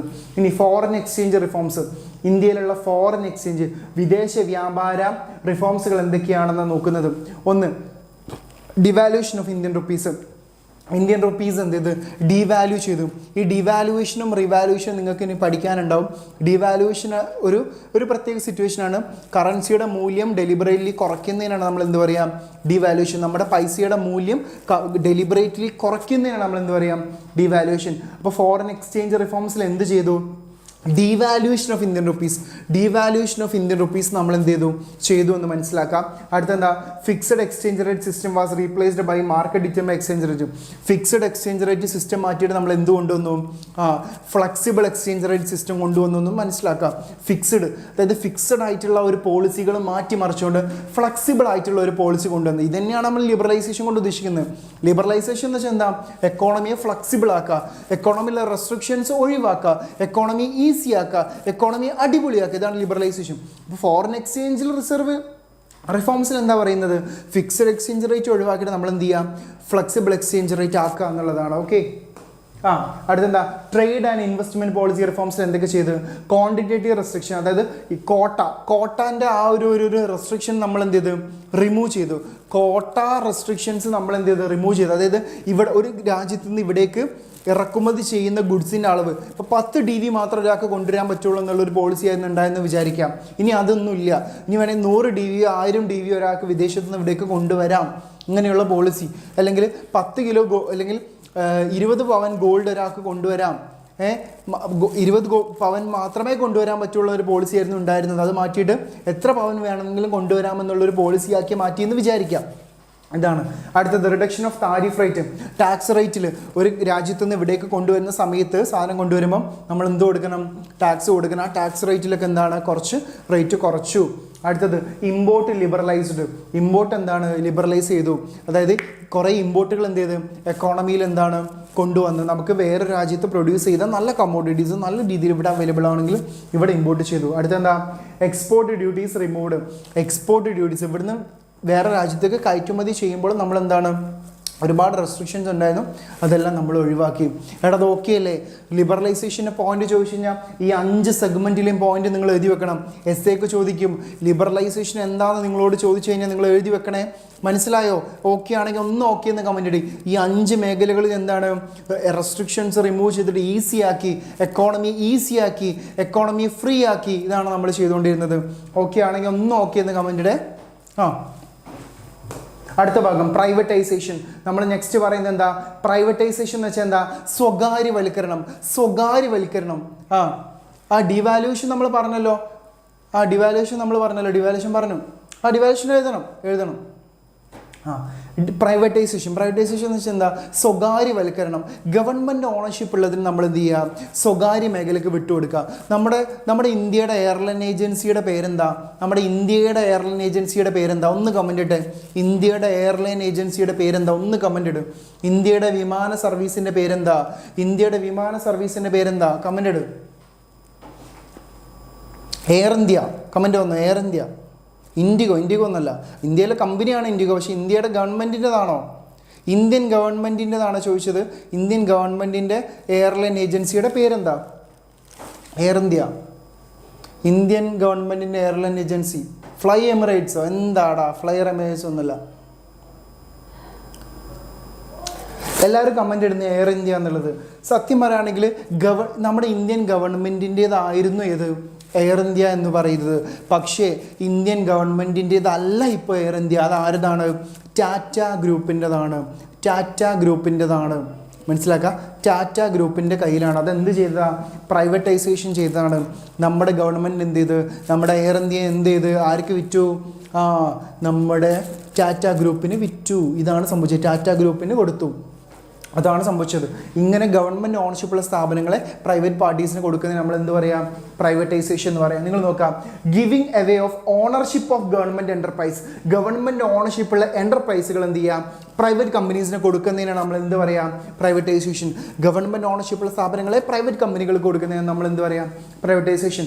There are 2 ways of privatization. 2 ways of privatization. 2 വിധത്തിൽ എന്താണ് പ്രൈവറ്റൈസേഷൻ ഉണ്ട്. ഒന്നെന്താണ്? Withdrawal of government from ownership from public sector unit. അതായത് ഗവൺമെൻറ് ഓണർഷിപ്പ് എന്ത് ചെയ്യുക? കംപ്ലീറ്റ്ലി വിഡ്രോ ചെയ്യാം. കംപ്ലീറ്റ്ലി ഗവൺമെൻറ് എന്ത് ചെയ്യാം? ഓണർഷിപ്പ് വിഡ്രോ ചെയ്യുക. അടുത്തെന്താണ്? ഡിസ്ഇൻവെസ്റ്റ്മെൻറ്റ്. എക്സാമിന് ചോദിക്കുക എന്താണ് disinvestment? What is disinvestment? Question വരാം. എക്സാമിന് ചോദിക്കാറുണ്ട്. What is disinvestment? ഡിസ്ഇൻവെസ്റ്റ്മെൻറ്റ് എന്താണ്? ഡിസ്ഇൻവെസ്റ്റ്മെൻറ്റ് എന്ന് വെച്ചാൽ it implies selling of government shares. Government shares എന്ത് ചെയ്യാം? സെല്ല് ചെയ്യുക. ആർക്ക്? അതായത് selling of government shares public sector എന്ന് പറഞ്ഞാലും ഗവൺമെൻറ് സെക്ടർ എന്ന് പറഞ്ഞാലും സെയിം ആണ്. ഗവൺമെൻറ് ഓണർഷിപ്പുള്ള സ്ഥാപനങ്ങൾ ആർക്ക് കൊടുക്കുക? പ്രൈവറ്റ് സെക്ടർ അണ്ടർടേക്സിന് എന്ത് ചെയ്യുക? കൊടുക്കുക. ഗവൺമെൻറ് ഓണർഷിപ്പുള്ള സ്ഥാപനങ്ങളെ സെല്ല് ചെയ്യുക പ്രൈവറ്റിന്. ഗവൺമെൻറ് അതായത് പബ്ലിക് സെക്ടർ സ്ഥാപനങ്ങളെ പ്രൈവറ്റ് സെക്ടർ സ്ഥാപനങ്ങളിലേക്ക് സെല്ല് ചെയ്യുന്നതിന് നമ്മൾ എന്ത് പറയാം? ഡിസ്ഇൻവെസ്റ്റ്മെൻറ്റ് എന്ന് പറയാം. എക്സാമിന് ചോദിക്കും ഡിസ്ഇൻവെസ്റ്റ്മെൻറ്റ് എന്താ? വാട്ട് ആർ ദ ഡിസ്ഇൻവെസ്റ്റ്മെൻറ്റ് എന്താണ് എയിം ചെയ്യുന്നതെന്ന്. ഡിസ്ഇൻവെസ്റ്റ്മെൻറ്റിനോട് എന്താ ഉദ്ദേശിക്കുന്നത്? ഗവൺമെൻറ് ഓണർഷിപ്പുള്ള സ്ഥാപനങ്ങളെ പ്രൈവറ്റിന് കൊടുക്കാം. ഗവൺമെൻറ് പ്രൈവറ്റ് സെല്ല് ചെയ്യുക. ഗവൺമെൻറ് ഓണർഷിപ്പുള്ള സ്ഥാപനങ്ങൾ പ്രൈവറ്റ് എന്ത് ചെയ്യുക? സെല്ല് ചെയ്യുക. ഇതെന്താ ശരിക്കും എയിം ചെയ്യുന്നത്? Improving the management of public sector undertake. PSC എന്ന് വെച്ചാൽ പബ്ലിക് സെക്ടർ അണ്ടർടേക്സ് എന്നാണ്. പബ്ലിക് സെക്ടർ അണ്ടർടേക്സ് പൊതുമേഖലാ സ്ഥാപനങ്ങൾ. അതായത് നമ്മുടെ പൊതുമേഖലാ സ്ഥാപനം നമുക്കറിയാം. ചില മേഖലകൾ ചില ഗവൺമെൻറ്റിൻ്റെ സ്ഥാപനങ്ങളൊക്കെ എന്താണ് വളരെ ഇന്നെഫിഷ്യൻ്റ് ആയിരിക്കും. ഇതിനെന്ത് ചെയ്യുക? ഇമ്പ്രൂവ് ചെയ്യിക്കുക. സ്വകാര്യ മേഖലയ്ക്ക് കൊടുത്ത് അവർ അടിപൊളിയായിട്ട് അത് പ്രവർത്തിച്ചോളും എന്നൊക്കെ പറയും. അങ്ങനെ ഒരു പോളിസിയാണ് എന്ത് ചെയ്ത് ഡിസ്ഇൻവെസ്റ്റ്മെൻറ്റ് ഉദ്ദേശിക്കുന്നത്. അടുത്ത് improving the financial performance of public sector undertaking. അവിടെ ചിലർ പറയും നമ്മുടെ KSRTC നഷ്ടത്തിലാണ്, അത് സ്വകാര്യ മേഖലയ്ക്ക് കൊടുത്താൽ എന്താ? ഇങ്ങനെ ചെയ്യുന്ന പ്രോസസ്സിനാണ് നമ്മൾ ഡിസ്ഇൻവെസ്റ്റ്മെൻറ്റ് എന്ന് പറയാം. അപ്പോൾ എന്താണ്? KSRTC കുറച്ചും കൂടെ ലാഭത്തിലാവും എന്നൊക്കെ വിചാരിക്കാം. നമ്മുടെ KSRTC കുറച്ചും കൂടെ ലാഭത്തിലാവും, അഡ്വാൻസ്ഡ് ആവും. ഈ അവസ്ഥയും വന്നേക്കാം. ഇതെന്താണ്? നമ്മുടെ ലാഭമില്ലാത്ത പൊതുമേഖലാ സ്ഥാപനങ്ങൾ, ലാഭമില്ലാത്ത ഇപ്പോൾ ഇലക്ട്രിസിറ്റി ആയിക്കോട്ടെ, നമ്മുടെ KSEBയോ KSRTC ഒക്കെ ആയിക്കോട്ടെ, ഇങ്ങനെ ലാഭമില്ലാത്ത ഗവൺമെൻറ് ഓണർഷിപ്പുള്ള പബ്ലിക് സെക്ടർ സ്ഥാപനങ്ങളെ പ്രൈവറ്റിന് കൊടുക്കുന്നതിനാണ് നമ്മൾ എന്താ പറയുക ഡിസ്ഇൻവെസ്റ്റ്മെൻറ്റ് ഉദ്ദേശിക്കുന്നത്. അത് തന്നെയാണ്. It enable companies to raise financial resources from the market. അതായത് ഫിനാൻഷ്യൽ റിസോഴ്സസ് മാർക്കറ്റിൽ നിന്ന് ഉണ്ടാക്കാൻ പറ്റുന്നു. Rising revenue for the government എന്താ പറ്റും, റവന്യൂ ഉണ്ടാക്കാൻ പറ്റും. അതായത് ഒരു ഗതിയില്ലാതെ കിടക്കുന്ന പൊതുമേഖലാ സ്ഥാപനങ്ങൾ എന്ത് ചെയ്യാം, ഗവൺമെൻറ്റിന് വിൽക്കുന്നത് വഴി നമുക്ക് എന്ത് ചെയ്യാൻ പറ്റും, ലാഭം ഉണ്ടാക്കാൻ പറ്റും. ഗവൺമെൻറ്റിന് പൊതുമേഖലാ സ്ഥാപനങ്ങൾക്ക് സ്വകാര്യ മേഖലയ്ക്ക് വിൽക്കുന്നത് വഴി ലാഭം ഉണ്ടാക്കാൻ പറ്റും. അടുത്തത് encourage FDI, foreign direct investment എന്ത് ചെയ്യും, എൻകറേജ് ചെയ്യിക്കും. ഡയറക്റ്റ് ഇൻവെസ്റ്റ്മെൻറ്റ്, മൂലധനം നിക്ഷേപം വരിക. അതായത് നമ്മുടെ ഗവൺമെൻറ് സ്ഥാപനങ്ങൾ എന്ത് ചെയ്യുക, പ്രൈവറ്റിന് കൊടുത്തു കഴിഞ്ഞാൽ എന്ത് ചെയ്യും, ആളുകൾ എന്ത് ചെയ്യും, അതിൽ ഇൻവെസ്റ്റ് ചെയ്യും. അത് ലാഭം ഉണ്ടാക്കാൻ വേണ്ടി, അത് ലാഭത്തിലോടാൻ വേണ്ടിയിട്ട് എന്ത് ചെയ്യും, പൈസ അതിലേക്ക് എന്ത് ചെയ്യും, ഇൻവെസ്റ്റ് ചെയ്യും. നിങ്ങൾ നോക്കാം, some profit making PSUs were given autonomy and were given special status. അതായത് ചില ഗവൺമെൻറ് സ്ഥാപനങ്ങൾ നമ്മൾ എന്ത് ചെയ്യുന്നുണ്ട്, അതായത് ഗവൺമെൻറ് ഓണർഷിപ്പുള്ള ചില സ്ഥാപനങ്ങൾ, നല്ല ലാഭത്തിലോടുന്ന ചില സ്ഥാപനങ്ങൾക്ക് എന്ത് ചെയ്യുന്നുണ്ട്, ഓട്ടോണമി സ്റ്റാറ്റസ് കൊടുക്കുന്നുണ്ട്, സ്വയം ഭരണാധികാരം കൊടുക്കുന്നുണ്ട്. ഇതിനെ നമ്മൾ എന്ത് ചെയ്യുന്നുണ്ട്, മഹാരത്ന, നവരത്ന, മിനിരത്ന എന്ന് പറഞ്ഞ് തരംതിരിക്കുന്നുണ്ട്. അപ്പം നിങ്ങളോട് എക്സാമിന് ചോദിക്കും മഹാരത്ന എന്താ, നവരത്ന എന്ന് ചോദിച്ചാൽ തലേ തീർക്കണമെന്ന് എഴുതി വെക്കരുത്. മഹാരത്ന, നവരത്ന, മിനിരത്ന. മഹാരത്നയിൽ വരുന്ന കമ്പനികൾ ഏതൊക്കെയാ, IOC Indian oil corporation limited, IOC Indian oil corporation limited, steel authority of India. നവരത്നയിൽ വരുന്ന ഏതൊക്കെയാ, Hindustan aeronautics limited, Mahanagar telephone Nigam limited. മിനിരത്നയിൽ ഏതൊക്കെയാ, BSNL Bharat Sanchar Nigam limited, airport authority of India, Indian railway catering and tourism corporation limited. Just ഒന്ന് മനസ്സിലാക്കി വെക്കുക. അഥവാ മിനിരത്ന, നവരത്ന, മഹാരത്ന എന്ന് പറഞ്ഞിട്ട് നിങ്ങളോട് എക്സാമിന് ജസ്റ്റ് ഒന്ന് എന്താ പറയുക ബോക്സ് ആക്കാൻ ചോദിച്ചിട്ടുണ്ടെങ്കിൽ നിങ്ങളിത് മനസ്സിലാക്കുക. അല്ലെങ്കിൽ എക്സാമ്പിളായിട്ട് എഴുതാൻ ചോദിച്ചിട്ടുണ്ടെങ്കിൽ നിങ്ങൾ എന്ത് ചെയ്യാം, ഡെഫിനറ്റ്ലി മനസ്സിലാക്കാം. അപ്പം നിങ്ങളൊരു കാര്യം മനസ്സിലാക്കാം, എക്സാമിന് എന്ത് ക്വസ്റ്റ്യൻ വന്നാലും, ഈ ചാപ്റ്ററിൽ നിന്ന് എന്ത് ക്വസ്റ്റ്യൻസ് വന്നാലും ഇനി നമ്മുടെ മാർക്ക് എന്താവാൻ പാടില്ല, താഴത്തിലടാ. എക്കണോമിക്സ് എന്നാൽ ഫ്ലവർ അല്ലടാ, ഫയറാണ്. ഈ ഒരു സാധനമാണ് നിങ്ങളുടെ മൈൻഡിൽ വേണ്ടത്. സെറ്റാക്കണം. ഓക്കെ.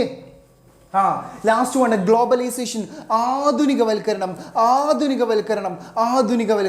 എടാ നമുക്കറിയാം, എടാ ഇന്ന് ഈ കോഴിക്കോട്, ഇപ്പം ജസ്റ്റ് ഒന്ന് എക്സാമ്പിൾ വിളിക്കാം, ഈ കോഴിക്കോട് ഉണ്ടാക്കുന്ന കോഴിക്കോടൻ ഹലുവ, അത് വേൾഡ് ഫേമസ് ആയതിന് ഒരു കാരണം എന്താ, ഗ്ലോബലൈസേഷൻ ആണ്. ഇവിടുത്തെ ഹലുവ ഇവിടുന്ന് പ്രൊഡ്യൂസ് ചെയ്തിട്ട് ഇവിടുന്ന് എക്സ്പോർട്ട് ചെയ്തിട്ട് UAE-ലുള്ള ഏതെങ്കിലും ഒരു മാർക്കറ്റിൽ നിന്ന് അവിടെയുള്ള ഒരു അറബിയോ സായിപ്പോ ഏതെങ്കിലും ഒരു നാട്ടുകാരൻ ആ ഹലുവ കഴിക്കുന്നുണ്ടെങ്കിൽ it's a part of globalization. അതായത് ഗ്ലോബലൈസേഷൻ എന്ന് വെച്ചാൽ എന്തേത്താ സാധനം, globalization is generally refers to the integration of domestic economy with world economy. എടാ നമ്മുടെ നാടിനെ വിദേശത്തുള്ള എക്കോണമിയായിട്ട് കണക്ട് ചെയ്യുക, ഇതിനാണ് നമ്മൾ എന്താ പറയുക, ഗ്ലോബലൈസേഷൻ. എടാ വിദേശത്തുള്ള പല കമ്മോഡിറ്റീസും നമുക്കറിയാം, ഈ സുസുക്കി, ടൊയോട്ട, ഇതൊക്കെ എന്താണ്, ഇതൊക്കെ വിദേശ കമ്പനികളാണ്. കിയ എന്നൊക്കെ പറഞ്ഞാൽ കൊറിയൻ കമ്പനിയാണ്. ഇതൊക്കെ വിദേശ കമ്പനികളാണ്. വിദേശത്തുള്ള ഒരു സാധനം നമുക്ക് നമ്മുടെ നാട്ടിൽ അവൈലബിൾ ആവുന്നുണ്ടെങ്കിൽ it's a part of globalization. ഇത് ഗ്ലോബലൈസേഷൻ്റെ ഭാഗമാണ് എന്നുള്ളത് നിങ്ങൾ എന്ത് ചെയ്യുക, മനസ്സിലാക്കുക. അപ്പോൾ ഗ്ലോബലൈസേഷൻ എന്താണെന്ന് എക്സാമിന് ചോദിച്ചു കഴിഞ്ഞാൽ നിങ്ങൾ എഴുതാം, globalisation is generally refers to the integration of the economy of the country with the world economy.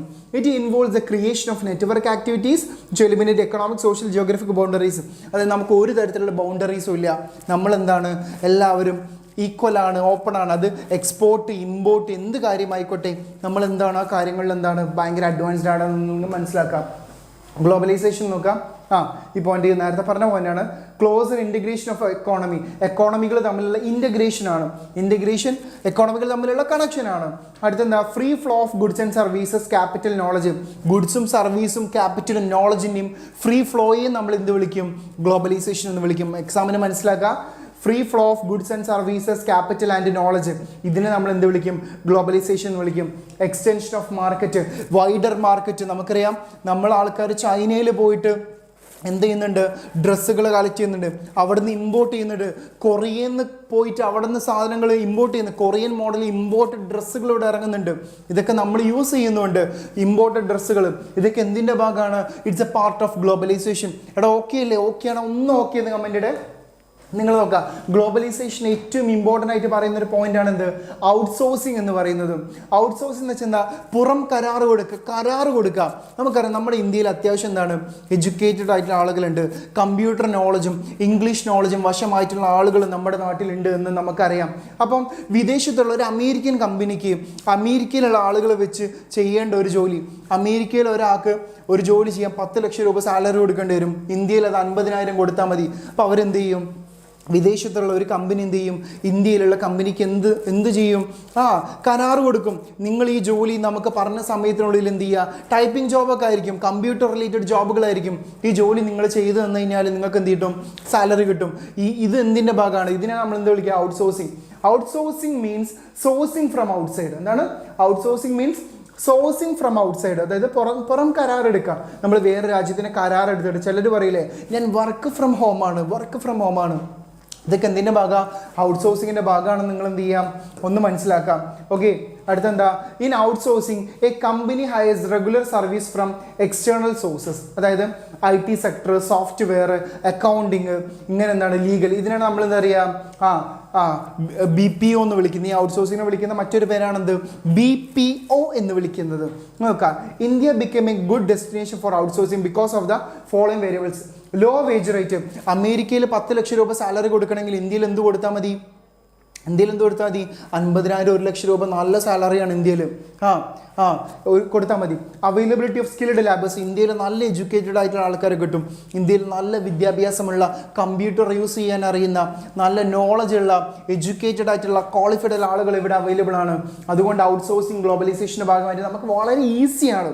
Proficiency in English ലാംഗ്വേജിൽ പ്രൊഫിഷ്യൻസി, ബെറ്റർ ടൈം സോൺ. അതായത് ഇന്ത്യ വിദേശത്തൊരാൾ രാവിലെ ജോലി വന്നു കഴിഞ്ഞാൽ നമുക്ക് എന്ത് ചെയ്യാം? അവർ ഉറങ്ങി നിൽക്കുന്ന മുമ്പ് നമുക്ക് ആ ജോലി ചെയ്ത് തീർക്കാൻ പറ്റും. ഇങ്ങനെ ഒരുപാട് ടൈം സോണുകൾ കമ്പയർ ചെയ്യുന്ന സമയത്ത് നമുക്ക് എന്താണ്? It's A benefit. ഓക്കെ, അടുത്ത നിങ്ങൾ നോക്കാം. അടുത്തത് WTO. എക്സാമിന് ചോദിച്ച് കാണാനുള്ള ക്വസ്റ്റ്യൻ ആണ്. World Trade organisation. ഇതെന്നാ സെറ്റപ്പ് ചെയ്തത്? 1955 വേൾഡ് ട്രേഡ് ഓർഗനൈസേഷൻ. ലോകത്തിലുള്ള വ്യാപാരങ്ങളെ ഇൻ്റഗ്രേറ്റ് ചെയ്യിക്കാൻ വേണ്ടി തുടങ്ങിയിട്ടുള്ള സംഘടനയാണ് എന്ത്? World Trade organisation.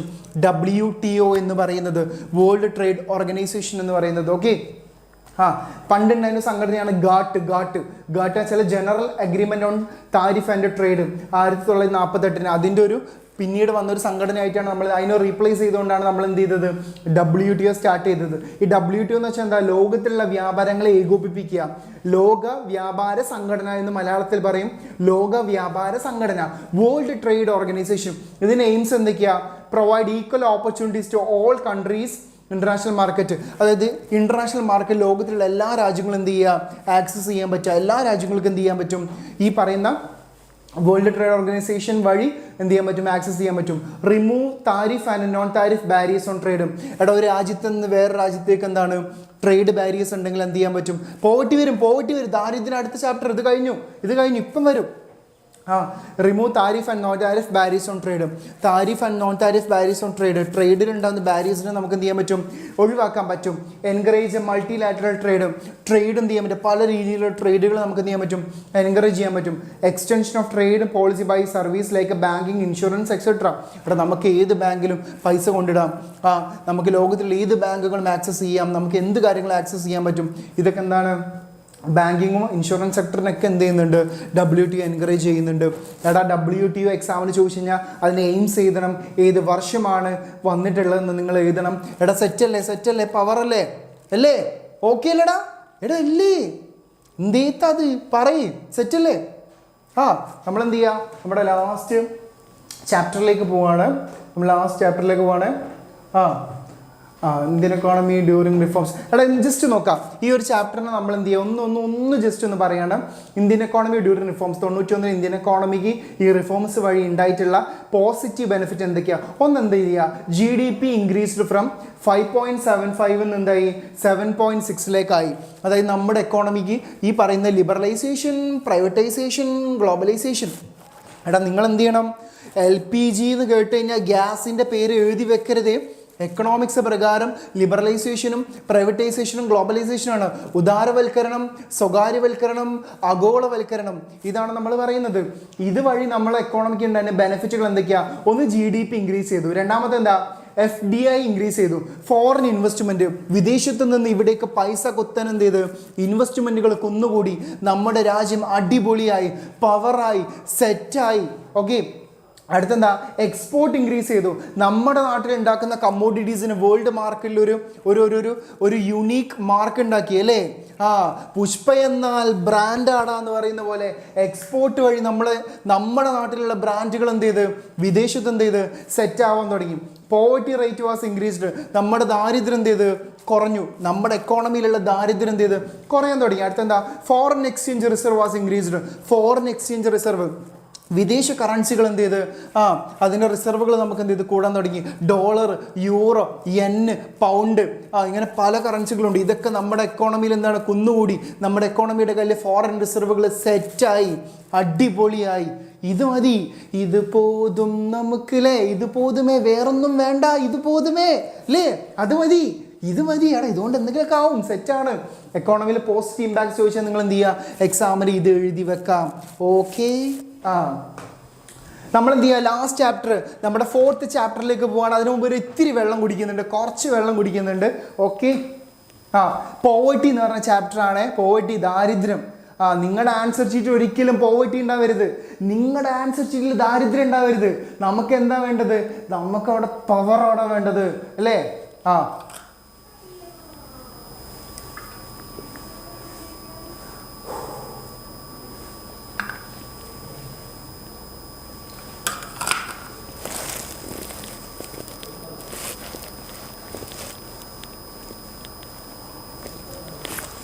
നമ്മൾ തുടങ്ങല്ലേ? എടോ ഒന്ന് നോക്കി പറയും, തുടങ്ങല്ലേ?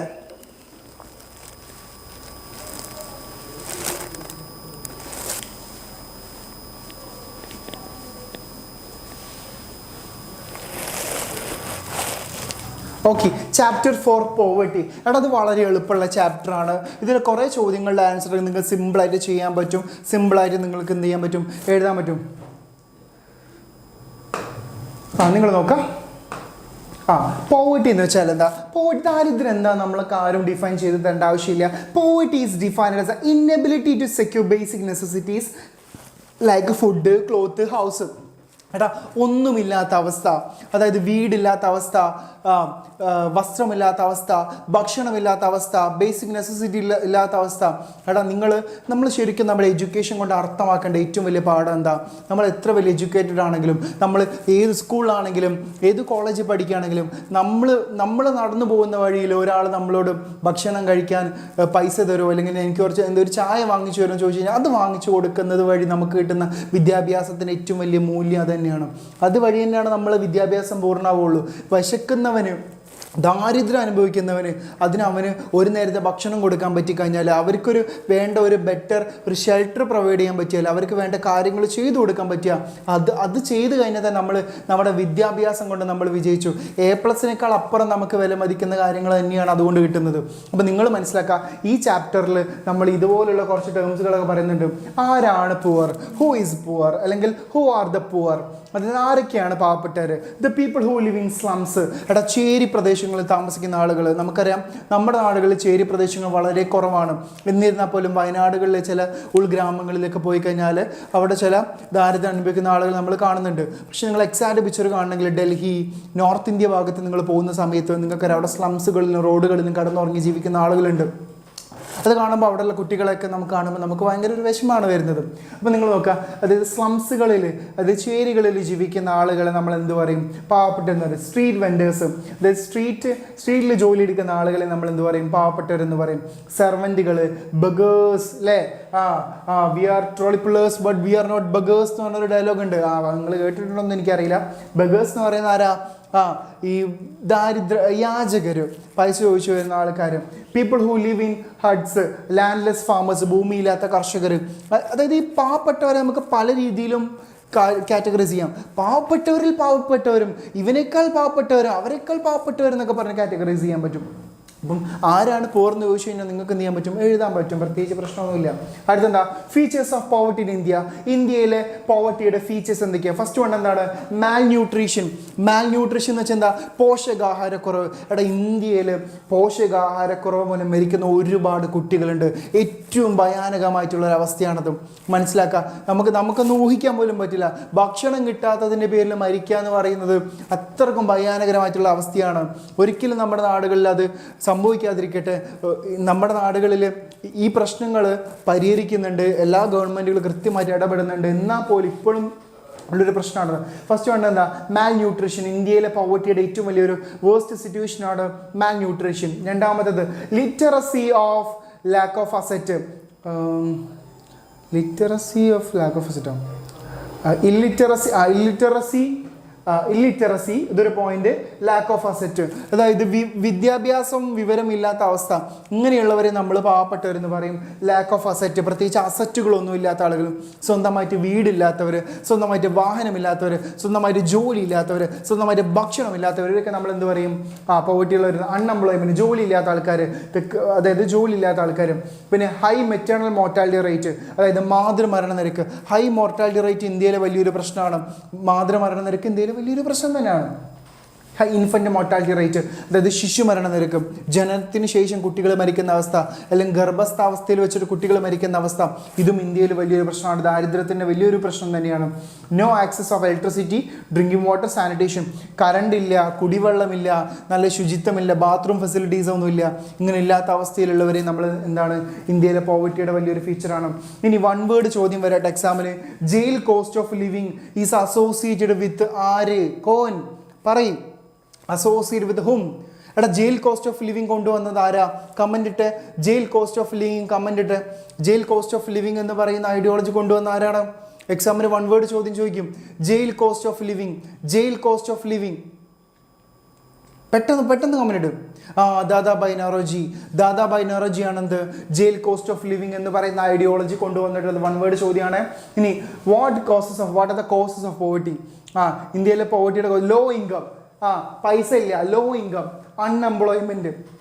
ഇതൊക്കെ നിങ്ങൾക്ക് എഴുതാൻ പറ്റുന്ന പോയിന്റുകളാണ്. അതുകൊണ്ടാണ് നമ്മൾ ഓടിച്ചു പോകുന്നത്. Inequality of income and wealth, അതായത് ഈ ഇൻകവും വെൽത്തിലുള്ള ഇനീക്വാളിറ്റി വലിയ പ്രശ്നമാണ്.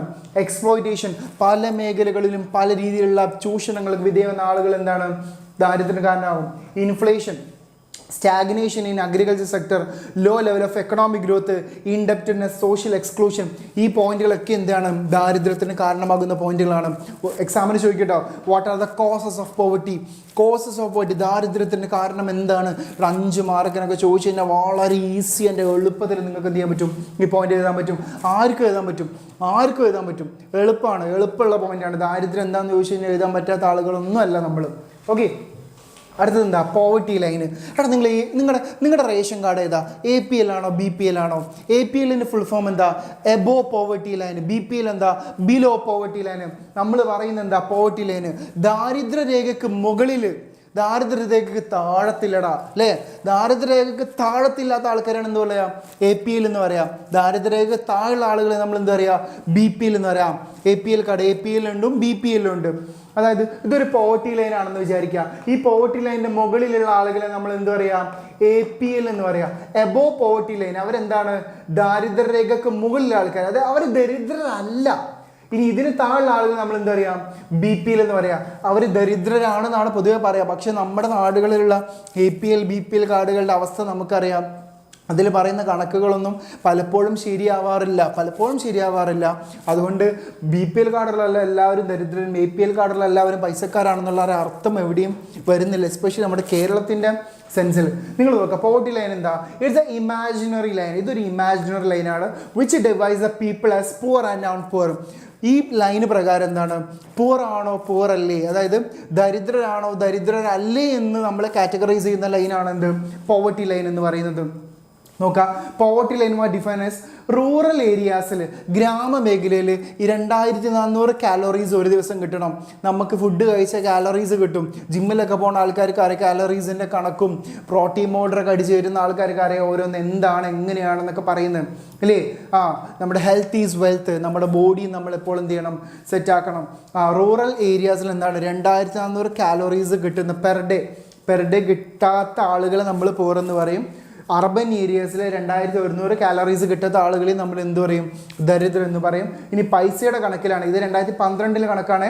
പോർട്ടൽ മസ്റ്റ് ഡിഫൈൻ റൂറൽ ഏരിയാസിൽ, ഗ്രാമമേഖലയിൽ ഒരു ദിവസം ഒരു മാസമാണ് 816 രൂപ കിട്ടാത്ത ആളുകളെയും, നഗരമേഖലകളിൽ ഒരു മാസം 1000 രൂപ കിട്ടാത്തവരെ നമ്മൾ എന്ത് പറയും? ദരിദ്രർ എന്ന് പറയും. ഇപ്പോൾ കാലറീസ് കണക്കിൽ 2400 ഗ്രാമപ്രദേശം റൂറൽ ഏരിയാസിലും 2100 അർബൻ ഏരിയാസിലും. ഇതിൻ്റെ പേരിൽ ഇത് പൈസയുടെ കൺസംഷൻ്റെ ചിലവാക്കുന്ന പൈസയുടെ പേരിൽ പെർ പേഴ്സൺ ഒരു മാസം 816 എവിടെയാണ്? ഗ്രാമമേഖലയിലും 1000 രൂപ നഗരമേഖല, അതായത് അർബൻ ഏരിയാസിലും കിട്ടാത്തവരെ നമ്മൾ എന്ത് പറയും? ദരിദ്രർ എന്ന് പറയും. ഓക്കെ, അടുത്തത് നമ്മുടെ ഈ ചാപ്റ്ററിലെ ലാസ്റ്റ് ഭാഗം, കാരണം ഈ ചാപ്റ്ററിൽ ഏറ്റവും കൂടുതൽ ചോദിക്കുന്ന സാധനം ഇത് തന്നെയാണ്. എന്ത്? Policies and programmes towards poverty alleviation. ദാരിദ്ര്യം ഇന്ത്യ നേരിടുന്ന ഏറ്റവും വലിയ പ്രശ്നമാണ്, ഏറ്റവും വേഴ്സ്റ്റ് സിറ്റുവേഷനാണ്, ഏറ്റവും മോശം അവസ്ഥയാണ്. So we have to eradicate the poverty. നമുക്ക് പോവർട്ടി എന്ത് ചെയ്യണം? ഇറാഡിക്കേറ്റ് ചെയ്യണം. പോവർട്ടി ഇവിടുന്ന് ഇല്ലാതാക്കണം. ഇതിനു വേണ്ടി നമ്മൾ കൊണ്ടുവന്ന പദ്ധതികളുണ്ട്. The policies and programmes towards poverty alleviation. എക്സാമിന് 8 മാർക്കിൻ്റെ ചോദ്യമാണ്. 8 മാർക്കിൻ്റെ ചോദ്യമാണ്. ഈ ചോദ്യം 8 മാർക്കിനോ 6 മാർക്കിനോ ചോദിച്ചു കഴിഞ്ഞാൽ തെറ്റിക്കരുത്. എന്താണ്? 3 ഡയമെൻഷൻ പ്രോഗ്രാംസ് ആണ് ഗവൺമെൻറ് കൊണ്ടുവന്നത്. എന്താണ്? 3 ഡയമെൻഷൻ പദ്ധതികളും 3 ഡയമെൻഷൻ പദ്ധതികളാണ് കൊണ്ടുവന്നത്. ഫസ്റ്റ് പദ്ധതിയുടെ പേരെന്താണ്? Growth oriented approach. ഫസ്റ്റ് പദ്ധതിയുടെ പേരെന്താണ്? Growth oriented approach. അതായത് rapid increase in GDP or per capita income. അതായത് നമ്മുടെ GDPയിൽ, ദേശീയ വരുമാനത്തിലോ പെർ ക്യാപിറ്റ ഇൻകം നിങ്ങൾ +2 പഠിക്കും. പെർ ക്യാപിറ്റ ഇൻകത്തിൽ ഒരു ഇൻക്രീസ് ഉണ്ടാക്കുക. അതായത് the benefit of economic growth would gradually spread to all sectors of society. Trickle down theory എന്ന് പറയുന്ന സാധനം എല്ലാ സെക്ടേഴ്സിലും എന്ത് ചെയ്യുക? നമ്മൾ ഈ പറഞ്ഞ ബെനിഫിറ്റ് കൊണ്ടുവരുന്ന രീതിയിലുള്ള ഒരു പോളിസി നമ്മൾ എന്താ പറയുക? ട്രിക്കിൾ ഡൗൺ തിയറി എന്ന് പറയാം. അതായത് ഗ്രോത്ത് ഓറിയൻറ്റഡ് അപ്രോച്ച് എന്ന് പറയുന്ന അപ്രോച്ച്, അതായത് GDPയും പെർ ക്യാപിറ്റ ഇൻകം ഇൻക്രീസ് ചെയ്യാൻ വേണ്ടി കൊണ്ടുവന്ന ഒരു പദ്ധതിയാണെന്ത്? ഗ്രോത്ത് ഓറിയൻറ്റഡ് അപ്രോച്ച് എന്ന് പറയുന്നത്. രണ്ടാമത്തെ പദ്ധതി ഏറ്റവും ഇമ്പോർട്ടൻറ്റ്, എംപ്ലോയ്മെൻറ്റ് ജനറേഷൻ. നല്ല ജോലി കിട്ടിക്കഴിഞ്ഞാൽ നിങ്ങൾക്ക് പൈസ കിട്ടും. നല്ല പൈസ കിട്ടിക്കഴിഞ്ഞാൽ നിങ്ങളുടെ വീട് നന്നാവും. നിങ്ങളുടെ വീട് നന്നായി നിങ്ങളുടെ നാട് നന്നാവും. നാട് നന്നായി ലോകം തന്നെ നന്നാവും എന്ന് പറയില്ലേ? ഇതുപോലെയാണ്. നല്ല ജോലി കിട്ടിക്കഴിഞ്ഞാൽ എന്താണ്? നിങ്ങളതിൽ പൈസ വരും. നിങ്ങൾ ദാരിദ്ര്യരേഖയിൽ നിന്നും എല്ലാം എന്ത് ചെയ്യും? മാറിയിട്ട് ദരിദ്രരല്ലാത്ത സിറ്റുവേഷനിലേക്കും പൈസ ഉള്ള സ്റ്റെബിലിറ്റി ഉള്ള ആളുകളായിട്ട് മാറും. അതിനുവേണ്ടി നല്ല ജോലിക്കുള്ള പദ്ധതികൾ ഗവൺമെൻറ് കൊണ്ടുവന്നാൽ മതി. ഫസ്റ്റ് എന്താണ്? സെൽഫ് എംപ്ലോയ്മെൻറ്റ് പ്രോഗ്രാം, സ്വയം തൊഴിൽ പദ്ധതികൾ. ഫസ്റ്റ് പദ്ധതിയാണിത്. REGP, rural employment generation programme. ഗ്രാമമേഖലയിലുള്ള ആളുകൾക്ക് ജോലി കൊടുക്കുക. പോവർട്ടി എലിവേഷൻ പ്രോഗ്രാം നിർബന്ധമായിട്ട് പഠിച്ചു വെക്കണേ. ഈ ഓരോ പോയിന്റുകളും ഓരോ ഹെഡിങ്ങുകളും നിങ്ങൾ മസ്റ്റായിട്ട് എഴുതി വെക്കണം. ഈ പോയിന്റുകൾ എന്തായാലും നിങ്ങൾ എഴുതി വെക്കുക. ഗ്രാമമേഖലയിൽ ജനറേഷൻ, അതായത് rural employment generation programme REGP. രണ്ടാമത്തെ പദ്ധതി പ്രൈം മിനിസ്റ്റേഴ്സ് റോസ്ഗാർ യോജന. ഇതും എന്താണ്? ഈ പറഞ്ഞ പാവപ്പെട്ട ആളുകളെ സെറ്റ് ചെയ്യാൻ വേണ്ടിയിട്ട്, ഹെൽപ്പ് ചെയ്യാൻ വേണ്ടിയിട്ട് കൊണ്ടുവന്ന പദ്ധതിയാണിത്, പ്രൈം മിനിസ്റ്റർ റോസ്ഗാർ യോജന. അടുത്ത പദ്ധതി സ്വർണ്ണ ജയന്തി ശാഗരി റോസ്ഗാർ യോജന. ഇതും എന്താണ്? സെൽഫ് എംപ്ലോയ്മെൻ്റ് ആണ്, സ്വയം തൊഴിൽ പദ്ധതിയാണ്. പാവപ്പെട്ടവർക്കും ഗ്രാമമേഖലയിലുള്ളവർക്കും അവരെ സെറ്റ് ചെയ്യാൻ വേണ്ടി കൊണ്ടുവന്ന പദ്ധതിയാണ്. അടുത്തെന്താ? സ്വർണ്ണ ജയന്തി ഗ്രാം സ്വരോസ്ഗാർ യോജന, SGSY. ഇവിടെ എന്താണ്? SJSRY ആണ്. ഇവിടെ എന്താണ്? SGSY ആണ്. അടുത്തത് ജവഹർ റോസ്ഗാർ യോജന. അടുത്തത് NRY, നെഹ്റു റോസ്ഗാർ യോജന. ജവഹർ റോസ്ഗാർ യോജന, നെഹ്റു റോസ്ഗാർ യോജന. പദ്ധതികളുടെ പേരുകൾ നിങ്ങൾ എന്ത് ചെയ്യുക? പഠിച്ചു വെക്കണം. എല്ലാ പദ്ധതികളും ഉദ്ദേശിക്കുന്നത് എന്താ? സെൽഫ് എംപ്ലോയ്മെൻ്റ് ആണ്. ബെറ്റർ ജോലി കൊടുക്കുക, ബെറ്റർ പൈസ കൊടുക്കുക, ബെറ്റർ കണ്ടീഷൻ പ്രൊവൈഡ് ചെയ്യുക. ഇത് തന്നെയാണ് അവർ ഉദ്ദേശിക്കുന്നത്. അടുത്ത് നോക്കാം, വേജ് എംപ്ലോയ്മെൻറ്റ് പ്രോഗ്രാം, അതായത് കൂലി, ഓരോ ദിവസം കൂലി. ഇതിൽ ഏറ്റവും ഇമ്പോർട്ടൻ്റ് ആയിട്ട് നമ്മൾ പറയേണ്ട പദ്ധതിയാണ് ഇത് MGNREGP, Mahatma Gandhi national rural employment guarantee programme. മലയാളത്തിൽ പറയുകയാണെങ്കിൽ തൊഴിലുറപ്പ് പദ്ധതി എന്ന് പറയും. 100 days of വർക്ക് 2005 സ്റ്റാർട്ട് ചെയ്തത്. 2005 ഇവിടെ സ്റ്റാർട്ട് ചെയ്തത്. തൊഴിലുറപ്പ് പദ്ധതി എന്ന് പറയും. 100 days of വർക്ക്, അതായത് 100 ദിവസം, 365 ദിവസത്തിൽ 100 ദിവസമെങ്കിലും ജോലിയുള്ള ആളുകളായിട്ട് മാറുക. അൺസ്കിൽഡ് വർക്കുകളാണ്. നമ്മുടെ റോഡ് ക്ലീൻ ആക്കാനും, ഓടകൾ ക്ലീൻ ആക്കാനും, കാടുകൾ വെട്ടാനും, മരം മുറിക്കാനും, ഇങ്ങനത്തെ പണികളിലൊക്കെ ആളുകൾ എൻഗേജ് ചെയ്യുന്നതാണ് എന്ത്? ഈ പറയുന്ന MGNREGP എന്ന് പറയുന്ന Mahatma Gandhi national rural employment guarantee programme. 2005 start ചെയ്തിട്ടുള്ളത്. 100 days of employment അല്ലേ, 100 ദിവസം എന്ത് ചെയ്യുക, ഒരു വർഷത്തിൽ 100 ദിവസം ജോലി കൊടുക്കുന്ന പദ്ധതിയാണെന്ത്. ഈ പദ്ധതി മാത്രം സെപ്പറേറ്റ്ലി എക്സാമിന് ചോദിക്കേ, ഈ പദ്ധതി മാത്രം സെപ്പറേറ്റ്ലി എക്സാമിന് ചോദിക്കേ, പഠിച്ചു വെക്കണേ. അടുത്തെന്താ, national food for work programme, food for work programme. അടുത്തെന്താ, സമ്പൂർണ്ണ ഗ്രാമീൺ റോസ്ഗാർ യോജന, സമ്പൂർണ്ണ ഗ്രാമീൺ റോസ്ഗാർ യോജന. ഇതും എന്താണ്, ഇതും എന്തിൻ്റെ ഭാഗം, വേജ് എംപ്ലോയ്മെൻ്റ് ആണ്. കൂലി, പണിയെടുക്കുക കൂലി, പാടത്ത് കൂലി, വരമ്പത്ത് കൂലി എന്ന് പറയുന്ന പോളിസി ഇത് തന്നെയാണ് ഇവിടെയും ഗവൺമെൻറ് ഉദ്ദേശിച്ചത്. ഗവൺമെൻറ് ആളുകൾ എങ്ങനെ പോവർട്ടിയിൽ നിന്ന് മാറ്റാം. മൂന്നാമത്തെ ടൈപ്പ് എന്താണ്, നമ്മുടെ കഴിഞ്ഞ ലാസ്റ്റ് സ്ലൈഡാണ്, പ്രൊവൈഡിങ് മിനിമം ബേസിക് അമെൻറ്റീസ്, അതായത് മിനിമം ബേസിക് നീഡ്സ് ആളുകൾക്ക് എന്ത് ചെയ്യുക, കൊടുക്കുക എന്നുള്ളതാണ് ഉദ്ദേശിക്കുന്നത്. ഫസ്റ്റ് ആണ് എന്ത്, ഫുഡ് സെക്യൂരിറ്റി പ്രോഗ്രാം. നല്ല ഫുഡ് കൊടുത്തു കഴിഞ്ഞാൽ ആളുകൾ എന്ത് ചെയ്യും, ഫുഡ് കിട്ടിയാൽ തന്നെ ചില ആളുകൾ എന്താണ്, ഫുഡ് കിട്ടാത്ത ദരിദ്രരുണ്ട് ഇല്ലേ, ദരിദ്രർ പല വിധത്തിലാണ്, ഫുഡ് കിട്ടാത്ത ദരിദ്രരുണ്ട്. ഇവർക്ക് ഫുഡ് കിട്ടുക എന്നുള്ള പദ്ധതിയാണ് ഉദ്ദേശിക്കുന്നത്. ഫസ്റ്റ് വേണ്ടതാണ് PDS system, public distribution system, പൊതുവിതരണ സമ്പ്രദായം. നമ്മുടെ റേഷൻ കട സിസ്റ്റം, റേഷൻ കട വഴി നമുക്ക് അരി, ഗോതമ്പ്, മണ്ണെണ്ണ, പഞ്ചസാര, ഗോതമ്പ് പൊടി, ആട്ടപ്പൊടി, പല അരികളും കിട്ടുന്നുണ്ട് അല്ലേ. ഇതുവഴി ജനങ്ങൾക്ക് എന്താണ്, ഫ്രീ ആയിട്ട് കുറഞ്ഞ വിലക്ക്, ചില്ലറ പൈസ എങ്ങാനും വരുന്നുള്ളൂ. ചിലർക്ക് 2 രൂപയ്ക്ക് 25 കിലോ അരി വരെയൊക്കെ കിട്ടാറുണ്ട്, വലിയ ചാക്കിലൊക്കെ കൊണ്ടുവരുന്ന കാണില്ലേ. അപ്പം അത് ഓരോ ആളുകൾ, വീട്ടിലുള്ള ആളുകൾ എണ്ണത്തിനനുസരിച്ചും അവരുടെ വരുമാനത്തിനനുസരിച്ചുമാണ് അരി കൊടുക്കുന്നത്. PDS സിസ്റ്റം എന്താ ഉദ്ദേശിക്കുന്നത്, PDS സിസ്റ്റം നമ്മുടെ റേഷൻ കാർഡ് സിസ്റ്റമാണ്. അടുത്തത് ICDS, integrated child department, child development സ്കീമാണ്. ചൈൽഡ് ഡെവലപ്മെൻറ്റ് സ്കീമാണല്ലോ ഇത്, ചൈൽഡ് ഡെവലപ്മെൻറ്റ് സ്കീമാണ്. അതായത് അമ്മയും കുഞ്ഞും പദ്ധതി എന്നൊക്കെ പറഞ്ഞ് നമുക്ക് എന്താണ്, കുട്ടികളുടെ വികസനം. അമൃതപ്പൊടി കൊടുക്കൂലേ, അമൃതപ്പൊടി നല്ല ചൂടാക്കിയിട്ട് അതിലിങ്ങനെ തേങ്ങയും പൊടിയൊക്കെ ഇട്ടിട്ട് ഇങ്ങനെ അല്ലേ, നല്ല ടേസ്റ്റല്ലേ കഴിക്കാൻ. ചെറിയ പിള്ളേരൊക്കെ ഉള്ളവർക്ക് അറിയാം, നല്ല ടേസ്റ്റാണ്. എനിക്ക് നല്ല ഇഷ്ടമാണ് അമൃതപ്പൊടി. ഇങ്ങനെ ഇങ്ങനെ ഇങ്ങനെ ഉണ്ടാക്കിയിട്ട് അങ്ങനെ പഠിക്കാതിരിക്കുമ്പോഴൊക്കെ കഴിക്കുമ്പോൾ നല്ല ടേസ്റ്റാണ്. അടുത്ത മിഡ് ഡേ മീൽ സ്കീം. സ്കൂളിൽ ഉച്ചയ്ക്ക് ചോറ് കിട്ടുന്നില്ലടാ, സ്കൂളിൽ ചോറ് കിട്ടുന്നില്ലേ, നല്ല ചോറ് കിട്ടുന്നുണ്ട്. അതിന് കൂടെ എന്താണ്, പയറ് കറി, സാമ്പാർ, നല്ല നല്ല കറികളും ബെനിഫിറ്റുകളും കിട്ടുന്നുണ്ട്. അല്ലെങ്കിൽ കോഴിമുട്ട, പാല്, ഇതൊക്കെ സ്കൂളിൽ നിന്ന് കൊടുക്കുന്നുണ്ട്. പിന്നെ അന്നപൂർണ സ്കീം, അന്ത്യോദയ അന്ന യോജന, ഇതൊക്കെ എന്താണ്, ഫുഡ് സെക്യൂരിറ്റി പ്രോഗ്രാംസ് ആണ്, ഫുഡ് സെക്യൂരിറ്റി പ്രോഗ്രാംസ് ആണ്. അടുത്ത പദ്ധതിയാണ് എന്ത്, അടുത്ത പദ്ധതിയാണ് നമ്മൾ എന്ത് പറയുന്നത്, social security programme. Social security programme അതിൽ പറയുന്നതാണെന്ന് Aam Aadmi Bima Yojana. Aam Aadmi Bima Yojana, Indira Gandhi national old age pension, pension കൊടുക്കുക.